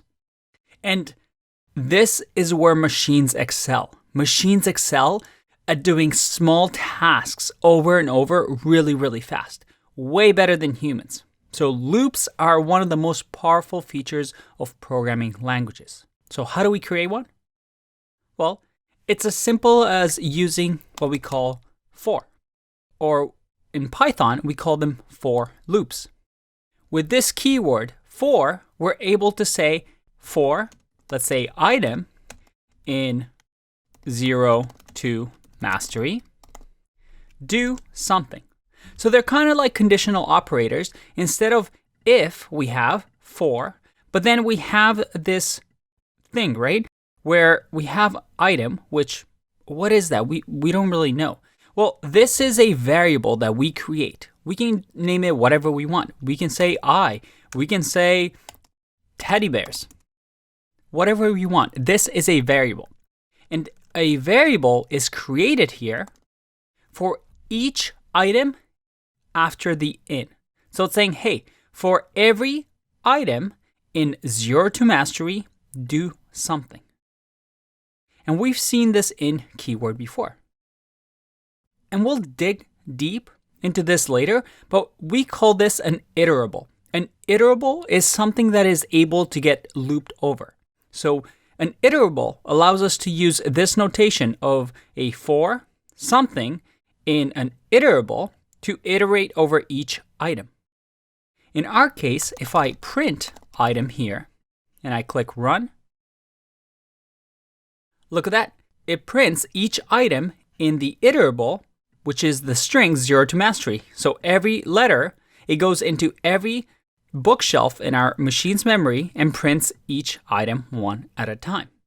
Now this works with strings, but we can also use lists like 1, 2, 3, 4, 5 that we've seen before. If I click run, again, this is an iterable. We're able to iterate over it and it grabs each item in the list. Let's do a set. Can we do this with a set? Well, if I click run, that works as well. What about a tuple? Let's do it with a tuple. If I click run, that works as well. That's amazing. What about a dictionary? Well, we'll get to dictionaries in a bit. So for loops allow us to iterate over anything that has a collection of items.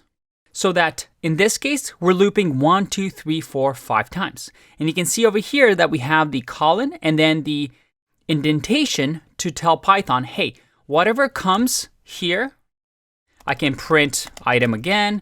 I can print item again. I can do it as many times as possible. As long as I have indentation, it's going to keep printing our numbers. But as soon as I open up here and print something else, well, I only get that once because it's not in the loop. So our program first runs this for 1, so it's going to print 1 3 times, then 2, then 3, then 4, then 5, and then only finally then it goes to print. You see how we're looping over and over and over. Now, what happens if I try and print item here? And I click run? Did you see that?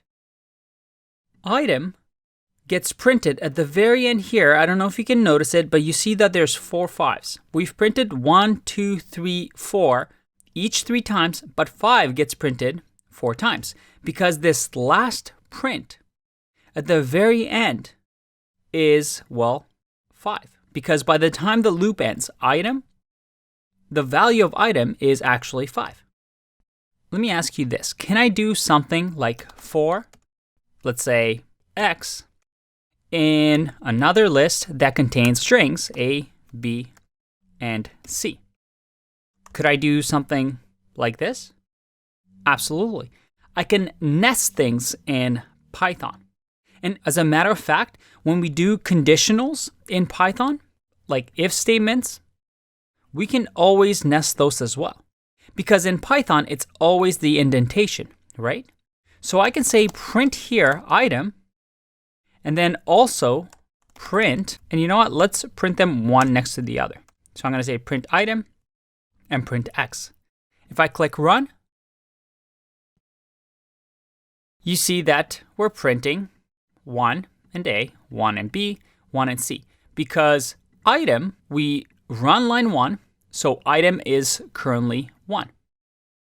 So we're going to go to the next line, line 2, and we're going to say, we're going to loop over this iterable, and we're going to say this is X. So this is going to be 1, this is going to be A. And then Python comes back to line 2 because we're still in this loop. And we're going to say, hey, what's X now? Well, we're done with A, so let's go to B. So it's going to run B. And then C. And only once this is done does it go back out and now starts with 2, which is right here. 2A, 2B, 2C. So you can have nested loops over and over and over as well. All right, so these are loops. And right now, maybe it's not completely obvious why these may be useful. But before we get into that, I want to talk about this idea of iterable in the next video.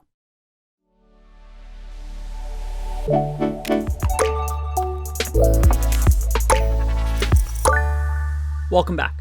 I kept mentioning this key term, iterable.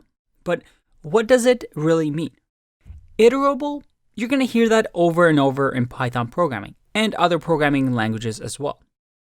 And as we discussed a little bit in the previous video, iterable simply means it is an object or a collection that can be iterated over. So again, an iterable can be a list, can be a dictionary, can be a tuple, can be a set. It's a collection of items. We also saw that a string could be iterable. Now, these things are iterable. Why? Because they can be iterated. That is, iterated means we can go one by one to check each item in the collection. And you're going to hear this over and over when talking to Python programmers. So you want to make sure that you have that vocabulary. You're iterating over something. You're looping over something. So iterable is the noun, and iterated or iterate is the action of iterating over an iterable. I know, it's a little confusing. Now, many objects in Python, like I said, are iterable. But there's a few special ones that we haven't covered yet. Specifically, dictionary. We saw how lists, tuples, sets, and strings can be iterated. But what about an object? Let's say we have an object here, and this object will be users. And users, or user, will have a name of Gollum. We'll have age of 5006. Gollum's pretty old. And then we'll say can swim. Gollum, let's say, cannot swim. False. What if we use this object right here for item in user, and we print right here the item? What do you think will happen? Let's run this. Well, I get an error because I forgot a semicolon here, and we don't want equals, we want semicolon.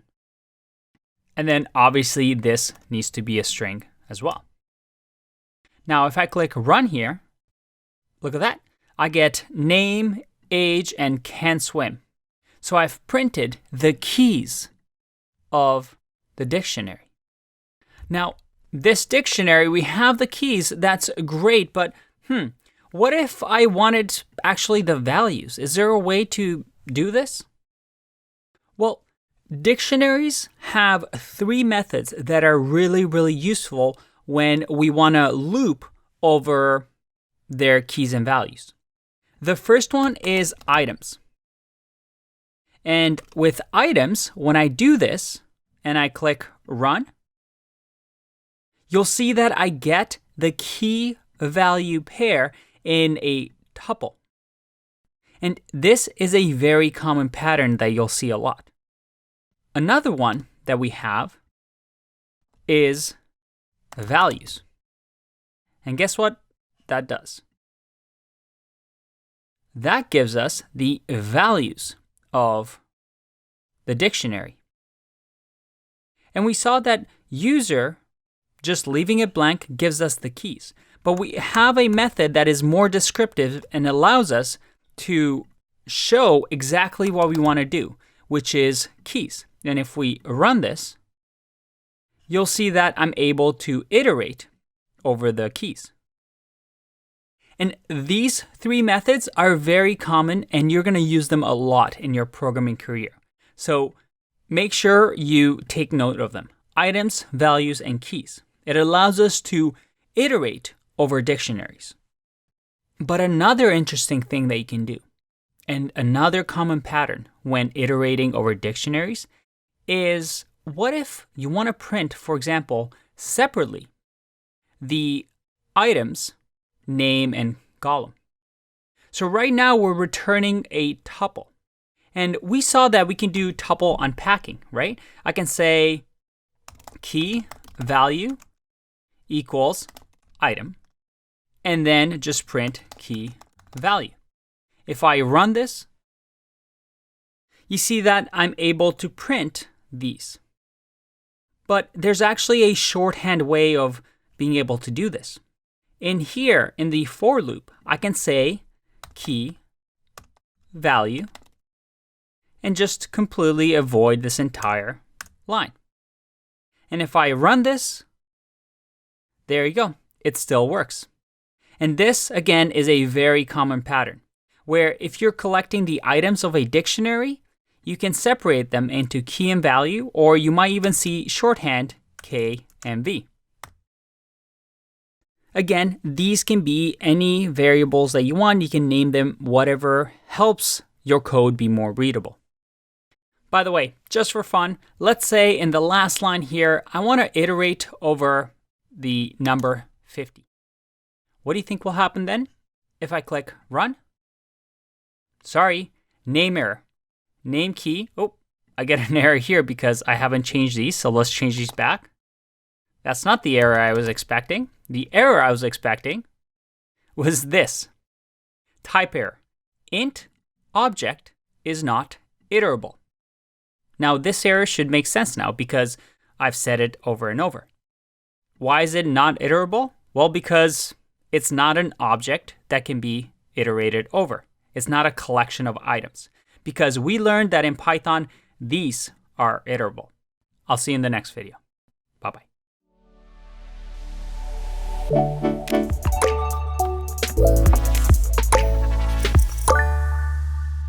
Welcome back. Let's try a simple exercise. I want you to build a simple counter. And this counter is going to count the items in our list. What does that mean? Well, let's say I have a list, and this is a reserved word. Remember, it's an actual word in Python. So let's name it my list as a variable. And this list has 1, 2, 3, 4, 5, 6, 7, 8, 9, 10. What I want you to do is using looping to loop over this iterable list and sum up the total of the list. Pause the video if you need to. Otherwise, let's see how we can do that. What I'll do is create a counter variable that will equal to 0 to start off with. And then I'll say for item in my list, I'm going to counter equals counter plus item. And then at the end, I'm going to print counter. Let's see if this works. I'm going to hit run, and I get 55, which, if my quick math is right, should be correct. Now, when doing this exercise, you may have gotten tripped up a bit. So let's think about this. Some of you may have made an error where you did the print here. But if you did the print here, you remember that it's going to get looped over. It's part of this code block because of the indentation, and it's going to print as many times as there are items. So you have to make sure that the indentation is like this so that you get the total. The other thing that you noticed is that in order for you to keep a counter or a total of all these items, you had to make sure that you had a variable outside of the loop, because the loop runs the code over and over. And you needed something on the outside that doesn't change. Because if you moved the counter to 0 here, well, every time the counter will be reset to 0. So that by the time we get to 10, counter would be 0. So you get 0 plus 10, which equals 10. And then you'd get, well, 10. So you have to be careful here that the indentation is an indication of us looping. And when you loop something and you want to keep a tally or total of something, that you have these issues of making sure that what you want to loop over is inside of this code block. But what you don't want to, if you want to have some sort of information that's outside of this loop, that you keep it like this. If you weren't tricked by this question, good job. If you were, don't worry, it's all part of learning. I'll see you in the next one. Bye-bye.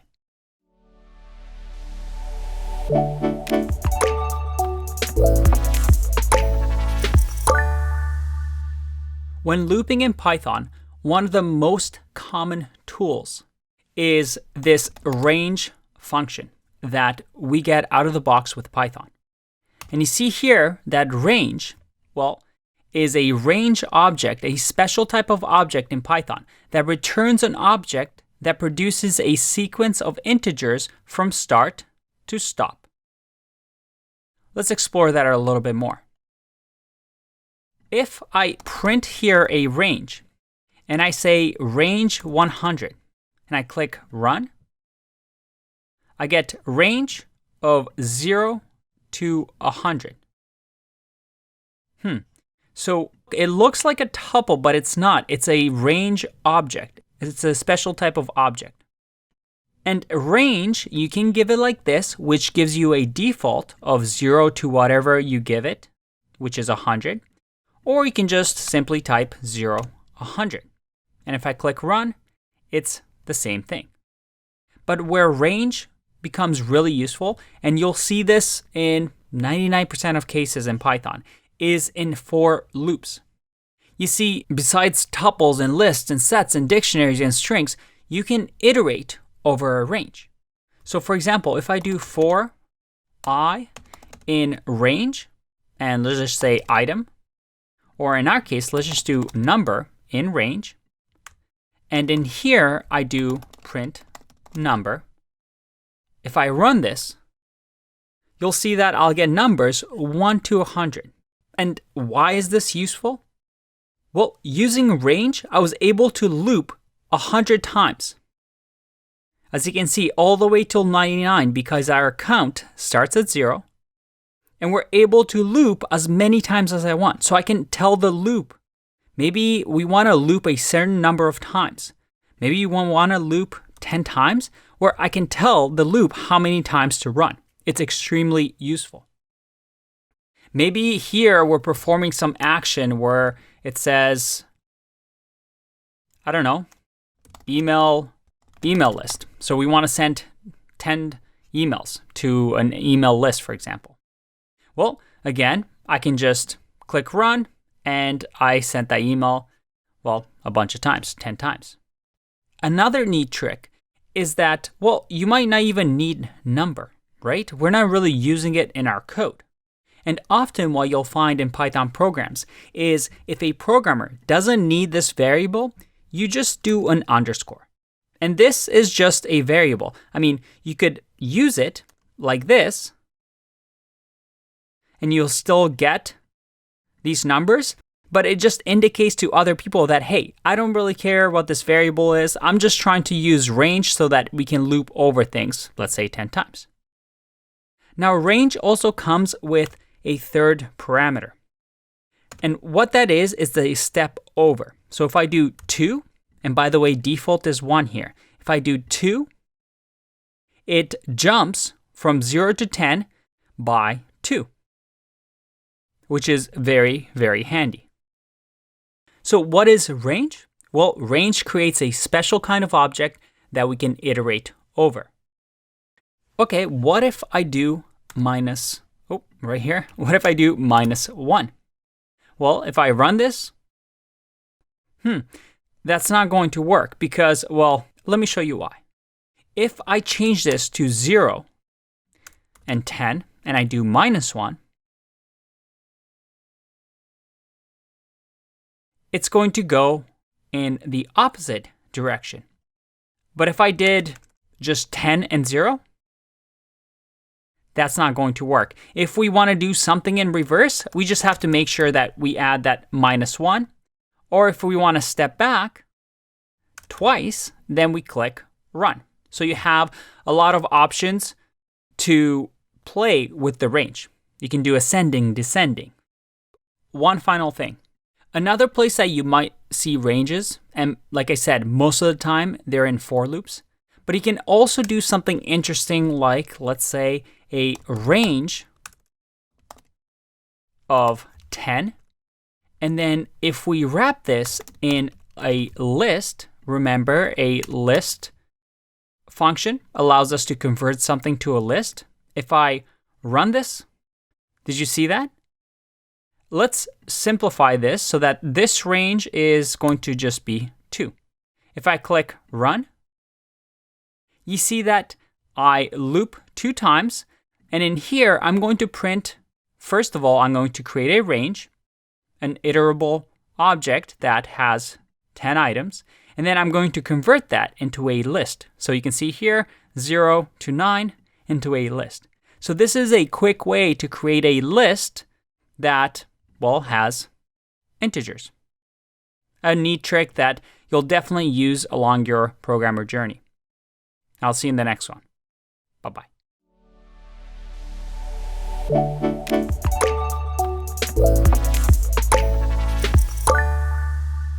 Let me show you another useful function that we'll use just like range. Mind you, it's not as common as range. Range, you'll see it a lot in Python code, but this other one is still very useful, and it's called Enumerate.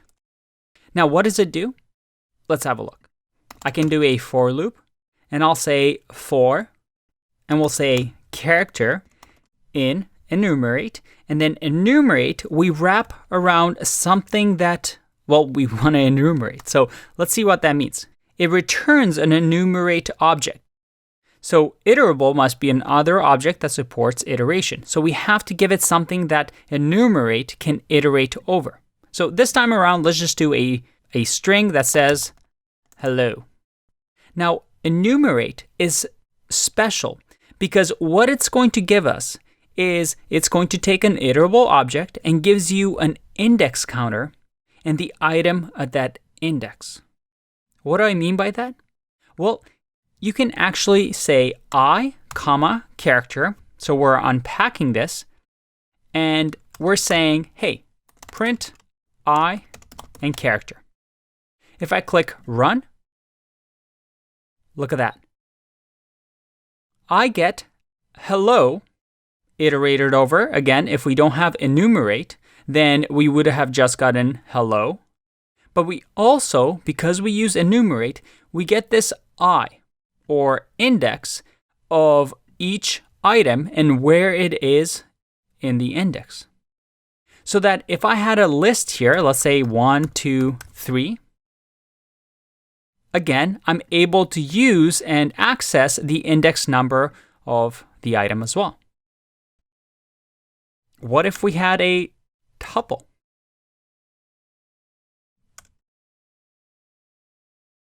Again, we get the index number.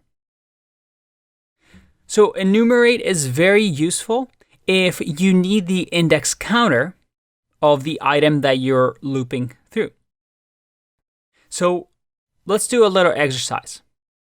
Let's say that we want to create a script that enumerates a list of numbers 1 through 10. So we'll use range to create that. I'm going to say list, and then I'm going to say range. I know there's a lot of functions here. range that is 100, actually. Let's do that. And I want to be told what the index of the number 50 is.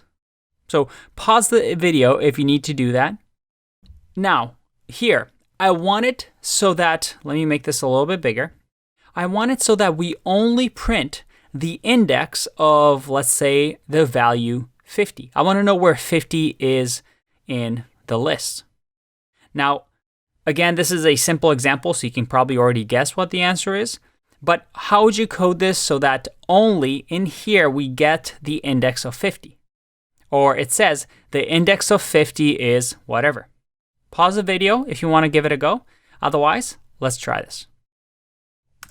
I'm going to do a conditional and says if character is equal to 50, then I'm going to print index, or I'm going to do an F string, and I'll say that the index of 50 is, and then I'll add the index in here. So that if I run, I get index of 50 is 50. And just to confirm, if, for example, I just print here, and let's say print I and character, I click run, we see that, yep, we have the indexes the same as the numbers. Again, not too difficult of a question, but you see here that we're able to extract this information. Again, not as useful as range, but you will see it occasionally in code. So I wanted to make sure that you're not surprised by it. As you can see, it's not that difficult.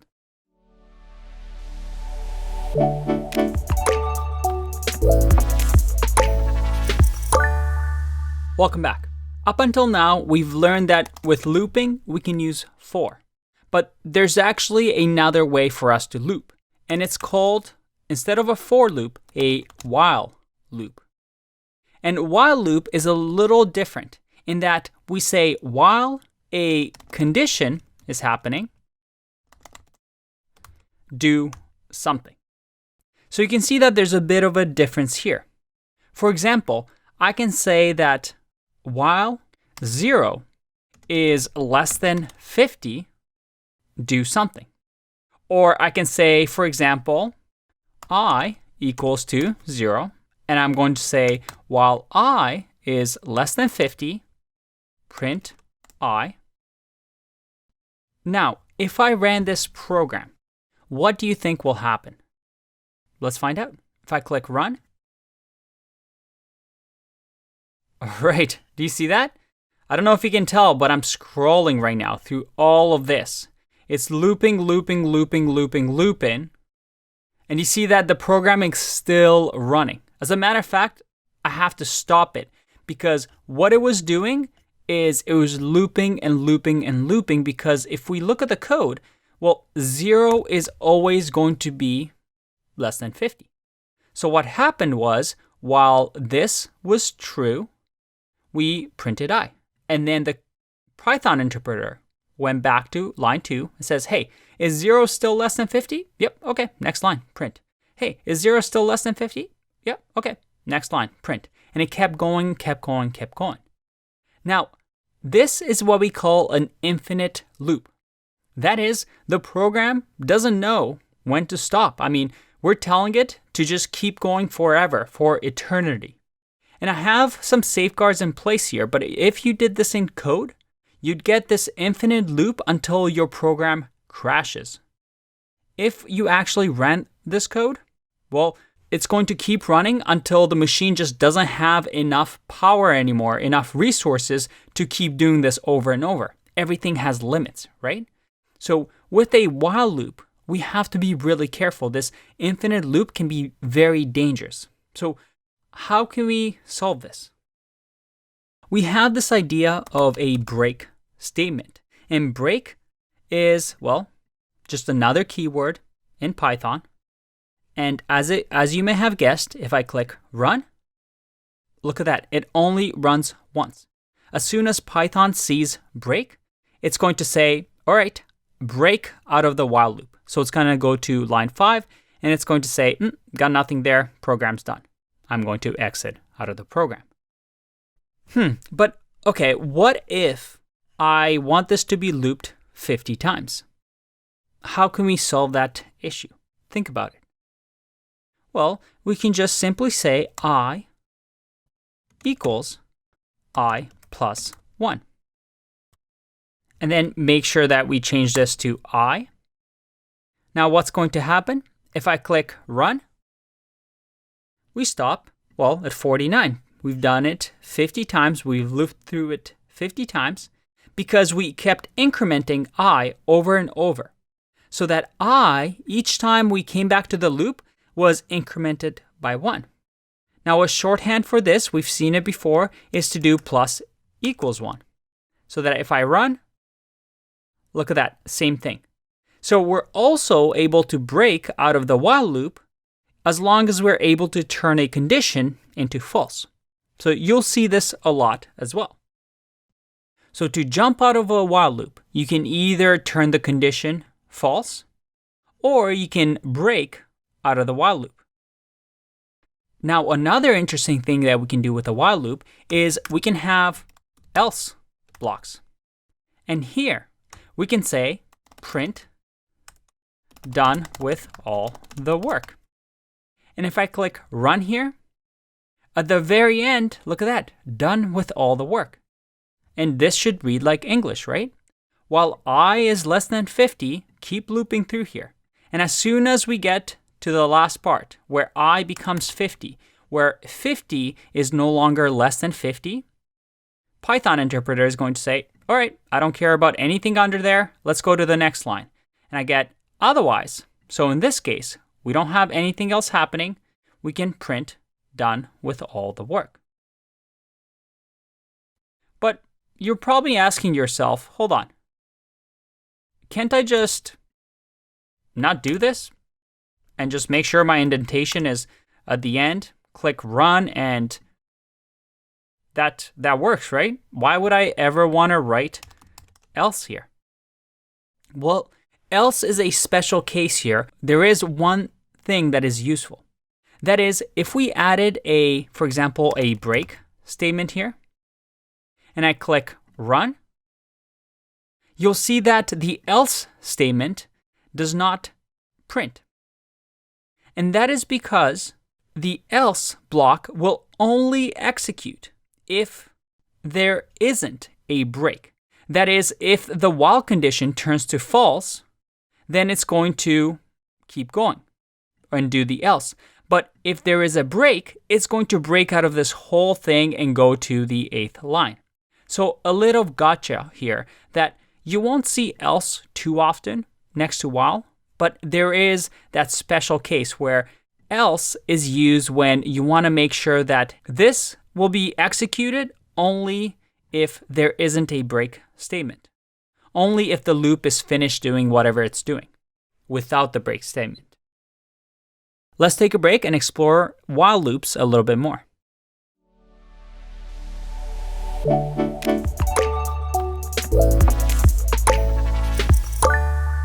So when should you use a while loop and when should you use a for loop?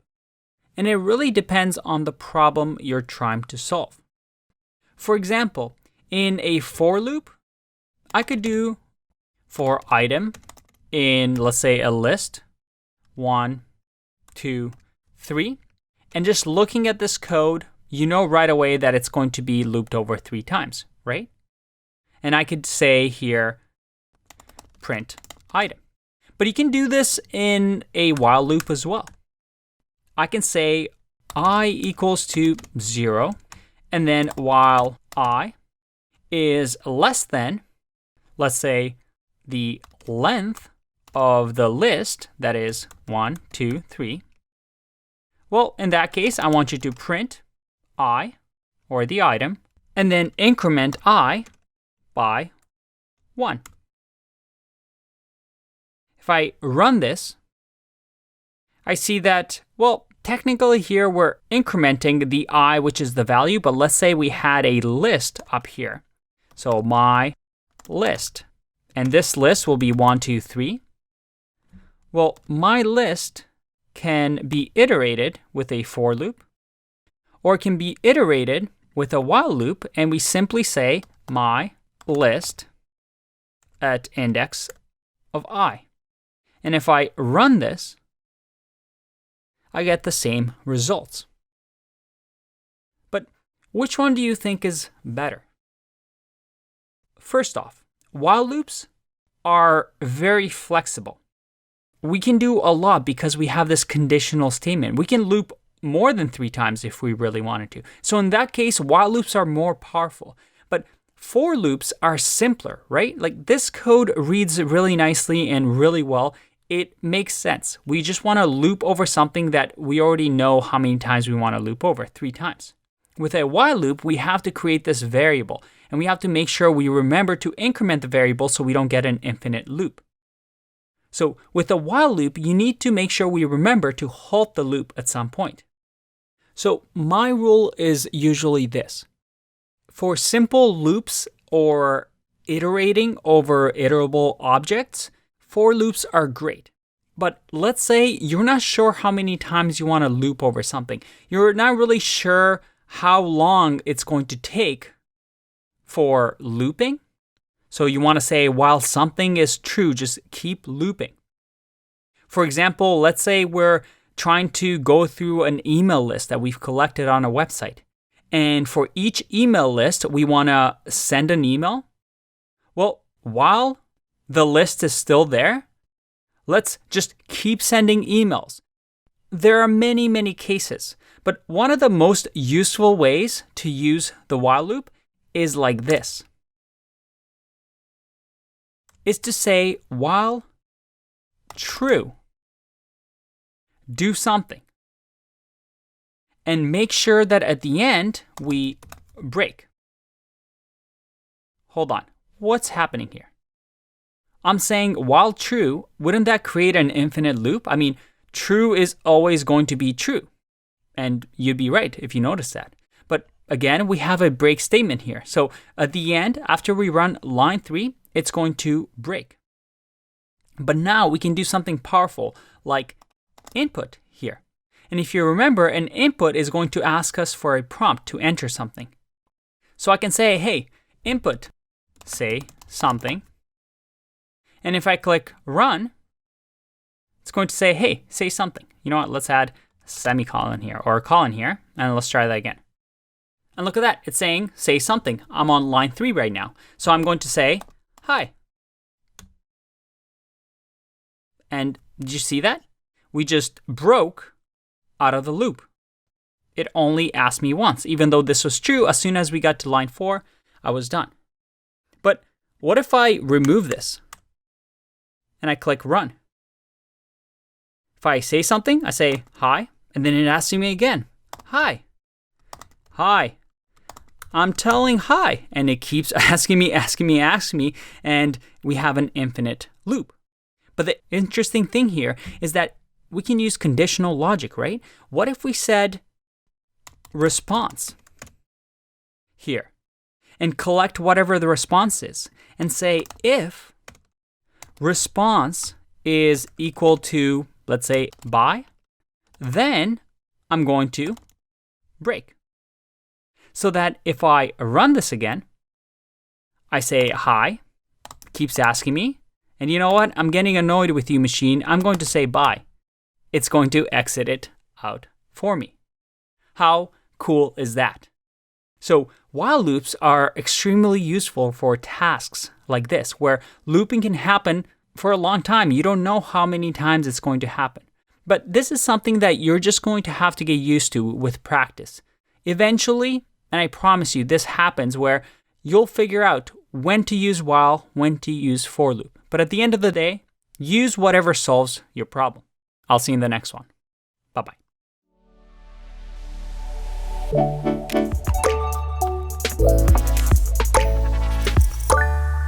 Welcome back. Now, up until now, we saw the break keyword that we can use to break out of a loop. And you see here that we're able to loop with a for loop, but with a while loop, as soon as we break, we're done. We've just, broken out of the loop. But could we do that in a for loop? Let's find out. Yep, break keyword works in a for loop as well. But there's actually two other things that we can use besides break. One is called continue. And you can see here, again, blue highlighting. If I do continue here and I click run, there you go. We get our looping again. But you're thinking, why do we need this? Like, it seems completely useless, right? Well, a break, when we use the break statement, it breaks out of the current and closing loop. So when we used a break statement, we broke out of this loop, right? This whole while loop, we just exited it. And same with the for loop, we completely exited it. However, with a continue, what we're saying is, hey, whatever happens when you hit this line, continue on to the top of the enclosing loop. So the current enclosing loop, what is it? It's this for loop. So it's going to go back to the for loop. So that if I do something like print here, so that we get it printed twice, or you know what? Let's just move print down here, like that. And then same here, we're going to just print at the bottom after continue. If I click run, nothing gets printed because as soon as it sees continue, it's going to say, okay, I'm going to go back to the loop. And it's going to keep going, keep going, keep going until, well, the loop ends so that we never actually hit line 10 and line 4. So that becomes really useful in conditional logic as well. Finally, the third one is called pass. And pass is, well, not very useful. It essentially does nothing. If I click run here, and again, it shows me here, line 10, something's wrong. Well, we have to move print up to the top so that, well, we don't get my list of index of 3, which doesn't exist. So again, going back here, if I click run, pass doesn't do absolutely anything. It just essentially passes to the next line. So why is that ever useful? It's very rare that you'll see pass in your code, but pass is a good way to have, let's say, a placeholder while you're coding. For example, you want to loop through the for loop, but we don't know what we want to do yet in the code. Let's say that here we're still thinking about it. If I do this and I click run, I get an error here because, whoa. Expected an indented block, because now the for loop or the Python interpreter is looking for the next, like, what am I supposed to do with the loop? I'm trying to loop and there's no code for me. So you can add a pass here to at least fill something for the for loop to say, hey, I'm thinking about it. I'm just going to pass it for now just so you have something so you don't bug me, and I'll come back to it. So if I click run, that still works. So pass is one of those placeholders that we can use so that there is a line of code that does absolutely nothing that we can still pass through. Again, a very rare thing to see in production code, but while you're developing, some developers like using pass. And there you have it. Break, continue, and pass. I'll see you in the next one. Bye-bye.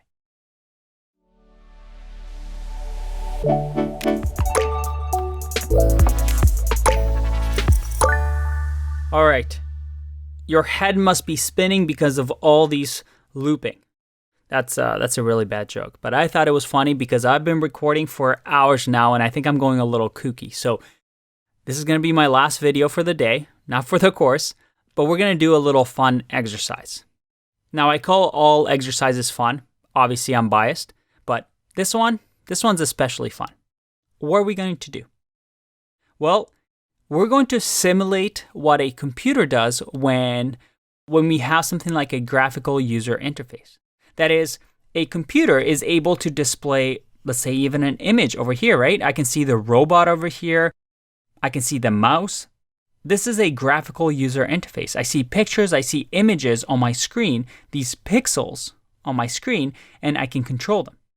Well, we're going to create a basic version of this to show you how a computer would work just from the stuff that we've learned up until now, using loops and using conditional logic. So what are we going to do? Well, this is the exercise. And you can check out the REPL here, or you can recreate this, or again, in this video, you should have resources attached that you can play with it yourself. And what I want you to do is I want you to loop through this list of lists, and every time you encounter a 0, I want you to display on the screen over here an empty space. Because 0 in a computer denotes nothing, right? We want a blank on the screen. However, when I see a 1, I want to simulate a pixel, right? That tiny, tiny dot on our computers that can be full of colors. It could be green, it can be blue, it can be orange. But for our case, I want it to be a star. And using that, I want you to create a program that takes this picture that, let's say, is in our database or in our computer's hard drive and displays it on the screen using space or multiply. And all I want you to do is when I click run, I want you to display that image right here. All right, this is a little tough one, and I'm kind of letting you figure out on your own. But trust me, you've learned all the tools necessary to do this. Pause the video, give it a go. Otherwise, I'm going to show you how it's done. So the very first thing I like to do is to think about what I'm about to do. I want to make sure that we have a plan in mind. So I'm going to comment first, and I'm going to say, well, we definitely want to iterate over a picture, right? So we're going to do some sort of iteration here. So that's number 1. And then in here, I want to say that if it's a 0, then I want to print an empty space. And if it's a 1, I want to print a star. All right, so that's the plan. Okay, so this shouldn't be too hard. Actually, before you get started, in order for this to work, you need to Google a special parameter or special option that you can give the print function. And as a matter of fact, the print function that you need to add, or the option that you need to add, is this end option. And if we scroll down, it doesn't display it that well, but you can see here, string appended after the last value. So the default when we print something is a new line, but ideally we might not want a new line. So when that happens, you might have to use this end option. Now, I know I left it really vague. I want you to practice Googling this and figuring out from your mistake. You're going to have a bug when you create this code, when you try to display this information. But try to solve it using the tools that you have of problem solving. All right, enough talk. Let's get to it. So the first thing I want to do is iterate over the picture. I'm going to say for image in picture, because, well, this is one picture right here. So this is the picture, but it's inside of a list because we can have multiple pictures.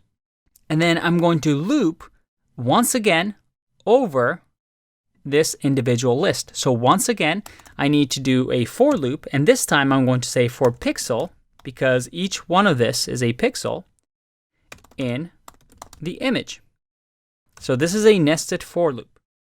Now, I'm going to add a conditional and say if pixel equals 1, then I'm going to print a star. Otherwise, I'm going to print an empty string. Well, maybe not empty, right? Because we do want a space, a blank space in the image. All right, so let's see if this works. If I click run, that's not really what I wanted. I want a clear image here, but I'm just getting things one in line. And remember, this was the little trick where a print, every time it prints, it creates a new line. The default, again, if we close this, you'll see is that end equals to this escape sequence of new line.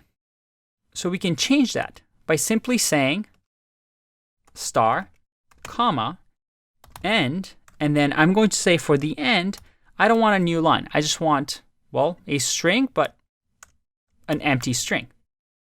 And same over here. If I do comma, end, and if I click run,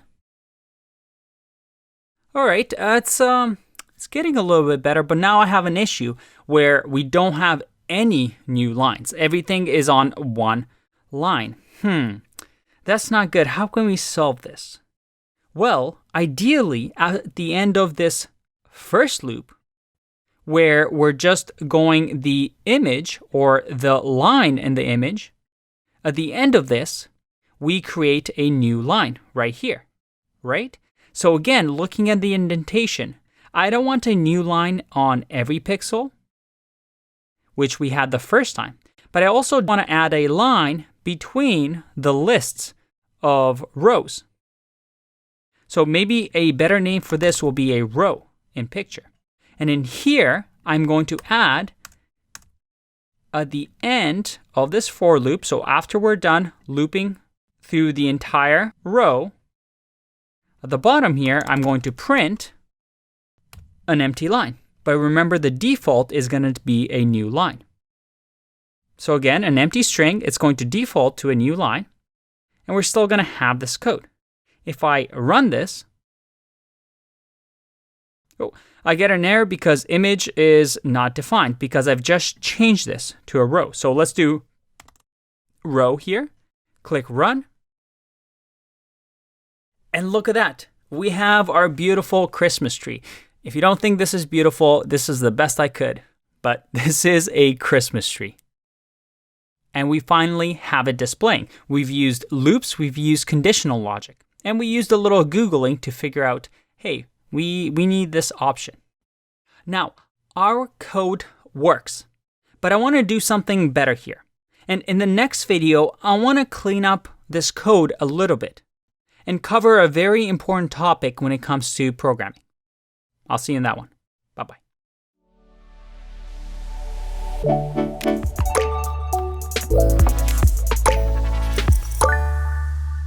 It's happening, our next developer fundamentals, and that is, what is good code? I mean, what is good? That seems so vague, right? Like when somebody says, I'm a good coder, I'm an excellent programmer, he's a senior programmer, he's an expert programmer, he's a tech lead, he's a genius. What does that really mean? Well, you can narrow it down to these simple statements. What is clean, good code? I kind of gave it away. The first one is clean. That is, we want to make sure our code is following a style that, let's say, the Python community endorses. Are we following the best practices? And Python has this great feature of auto format. And Python has standard ways of using spaces to make sure that our code is clean. I'm not using unnecessarily ugly spaces like this, or maybe making lists really weird and funky, maybe no spaces in between here. Maybe I have a lot of random comments over here. We're keeping our code clean. We make sure that every line that we have is easily readable, but also we don't have any extra stuff that we don't need in there. And this also relates to the idea of readability. Now, readability means the ability to read your own code. Maybe 2 years down the road, you're going to come back and look at the code. Are you going to be able to understand it? If you work in teams or for companies and other coworkers come and look at your code, is it easy to understand? And here, this is obviously personal preference, but most of the time the ideas are simple. For example, I'm using names here that make sense. If I had variable names that don't make sense, it'll be really hard for somebody to read my code. Maybe people will be confused why I have this print statement here. In that case, maybe I should comment in here being like, need a new line after every row. Or maybe they'll be confused why we need this as well. So depending on your style, you might want to add comments. Make sure that the naming of your variables are good, and maybe making sure that it's not only you that understands the code. The other one is the idea of predictability. And this is my favorite one. That is, sometimes people try to be really clever with their code, trying to have the most compact code or using the newest features or some really obscure tools or functions that are not very common just to look, well, frankly, smart. But you want to have code that makes sense, that does things, just one thing really well. Now, this code is quite small, so it's quite predictable. It just has one pass-through, and it's easy to predict what's going to happen. We're going to print. But as we get more and more into the course, you'll see that our code is going to get larger and larger. And having predictable, easy to understand code is really important. And then finally, this is an important principle that you hear everywhere, is DRY. Do not repeat yourself. You don't want to have code that you're constantly repeating yourself over and over. Again, this is a small example, but it's very easy as a programmer to say, oh, I'm going to copy this and then I'm going to run this again so that if I click run, look at that, I have 2 trees now. This is amazing. But maybe that's not the best idea. You now have 28 lines of code. And people might be confused why we're doing this twice. Maybe instead, we want to programmatically have a counter here of maybe saying running this twice. Or maybe using something like functions, which we'll learn later, to make sure that we can repeat this process over and over and over. Now, keep these in the back of your mind, because throughout the course, we're going to explore these topics. But let's say I just came onto this code and I wanted to clean it up a bit. Again, this is just personal preference, but these are some of the things that I would do. One is here, pixels equal to 1. Instead, this is kind of confusing. I'm just going to say if there's a pixel here and I know that pixels are either 0 and 1, then print here, because this is a truthy value that will just evaluate to true. So that just kind of cleaned out my code a little bit better. Next, another thing that I might do, maybe I want to make this more extensible, which might mean doing something like, let's say, fill variable that equals to the star, and then maybe empty, which equals to an empty string, and change these to fill and empty. Now, this is extra line of code. But for example, if we're doing this multiple times, instead of perhaps maybe we're running print over and over and over, or maybe we have another line of print over here, and another line of print over here, and then maybe another line of print over here that is empty.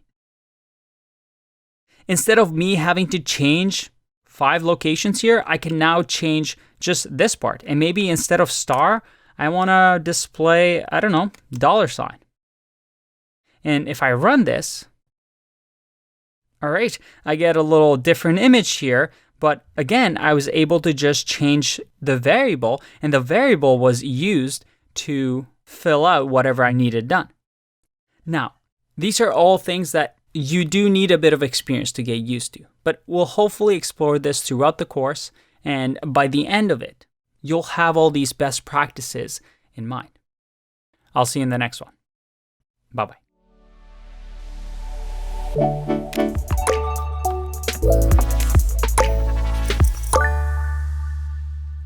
Welcome back. Let's do an exercise where we check for duplicates in a list. So I have some list here, and I want you to be able to check this list and print whatever the duplicate values are. In this case, we see that N has duplicates and also B has duplicates. So I want you to print B and D as a list in here. How would you go about doing that? Pause the video, give it a go. Otherwise, I'm going to keep going with the answer. And by the way, you're not allowed to use sets for this. So for this exercise, you can't use the data structure sets. Instead, you have to just use conditionals and loops that we've learned in the past couple of videos. So give it a try, pause the video, and when you're ready, I'm going to go ahead with the answer. First, I'm going to create a variable called duplicates, and this is going to be an empty list that we're going to populate with any duplicate values. Next, I'm going to loop over this list, so I'm going to say for value in some list. And in here, well, what can we do? This is a tough one, but what I'm going to do is say if some list dot count. Remember, count allows us to count how many times an item in a list exists. And I'm going to say value so that some list dot count, and I give it A, it's going to count for me how many times A happens in the list. Very, very useful. Again, if you didn't come up with that, there's many solutions to this problem. So there's no one right answer. I'm just showing you how I would have done it. Now here, I'm going to say if that's greater than 1, in that case, that means there's a duplicate. So I'm going to add it inside of the duplicates. So let's just go ahead and say dot append, because I want to append, and in here say value. And at the end of all this, let's just print duplicates. Now let's see if this works. I'm going to click run. And all right, I get both B and N. But I don't need this duplicates. I just need to know what are the duplicates. I just need one instance of B and one instance of N. So what we can do here is do another if statement and say if value is not in duplicates.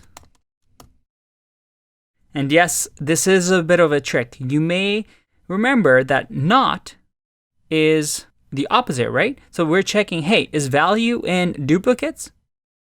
And not essentially says, hey, if value is not in duplicates, it reads like English. And this is going to evaluate to true and false. And then finally, make sure that we get the indentation right. We're going to append the value. So if I click run, I get B and N. Again, if you didn't get this right away, don't worry. It can get tricky, and this is one of those things that you just need to keep practicing.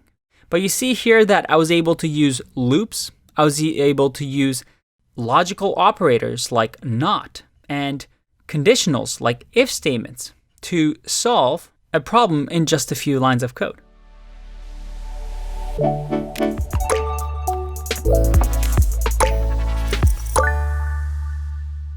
It's time to talk about functions. This is where things get really interesting. Because up until now, we've seen functions, right? Functions were things like print, like list, Boolean. We even saw the input function to get the input of whatever the user types. And those allowed us to perform actions on our data types. But the true power comes when we can start creating our own functions. That's right, we're not limited to whatever Python gives us. We're able to create our own functions and use them in our programs. So let's learn how to do that. The way we create a function in Python, and functions, by the way, exist in all programming languages. They're very, very important. If we do def, that lets the Python interpreter know that we're about to define a function. Def is short for define. So the interpreter is going to say, all right, they're about to define a function. What's the function going to be? Well, we can create whatever we want. We use the same naming case as we do with variables to define our functions. So let's create a function. Again, we'll call it, say, hello. Just a variable that I created, but this time it's a function because we use the def keyword. Now in here, in say hello, we also add the brackets to let the interpreter know that this is something that we're going to take action on, or this is going to perform an action on a data type. We use the colon, and then within this block of code, we can say print hello.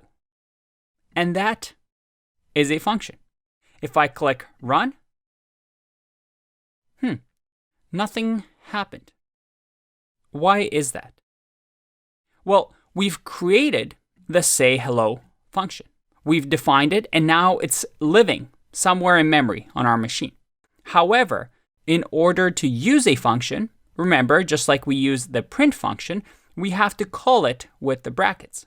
So after we define a function, we say hello. And did you notice how my REPL, as soon as I said say, actually gives me this say hello command because I've created it. And you see this purple box, which shows that it's a function? Well, we now have it available for us to use, just like we had the print function available for us to use. So if I do say hello and run it with the brackets, and I click run, I get hello. How cool is that? By the way, what happens if I run it without the brackets and I click run? Nothing happens. Because remember, in order for us to take an action, we have to let the interpreter know, hey, I want to run say hello.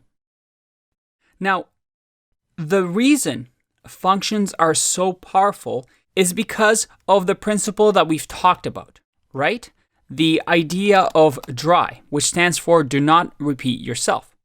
Functions are really, really useful when you have things that you want to do over and over. For example, the print function, we've used it a lot. Imagine if we had to code that ourselves every single time and say what print function does. Luckily, Python gives us print because it's such a useful tool. But if in our program we want to say hello multiple times, and you can imagine this actually being a lot more complicated, maybe 10 lines of code. Instead of writing those 10 lines of code over and over, I can just define it as a function and use it anywhere I want in my program. For example, remember this, where we had a picture and we printed a Christmas tree? Imagine if we wanted to run this multiple times. Well, in order to do that, I would copy and paste this code and then add it again. And if I click run, I now have 2 Christmas trees. But look at that, 26 lines of code. I just copy and pasted the same thing over and over. With a function, we can do something like this. I can say define show tree colon, and we now have a function. But remember the indentation in Python, right? Indentation is important. We have the semicolon, we're defining a function, so we have to create that code block inside saying, hey, whatever's indented here, that's part of this function.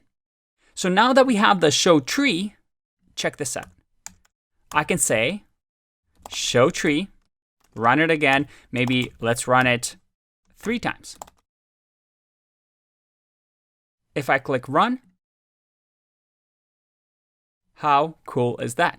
I'm able to do the same thing over and over by just calling this function. And that's the power of functions. Functions allow us to keep our code dry, we don't repeat ourselves, and reuse things that our machines can do over and over. And the beauty is that this stays in memory for us. Show tree now means something to this program because we've created it. So we have our own custom action that we can take. Now, what happens if I move show tree here to the top? Well, if I run this, I'll get an error, name error. Name show tree is not defined. Why is that? Well, because our interpreter goes line by line. It first says, all right, picture equals to this value. And then it goes to line 11 and says, run show tree.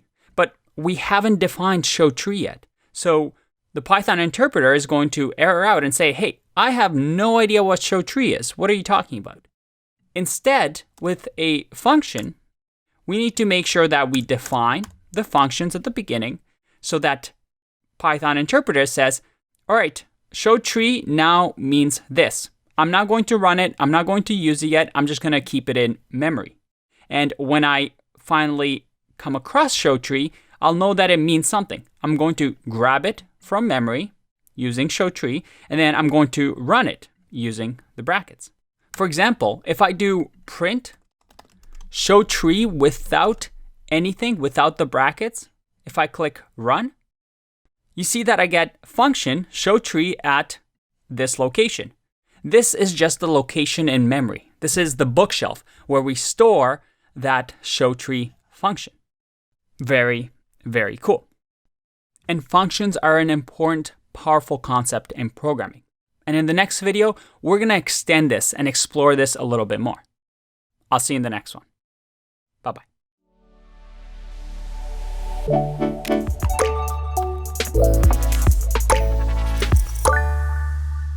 Let's talk about arguments versus parameters, which is one of our key terms that we use when describing functions. Let's see what they mean. You see, right now, our say hello function is pretty generic. Very simple, right? We're just, well, printing hello. It's kind of useful, but not really. The power of functions, beyond just being able to call this multiple times, because it only lives in one location in memory, is this ability for us to make it dynamic. For example, in these brackets, I can give it what we call parameters. So in here, we give it parameters inside of the bracket. So for example, I can give it name, which is a variable that I just made up. I can call whatever I want. And I can leave it like that, or I can keep giving it parameters, as many as I want. I can keep adding 100 if I wanted to. So in this case, let's just say this is an emoji. So these are two variables or parameters that I've created. And this say hello function is able to receive these two parameters. What does that mean? It means that we're able to use these variables inside of this function. For example, I can create this as an F string and say hello and add the name, and then finally add the emoji. And because I have these as parameters, I can use them as variables inside of this code block. Now, these parameters allow us to give the function, when we call it, what we call arguments. And by the way, the confusion between parameters and arguments, people usually say one when they mean the other. It's a little tricky, so hang in there. Arguments are used as the actual values we provide to a function. So now in say hello, I can give it a name. In my case, let's just say hi to myself. And then I can give it an emoji. And you see how my editor is giving me the hint that I should give it an emoji because, well, I defined it here. Again, something that editors help us do. So let's just give it just a smiley face with the tongue out. Now, these are arguments. These are the actual value we provide to the function. And the name of the variables that we use, that we receive, are called parameters. So parameters are used when we define the function, and arguments are used when we call the function. Define and call. And by the way, some people also like saying call or invoking the function or invoke the function. So if you ever hear those words, you know what they mean. So if I run this, I get hello, Andrei, with that smiley face. And this is when functions get really powerful, because we're able to not just make generic functions that always do the same thing, but we can create functions that do things based on what parameters we give it, or what arguments we call it with. So that now I can use the say hello function to say hello to my friend Dan, and also my friend Emily. And if I click run, we've made our function more extensible. We can use it in multiple places. And if we're designing a game, well, we've just used this to greet our users. And based on the username, I can use the same function over and over. Again, we're keeping our code dry and clean by doing something like this. How cool is that? All right, let's take a break, and I'll see you in the next video.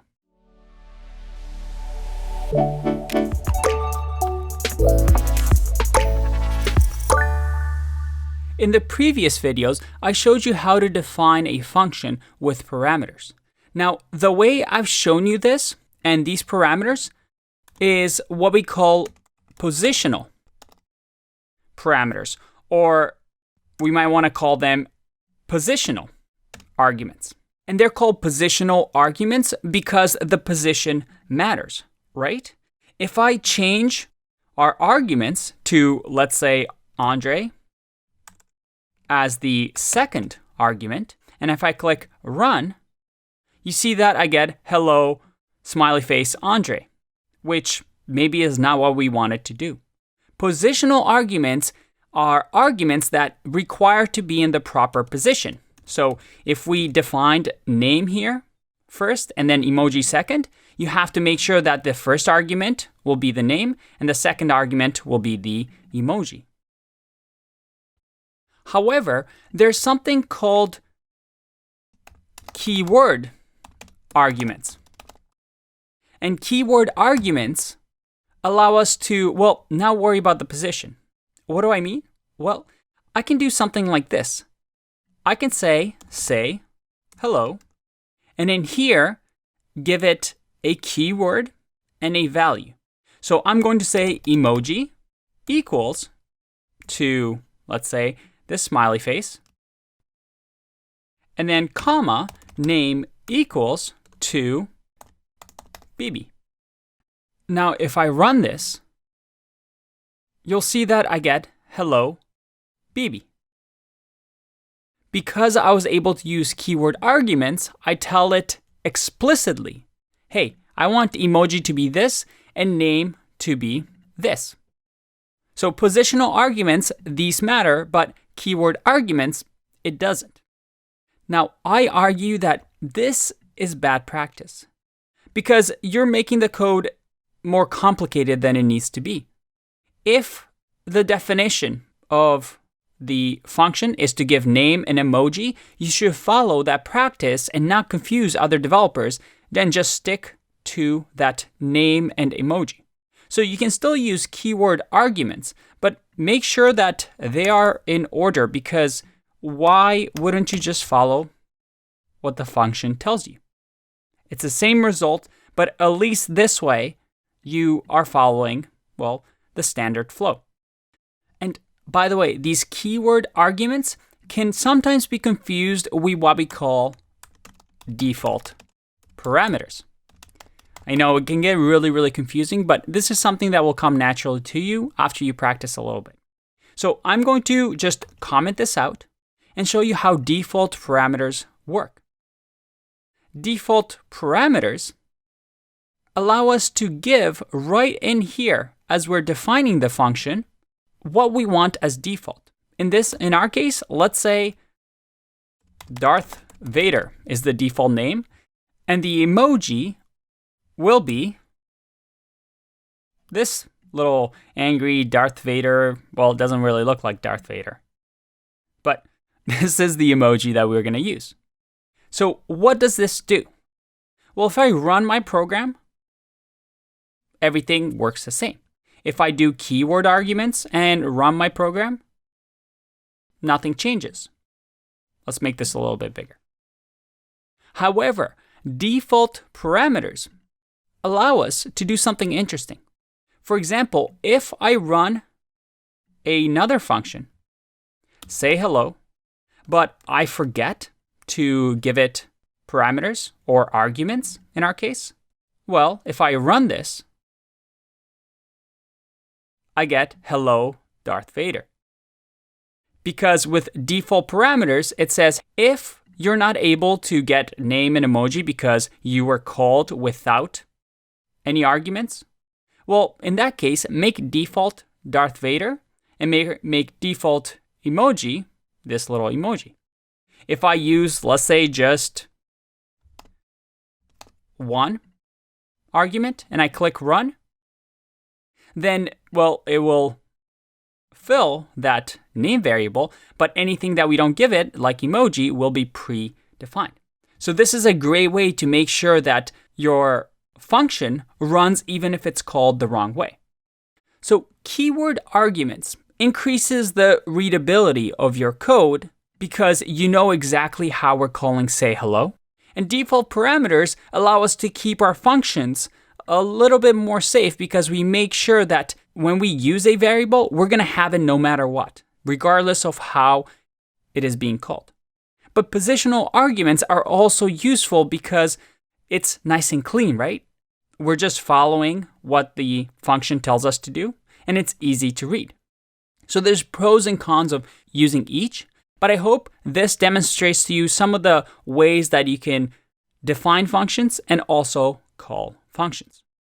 I'll see you in the next one. Bye-bye.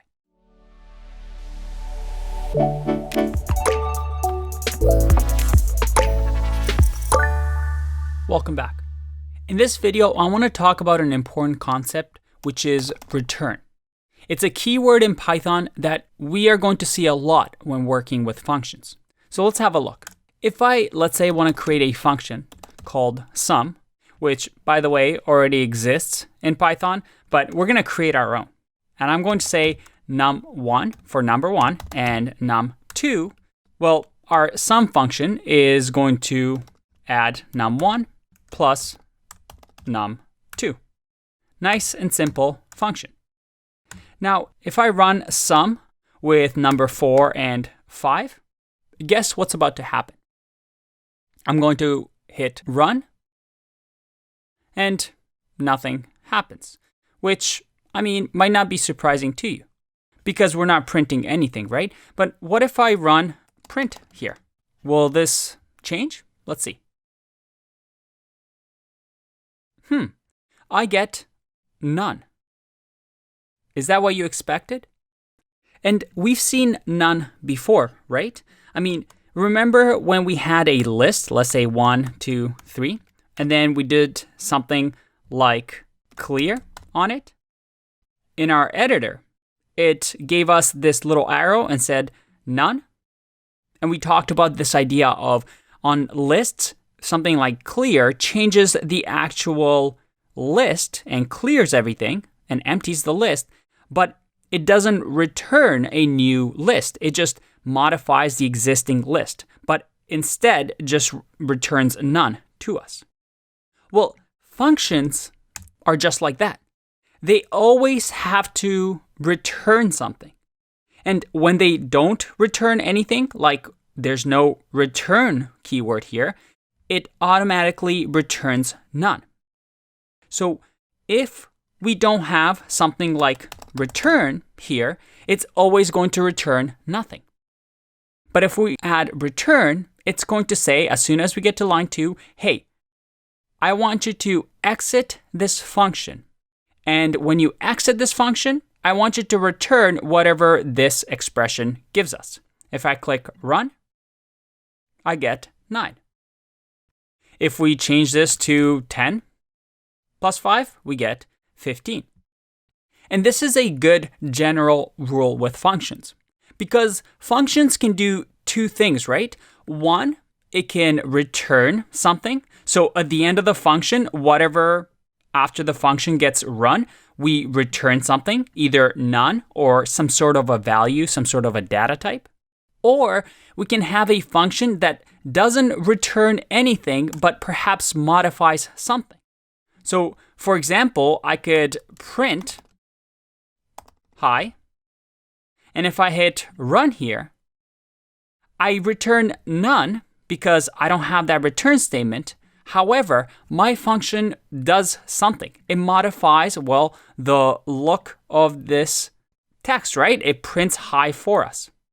So a function either modifies something in our program or returns something. And this is a topic that is quite advanced that we'll get into later on when we talk about functional programming.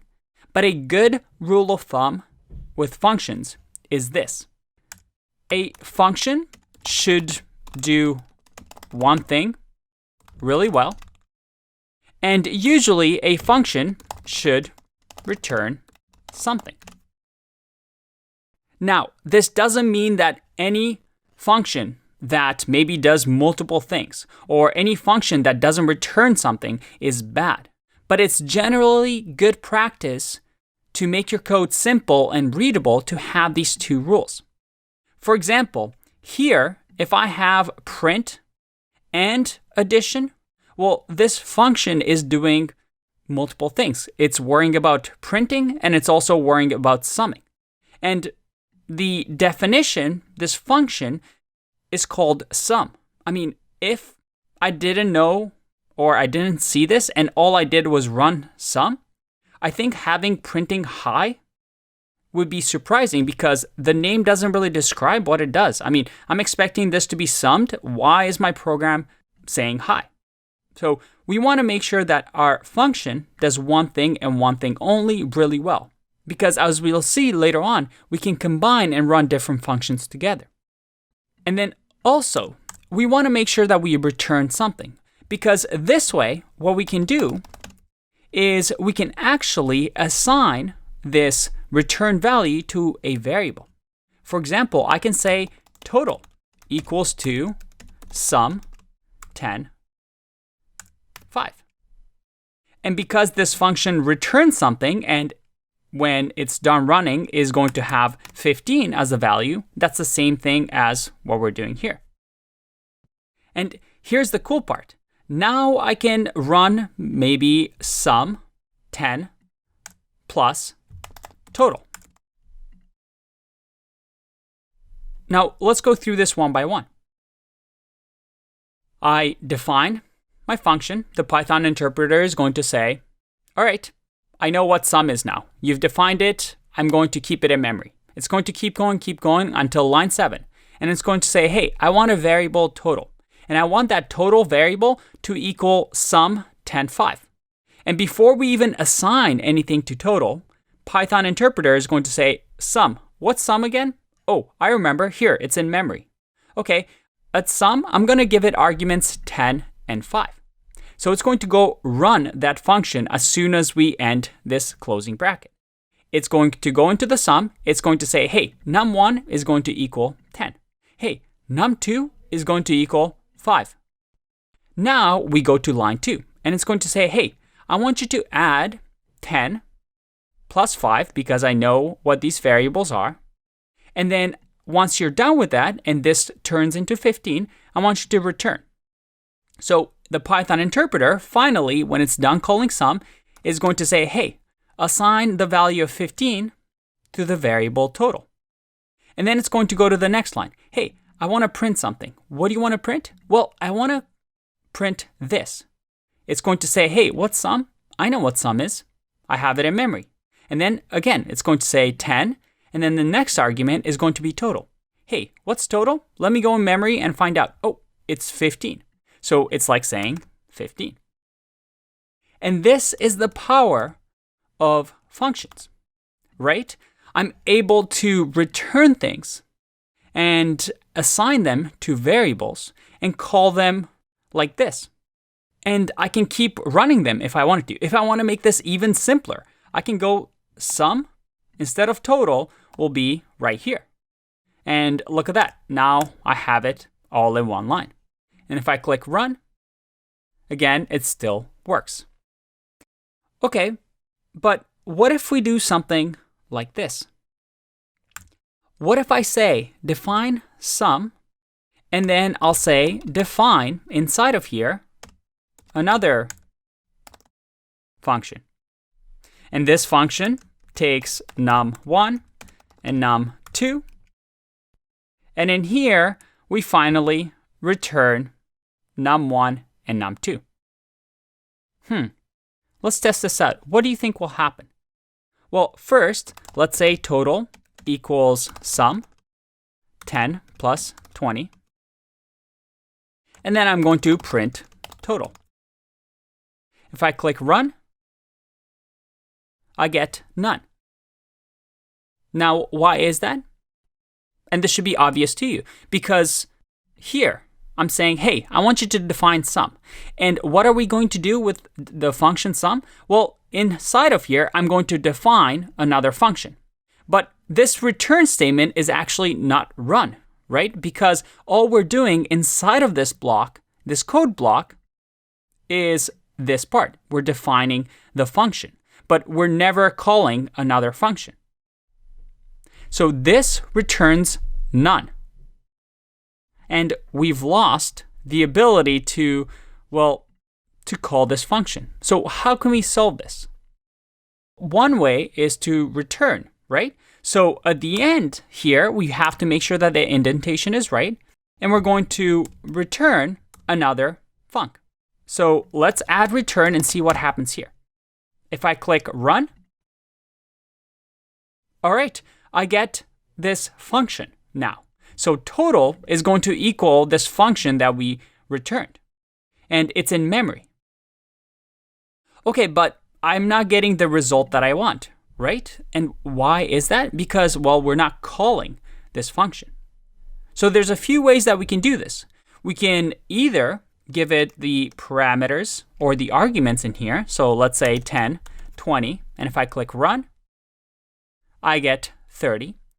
Or if we want to keep whatever we give it here, I can just simply say another func. So if we give it num1 and num2, and I click run, hey, look at that, I get 30.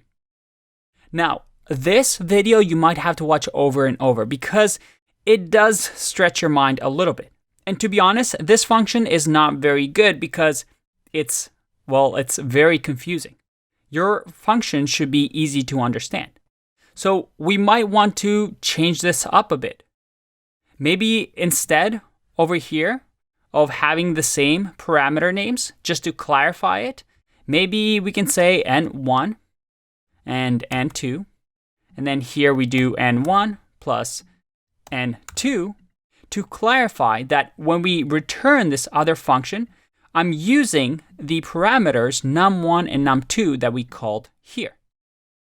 Because this definition of a function doesn't really care what these things are. It only cares when another function gets called. Now, if you need to pause the video and look at this and maybe practice this a little bit, that's completely understandable. But I wanted to show you the power of return. You can have nested functions, just like you could with conditionals. But you have to be careful that your function either returns something, otherwise it's going to return none. And most of the time, you're going to want to return something from a function. So we can do something like this where we assign it to a variable so we can use it later on in our programs. I'll see you in the next one. Bye-bye. One last thing. A return keyword automatically exits the function. So that in here, if I added another piece of code like print hello, or maybe even have return 5 in here, you see that it's still valid. But if I run this, I still get 30 because the interpreter never gets to line 5 and 6. Because as soon as we return something from a function, it exits that function. And the reason that this part doesn't exit the function is because, remember, inside of this function, we're defining. So we're not actually running this part. We're just saying, hey, when we see another function coming up in our code, we know what it is, but we're not going to run it. So it's going to look like this. And as soon as it sees the return statement, when it gets called, it's going to say, all right, I'm exiting out of this function with this value. Just a little heads up.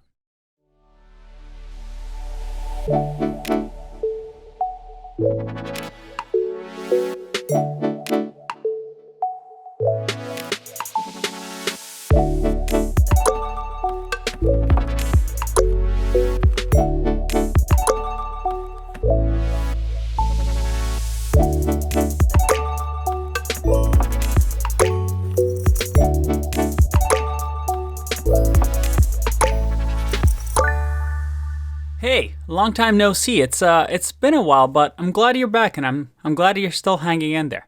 Trust me, things are gonna get a lot more fun once we actually start building applications, but we do have to go through the basics, so hang in there. Now, you may have heard me mention methods and functions before, and I briefly touched on the subject, right? We have functions like list, print. We have things like max, min. What else do we have? We have input. These are all built-in functions in Python. Python just comes with this and we're able to use them. And we also learned about functions that we can create ourselves. Custom functions like, well, some random stuff. And I just created a function that does absolutely nothing. I can just pass through. And these are all functions because the way we call them is, well, we say some random stuff, and then we call it with the brackets and give it some sort of data or leave it empty. But we also learned about methods. And methods were different because the way we used them was using the dot notation. We said dot something. For example, if we had a string, hello, and I do dot, I get a list of all these methods that the string data type can use. These aren't things that we can use like this, because if I do capitalize like this, well, it's going to give me an error. It's going to say, well, I'm going to get an error with max because it's expecting an argument here, but let's comment this out and click run again. I get name capitalize is not defined because it's not a function. It's a method. And a method has to be owned by something. And who owns a method? Well, whatever is to the left of the dot.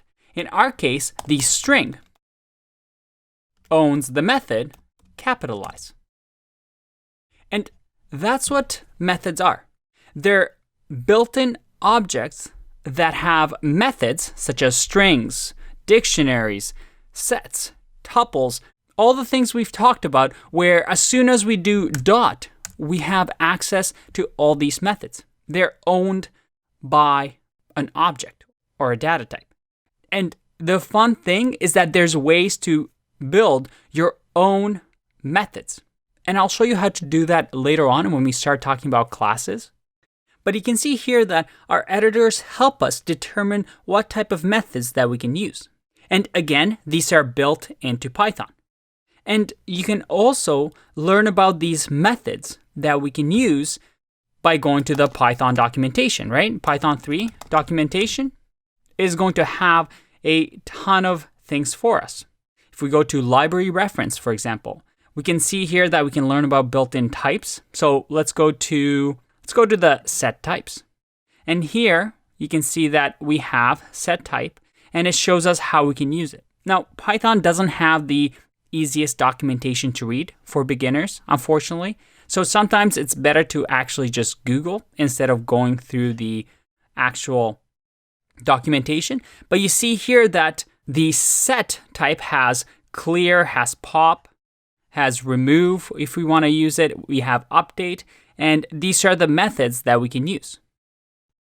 But at the end of the day, both methods and functions allow us to take actions, right? To take actions on our data types, to have our programs do something. And although they have these different names and one has a dot in front of it and another one, well, we can just call it like this, the difference is very minimal. But keep that in mind when you hear people talking about methods and functions. There is that difference. And like I said before, we will get to methods when we talk about classes to show you how we can create our own. I'll see you in the next one. Bye-bye.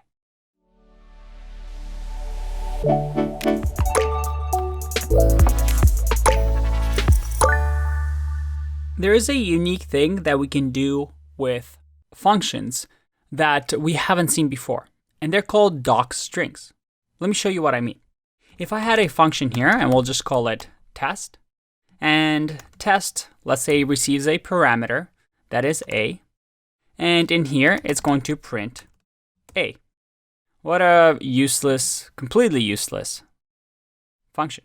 Now, if I run this, well, nothing's going to happen because I have to call test and then say, well, exclamation marks. And you see that our function works. But we can actually, with functions in Python, use something called docstrings. And it looks something like this. You do single quote, single quote, single quote, so 3 of them, and then at the bottom, once again, single quote, single quote, single quote. So at the beginning of the function, like this, and in here, I can add some info about the function. For example, this function tests and prints param a. Now here's the interesting part. If I run test here and I do brackets, look at that. My editor tells me info. This function tests and prints param a. This is called a docstring. And what it allows us to do is to actually comment inside of our functions in a way that if another person, let's say, is using the test function, they can actually, let's say in the future, when we write large applications where it's not just 10 lines of code, or maybe we have different files, instead of just finding what test does, as I'm typing it, it's going to tell me, hey, test is going to return or print param a. So I find out information about this. And if we ever use something like length, for example, and run this, you see that this gives us information about the function by using docstrings, but it comes built in with Python. Another way to view this, mind you, when we talk about developer environments, our editors are going to do this automatically. But there's a few other ways that we can actually read this. For example, I can do the help function, which we haven't seen before, which comes pre-built with Python. And we don't want to call the function. I just want to call help on test. If I run this, look at that. I get test a info. This function tests and prints param a. So we can use help to find out what a function does, which is really, really useful. One other way to do this is to use what we call a magic method or a dunder method, which again, we'll get into later on in the course. I do double underscore, then I do doc, and then double underscore, like this. If I click run,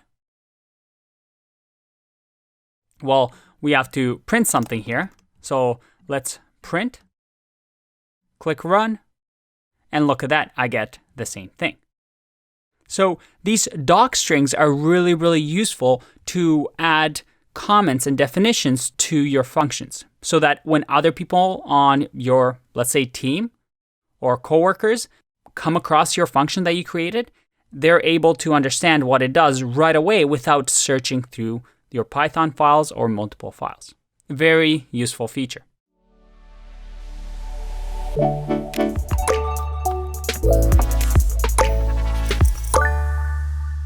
I want to talk quickly about the idea of clean code, something that we've talked about before. And this is a good example to do with something like a function.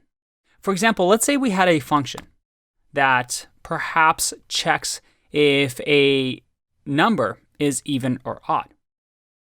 So let's say is odd or even as a function that takes in a number. And we're going to here say, well, how are we going to check?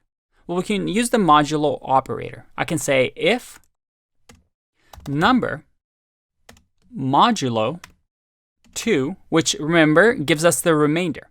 And if it's an even number, the remainder is always going to be 0. So this is going to tell us if it's an even number. So if it's an even number, then I want you to return true. And if it's not an even number, so let's say num2 doesn't equal 0. So if this is an odd number, there's always a remainder. In that case, we return false. So maybe let's change this function to be more descriptive, is even. So it's going to return true if it's even, false if it's not even. So in here, if I do is even and give it 50, and I run, I get an error because I have to make sure that I do an if statement here. We have to print here, so let's do print and click run. I get true. If I do 51 and click run, I get false. All right, it seems to be working, but how can we clean up this code? Well, here's the thing. We have some ways that we can actually make this a little bit tighter. For example, if we're only checking for is even, we don't really need to check this again, because if number modulo 2 doesn't equal 0, that is, if a number divided by 2 doesn't always have a remainder of 0, we always know that it's not going to be even. So we don't even need this statement. We can just say else, right? So that if I run this still works. So, all right, so we cleaned up our code a little bit.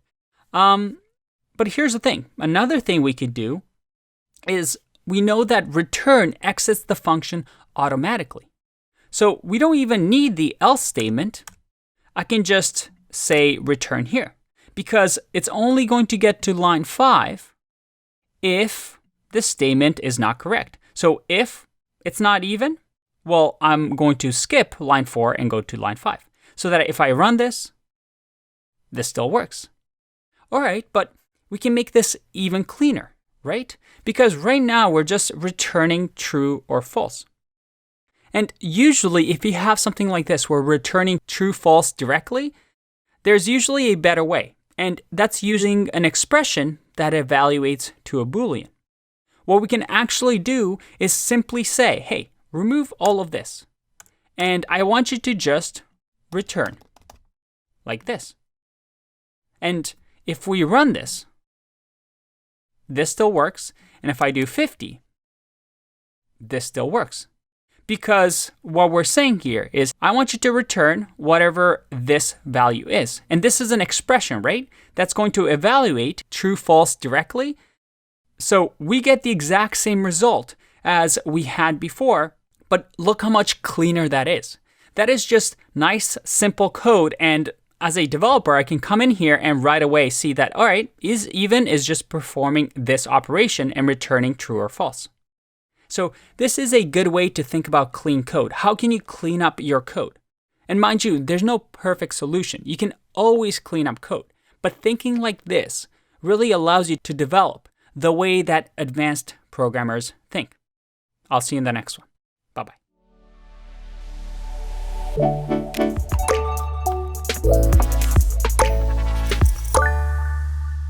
Let's talk about something called arguments and keyword arguments. I mean, we've already seen that before, right? With a function, we actually have the special characters that we can use called args and ** keyword args. How can we use these? Well, let's have a look. Let's try and have a function, let's say define, and we'll call this a superfunc for super function that receives some sort of arguments. And these arguments that we're going to receive, and remember, although I'm calling these args, this itself is a parameter, remember? But let's say that we want to just return sum of the arguments. And you might be wondering, wait, sum, don't we have to define that function? Well, sum actually exists in Python, as you can see over here. So we can just return the sum of the arguments. So let's try this. Let's say superfunc and give it arguments 1, 2, 3, 4, 5. If I click run, I get an error. Superfunc takes 1 positional argument, but 5 were given. And that makes sense, right? Like, I only have 1 parameter here, which is a positional argument that it accepts, and I'm trying to sum this. So it only receives 1, but I'm giving it all these things that it doesn't know about. And this is where we can use something like this. By adding a star to here, we're saying, hey, this can accept any number of positional arguments like this, as many as I want. As a matter of fact, let's print this out. If I do print star args, and we run this function, we see that the print star args gives us 1, 2, 3, 4, 5. These are all the parameters or the arguments that we get. And if I actually remove the star here and click run, look at that. I actually get this as a tuple. So args inside of this function is a tuple of arguments that I give it, 1, 2, 3, 4, 5. So sum of the tuple 1, 2, 3, 4, 5 is going to give us the right answer. It's going to print for us the answer 15. Very, very cool. So this way we can extend and use our star args to have a function that can accept any number of arguments. So what is this one now?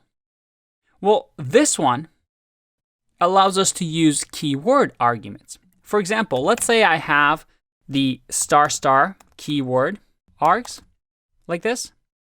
And by the way, this can technically be anything. So this is a variable that we're creating. So I can name it whoo if I wanted to. But the standard is to name it args and keyword args because other developers are using it this way, and it's just the way it's done in the Python community. Now with the keyword args, as you might have guessed, I can add keywords like num1 equals 5, and then num2 equals 10. So that if I print the keyword args and I click run, I get a dictionary of num1 equals to 5 and num2 equals to 10. So I can actually do something like sum plus sum of items in the keyword args and grab the values, right? We've seen that before. And let's actually grab this and do a for loop and say items in keyword args dot values. Remember to grab the values over here. And in here, just add up the totals. So let's say that in here, total equals or plus equals items. And we'll add a total in here that is initially 0. So that sum will be sum args plus total. If I run this, I get 30, which looks about right. Now, this does look a little confusing, so let's go over it. We have the star args, which allow us to grab these positional arguments and just sum everything. And we also have keyword args, which allow us to grab any number of keyword arguments and get a dictionary, which comes as keyword args, and then use them however we want. In our case, we're looping over all the values, so items in keyword arg values, and then I'm just going to total all those items, have a total and just return the sum. Now, this is, again, extremely useful because our superfunc can now take as many arguments, as many positional and keyword arguments as we want. Now, one final thing. There is a rule of the ordering that we can do of our parameters here, right? So the order, the rule is this. First, in our parameters, we have, well, our actual params. Then we can do star args, then default parameters, then star star keyword args. Let me show you what I mean. If we want to define this function, we want to make sure that if we give it a parameter of, let's say, name, that should come before star args.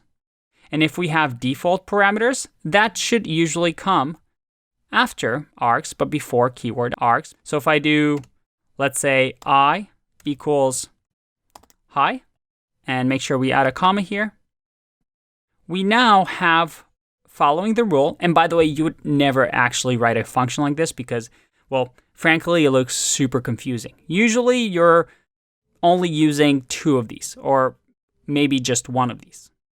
But this way, I can call this function with name, Andy, then my args, then my default parameter, which will be I equals to hi, which let's say we don't even pass in.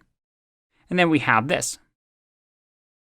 So if we run here, this still works. We are just not using name and I, but you see that I'm following the rule of params, args, default parameters, and then keyword args. All right, hopefully your head doesn't hurt too much after this one. Take a break, and I'll see you in the next one. Bye-bye.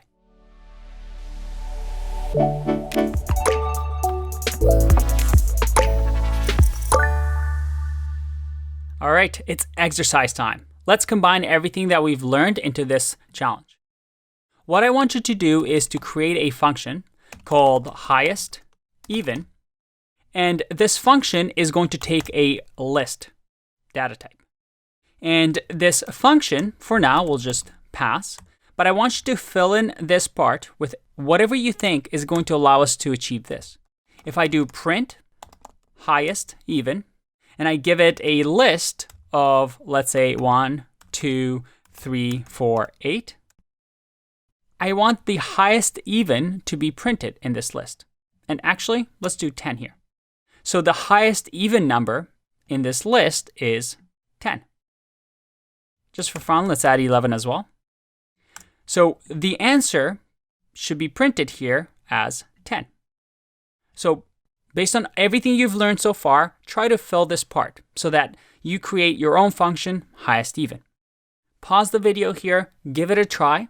Otherwise, I'm going to go with the answer. So what I want to do here, let's think about this, is I want to make sure that, first of all, we only consider the numbers that are even in here. So maybe what I'll do is create a new list called evens. And evens is going to be an empty list for now, but I'm going to populate this with all of the even numbers. So I'm going to remove 3 and 11 from this. So let's do that. I'm going to say for item in li, if item modulo 2 equals 0, which means it's going to be even, then I'm going to even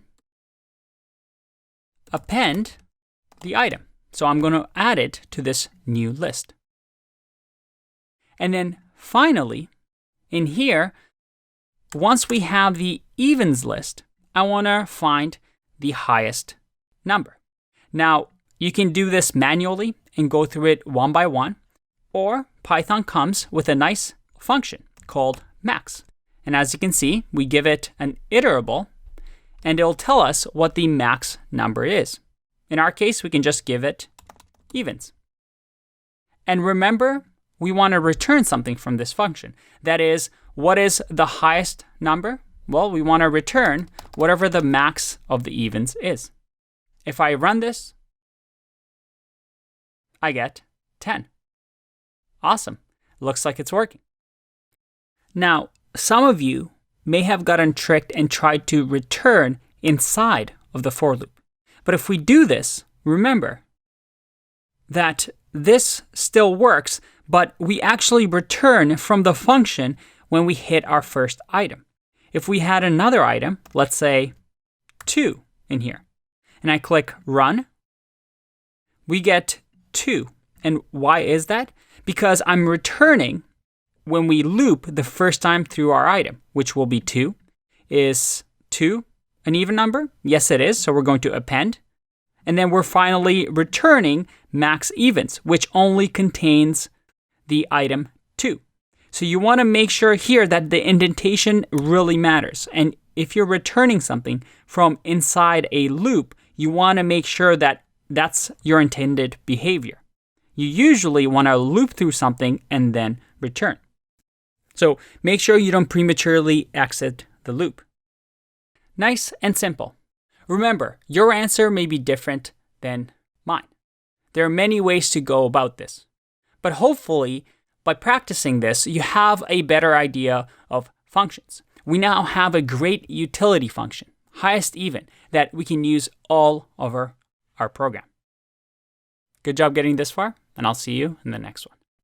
Bye-bye.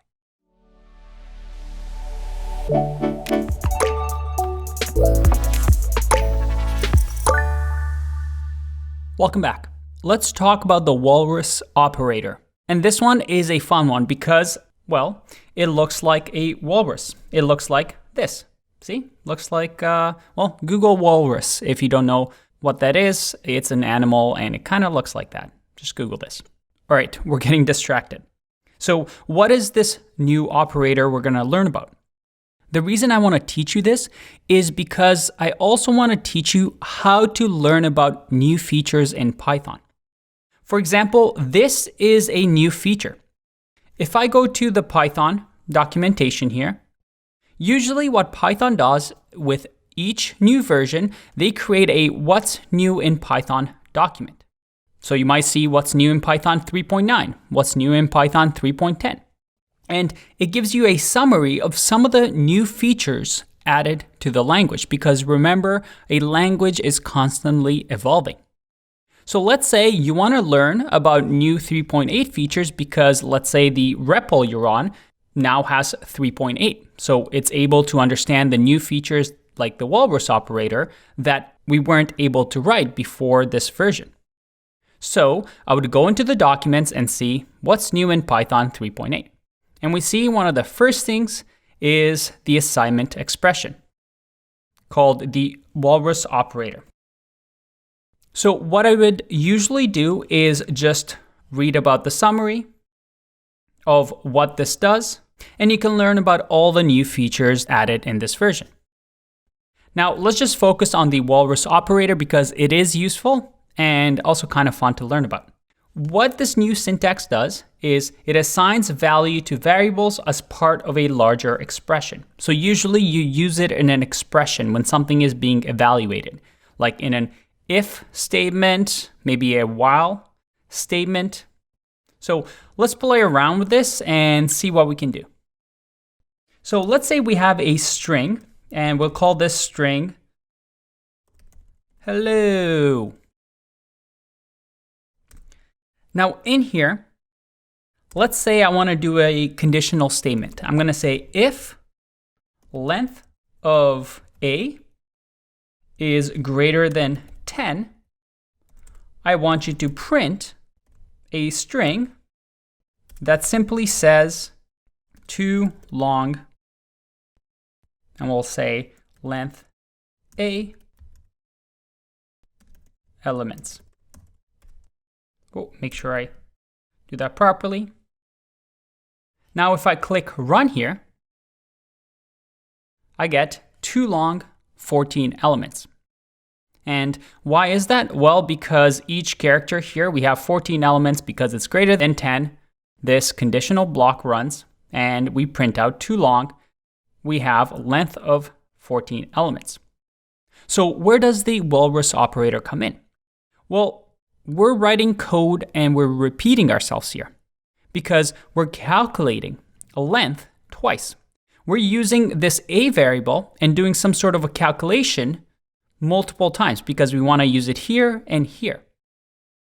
But with a Walrus operator, I can do exactly that. Remember, if I go to the documentation, it says assigns values to variables as part of a larger expression. So what I can do here is I can create another variable like n, and that says, well, Walrus operator. So colon and equals, little walrus there. And this n is going to equal length a. So I'm just going to wrap this in brackets. So we're evaluating this part of the expression, and we're assigning the variable n whatever the outcome of length a is. So now n is something that has the value of a. So I can replace this with n. And if I run this now, again, same thing. So again, what we can do is we can assign values to variables as part of a larger expression. For example, if I did n equals length a, well, this isn't going to run. It's invalid syntax, but because of the Walrus operator, we can do this now. Let's do one more just to make sure we have it. So let's say in here, we're going to do a while loop. While loop is going to say n, Walrus operator, length a. Again, we're going to do the same thing. If it's less than, this time let's do 1. And while this is true, I want to print the value of n, and we're going to reassign the value of a, the variable a, to have one less letter. So I can just do that with the -1 short form here. So we're going to remove the last letter every time we loop through here so that the a variable, the hello, becomes smaller and smaller and smaller until it equals to 1. And once it equals to 1, the while loop is going to stop. So let's just run this. All right, we're getting true, true, true. And we made a bit of an error here because remember the parentheses. We want to evaluate this first. So if I run this again, 14, 13, 12, 11, 10, this is the length of a that's being calculated every time. And at the very end, if I print a and run it, you see that we have h remaining. There you have it, the Walrus operator. You might not see it very often. It's essentially a way for us to minimize doing calculations that are similar, let's say inside of an if statement or a while statement where we want to do something based on a condition and then calculate that value again. But this also hopefully teaches you how to look at new Python versions and learn about new features. There's only a handful of features that get added to the language. Most of the important ones have already been added, but it's also good to keep an eye out on things as the language evolves, so that whenever you see something like a Walrus operator in the codebase, you now understand what it does and that it's part of the language. I'll see you in the next one. Bye-bye.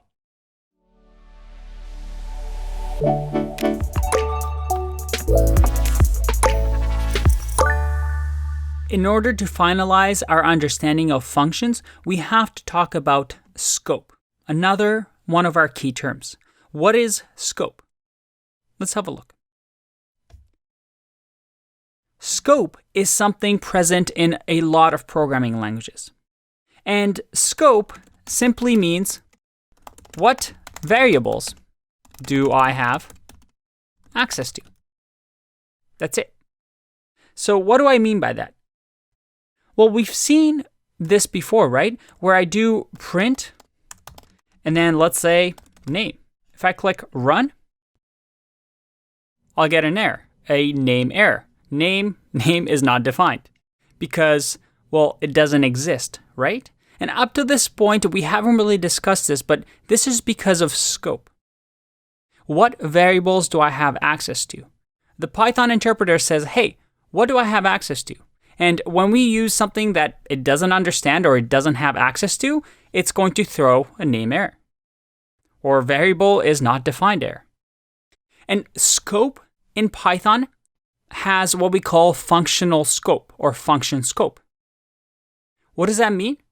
Well, up until now, when we create a variable like total equals to 100, this is part of what we call global scope. That means anybody on this file has access to this total variable. I can use this inside of a conditional block. I can use it inside of a function. It has global scope. But when I say Python has function scope, what I mean is that when we create a function, and let's say we create total as sum, or let's say sum func, and we create total inside of the function, if I print total here and I click run, I get the same thing. Name total is not defined. This is because of Python's function scope. Anytime we create a variable, if it's not inside of a function, then it is part of the global scope. We have access to it. But you see over here, we get that red underline, undefined name total. If, let's say, for example, I had a condition, if true, then x equals to 10. If I do this and I say x and I click run, I have 10. Because, well, although I have indentation, the only time I create a new scope, you can think of this as a new universe that we spawn. Well, we can only do that when we define a function like this. So think of scope as a new world that we create. In our case, when we create a function, we create a new world, that anything that's indented inside of the function is its own world that we don't really have access to. We can only use total if we indent print and it's part of this world. That's what scope is. Who has access to who? So let's take a break here, and I want to play a little game in the next video where we try and figure out who has access to who. I'll see you in that one. Bye-bye.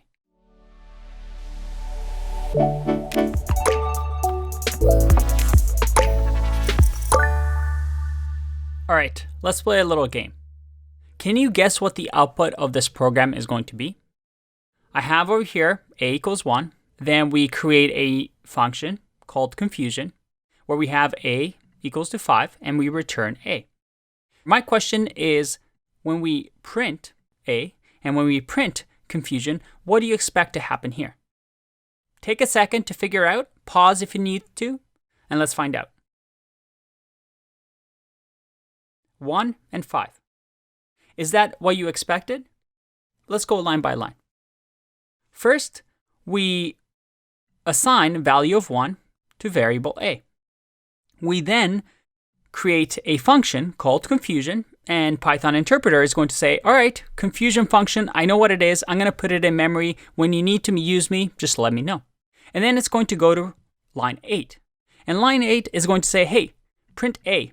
What's a? Well, the only time that I've seen a is right here, a equals 1. So go into memory, what's a? A equals 1. But then when I run confusion like this, I'm going to say, hey, a is going to equal to 5. And now we return a, which is 5. Okay, what if I change the order of this? What if I go like this? What will happen? If I click run, is that what you expected? Once again, we have a equals 1, then we define the function, and then we print confusion. Now, confusion here is going to assign a equal to 5, and then return a. But why didn't this change? Why is a still equal to 1 by the time we get here? And this is because of scope, right? what the Python interpreter does is when it runs the confusion function, it's going to say, hey, a is going to equal to 5, but I'm creating a variable here called a in my own universe. I don't know anything about a equals 1 here. I have my own universe. And after we run this function, then, well, we're done. We've returned the function and it's completely gone. But we never left the universe into the global scope. So there's a set of rules that the Python interpreter goes through to check a variable. And the rules are this. First, it's going to check with the local. So start with local. And what we call is a local scope. A local scope is a scope that's part of this local function. So a is a local scope. It's going to check there. Hey, do I know the variable a? Well, yeah. When I return a, I have a variable defined here. So it starts there. But let's say a wasn't there. Let's say I remove a and I click run here.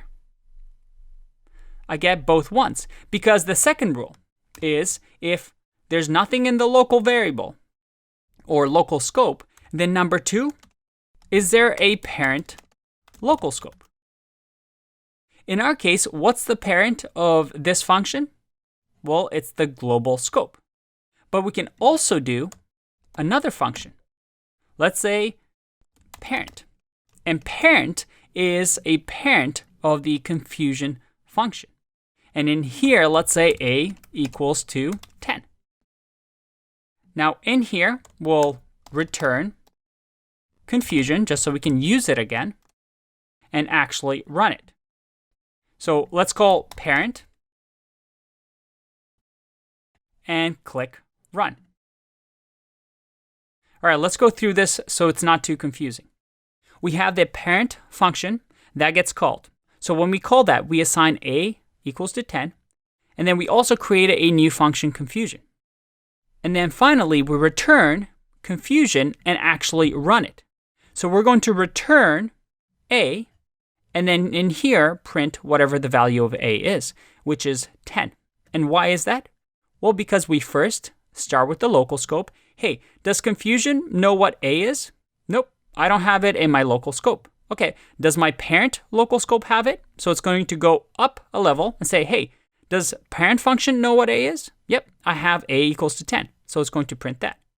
The third rule, or the third order, is global. And global is what we call the indentation of nothing. It's this file, right? Whatever the file has, that is global. In our case, if a equals to 10 doesn't exist here, there's no local, there's no parent local, and I click run, it checks the global scope. And then finally, there's one other rule. And this is number 4, and it's a tricky one. And this is what we call built-in Python, or built-in Python functions. So Python comes with predefined functions, such as, well, the sum that we've talked about before. This sum, let's say just give it 5, is going to check, or actually, let's not give it anything. Let's just do sum here.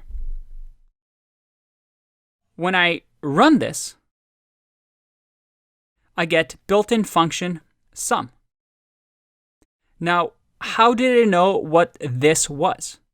What this variable at the end of the day was? Well, because it said, hey, do I have sum inside of this universe? Nope, I don't. Okay, do I have sum in my parent scope? Nope, I don't. Okay, do I have sum in global? Nope, there's nothing sum in here. And then the final thing it's going to check is, hey, is sum some sort of a built-in Python function? Yep, Python actually gives us sum, so you can use it, so it doesn't error out. And this is the scope rules that the Python interpreter follows. Very, very cool. There's still a few more things that we need to learn, so I'll see you in the next video.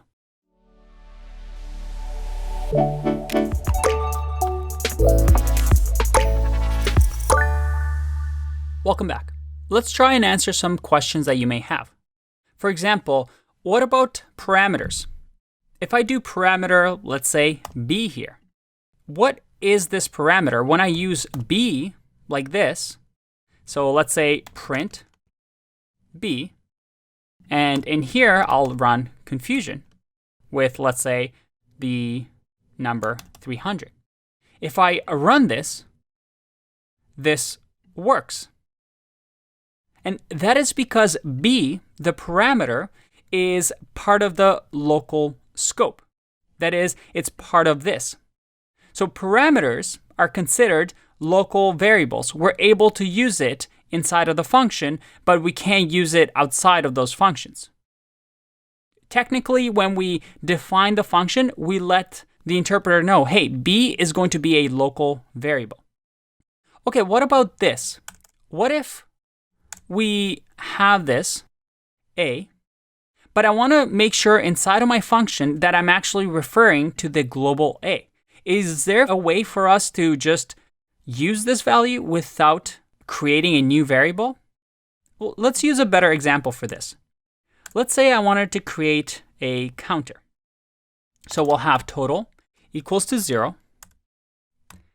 And then in here, I'm going to say define count.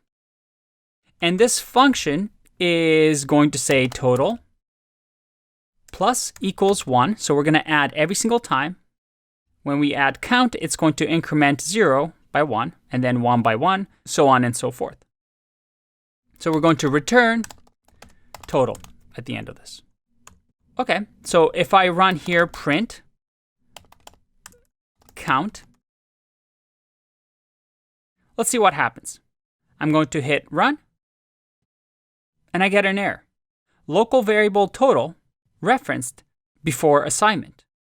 And that is because, well, count doesn't know about total. You're trying to use total, but we haven't assigned anything yet. But we want the total from the outside world to run. Because if I just do total equals 0 here, and I run count, that's great, I get 1. But what if I wanted to run count multiple times? What if I wanted to run count, let's say 3 times, so that the count total will be 3? So let's do print on the last one here. And I click run. I still get 1. Because every time we run the function, we reset the total to 0. That's not very useful, is it? So one way that we can fix this is using what we call the global keyword in Python. And global says use the global total, if it exists, in here.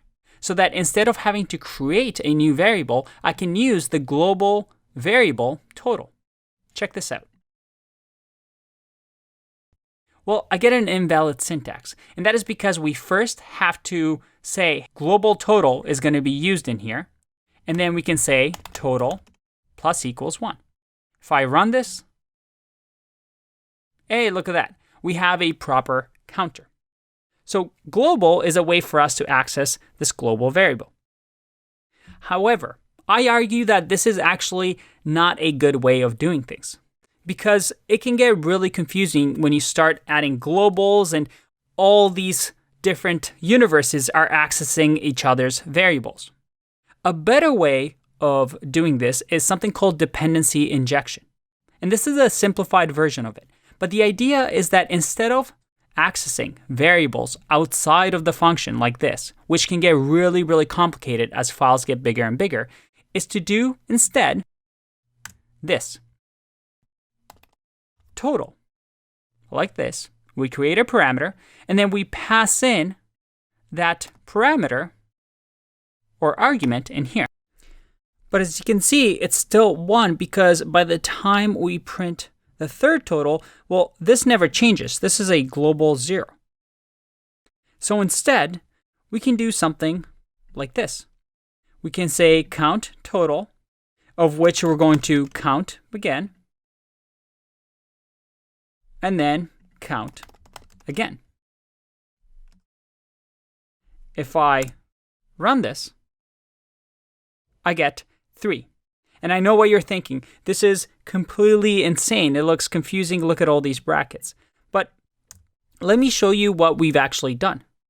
We're able to detach the dependency or the effect that this count function had on the outside global scope and instead just focus on its health. All we needed to do was say, hey, I want you to give a count with total of 0. And then after that, this is going to evaluate to 1. And then we do count total of 1 plus 1 is going to equal to 2. And then count 2 plus 1 is going to equal to 3. In this way, we're able to still do our count without having to use that global keyword, which I would argue is nicer. Mind you, if this is your first time seeing this, it can get a little bit tricky. But at least this way, you know that there's different ways of doing things. One other word I want to show you is something called non-local.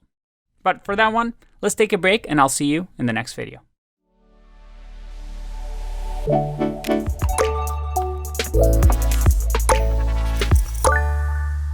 Oh boy, there's some code on the screen and it looks terribly confusing. This is an example of a really convoluted, complicated function that you would never write, but it'll be good for exercise purposes. And we're talking specifically about this right here, called non-local. It's actually a new keyword in Python 3. And as you can see, my REPL doesn't even notice it, so it doesn't even highlight it in blue because it is a new feature. But I do want to talk to you about it and let you know what it does.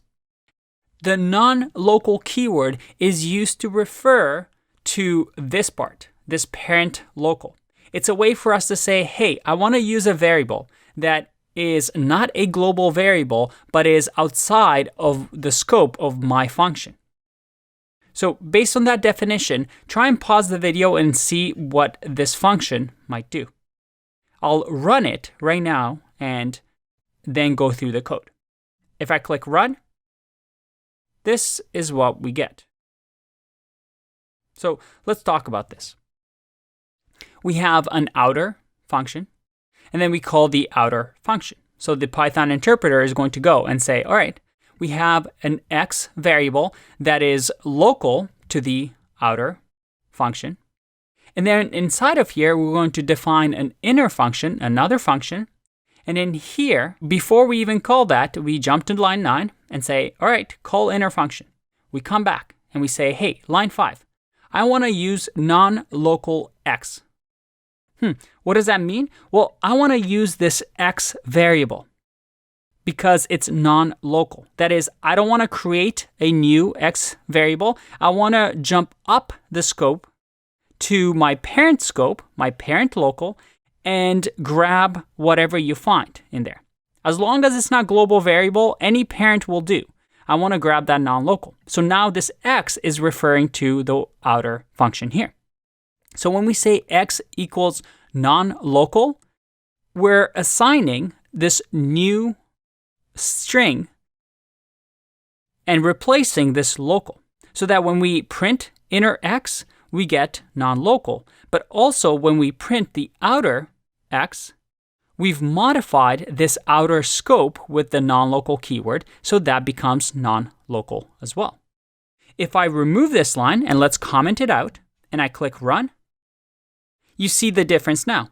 We have the inner non-local, but then the outer local hasn't been modified because this is a new variable. Again, I argue that this actually makes your code more complicated than it needs to be. So there are special cases where you might want to use this, but if you can, try to make your code predictable where you can avoid using things like non-local and global. Mind you, they are there for a reason because they are useful in some situation. With that said, keep in mind, make your code predictable, make your code clean, and I'll see you in the next video.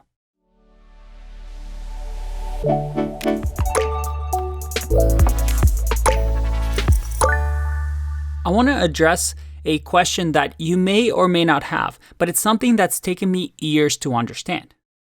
And that is, why not just have everything as global variables? I mean, all this confusion of who has access to who. How easy would it be if everything was just on the main page, all our information, all the data on our global scope so that everything has access to everything? Wouldn't that be easier? And you'd be kind of right. I mean, that would make all this headache go away, right? But you have to remember that machines don't have infinite power, don't have infinite CPU, don't have infinite memory. They all have limited resources. And as programmers, we have to be conscious of what resources we use, because sometimes that can cost us money, sometimes that can crash our computers. And scope is a great demonstration of this.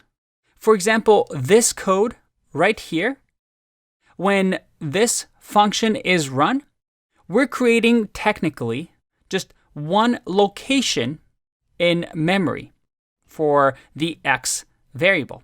So we have that bookshelf in our computer that is X, that's pointing to local when we actually call this function. And then when we say non-local here, well, we're saying just don't create another bookshelf for us, just use the one that we already have and assign it non-local. If we didn't have this line, by the time we get to line 7, we've placed in memory X equals to local and X equals to non-local. So we have 2 locations now in memory. Now, this isn't a big deal because, well, in this day and age, we do have a lot of memory. But as programs get larger and larger, this does become a bit of a problem. Okay, but what about a function? I mean, we learned that functions allow us to not repeat ourselves and being able to call outer multiple times. But another good use of functions is that once we call this function and all of this is done, the computer and the Python interpreter specifically destroys all this memory. That is, once we finish with the outer function, I can't really call print X here. It's going to give me an error. It's going to say, I have no idea what X is. And why is that? It's because after we call this function, the Python, what we call the garbage collector, is going to say, hey, it looks like we're done with this function, and I see that this X variable, and this X variable, we're not going to use because we're done with this function. So I'm going to collect that garbage and then just throw it out. So I'm going to empty that memory cupboard so that other resources or other programs can use that. And that is a really nice feature where Python just automatically removes these for you so that you don't clog up the computer's memory. And that's why scope is useful.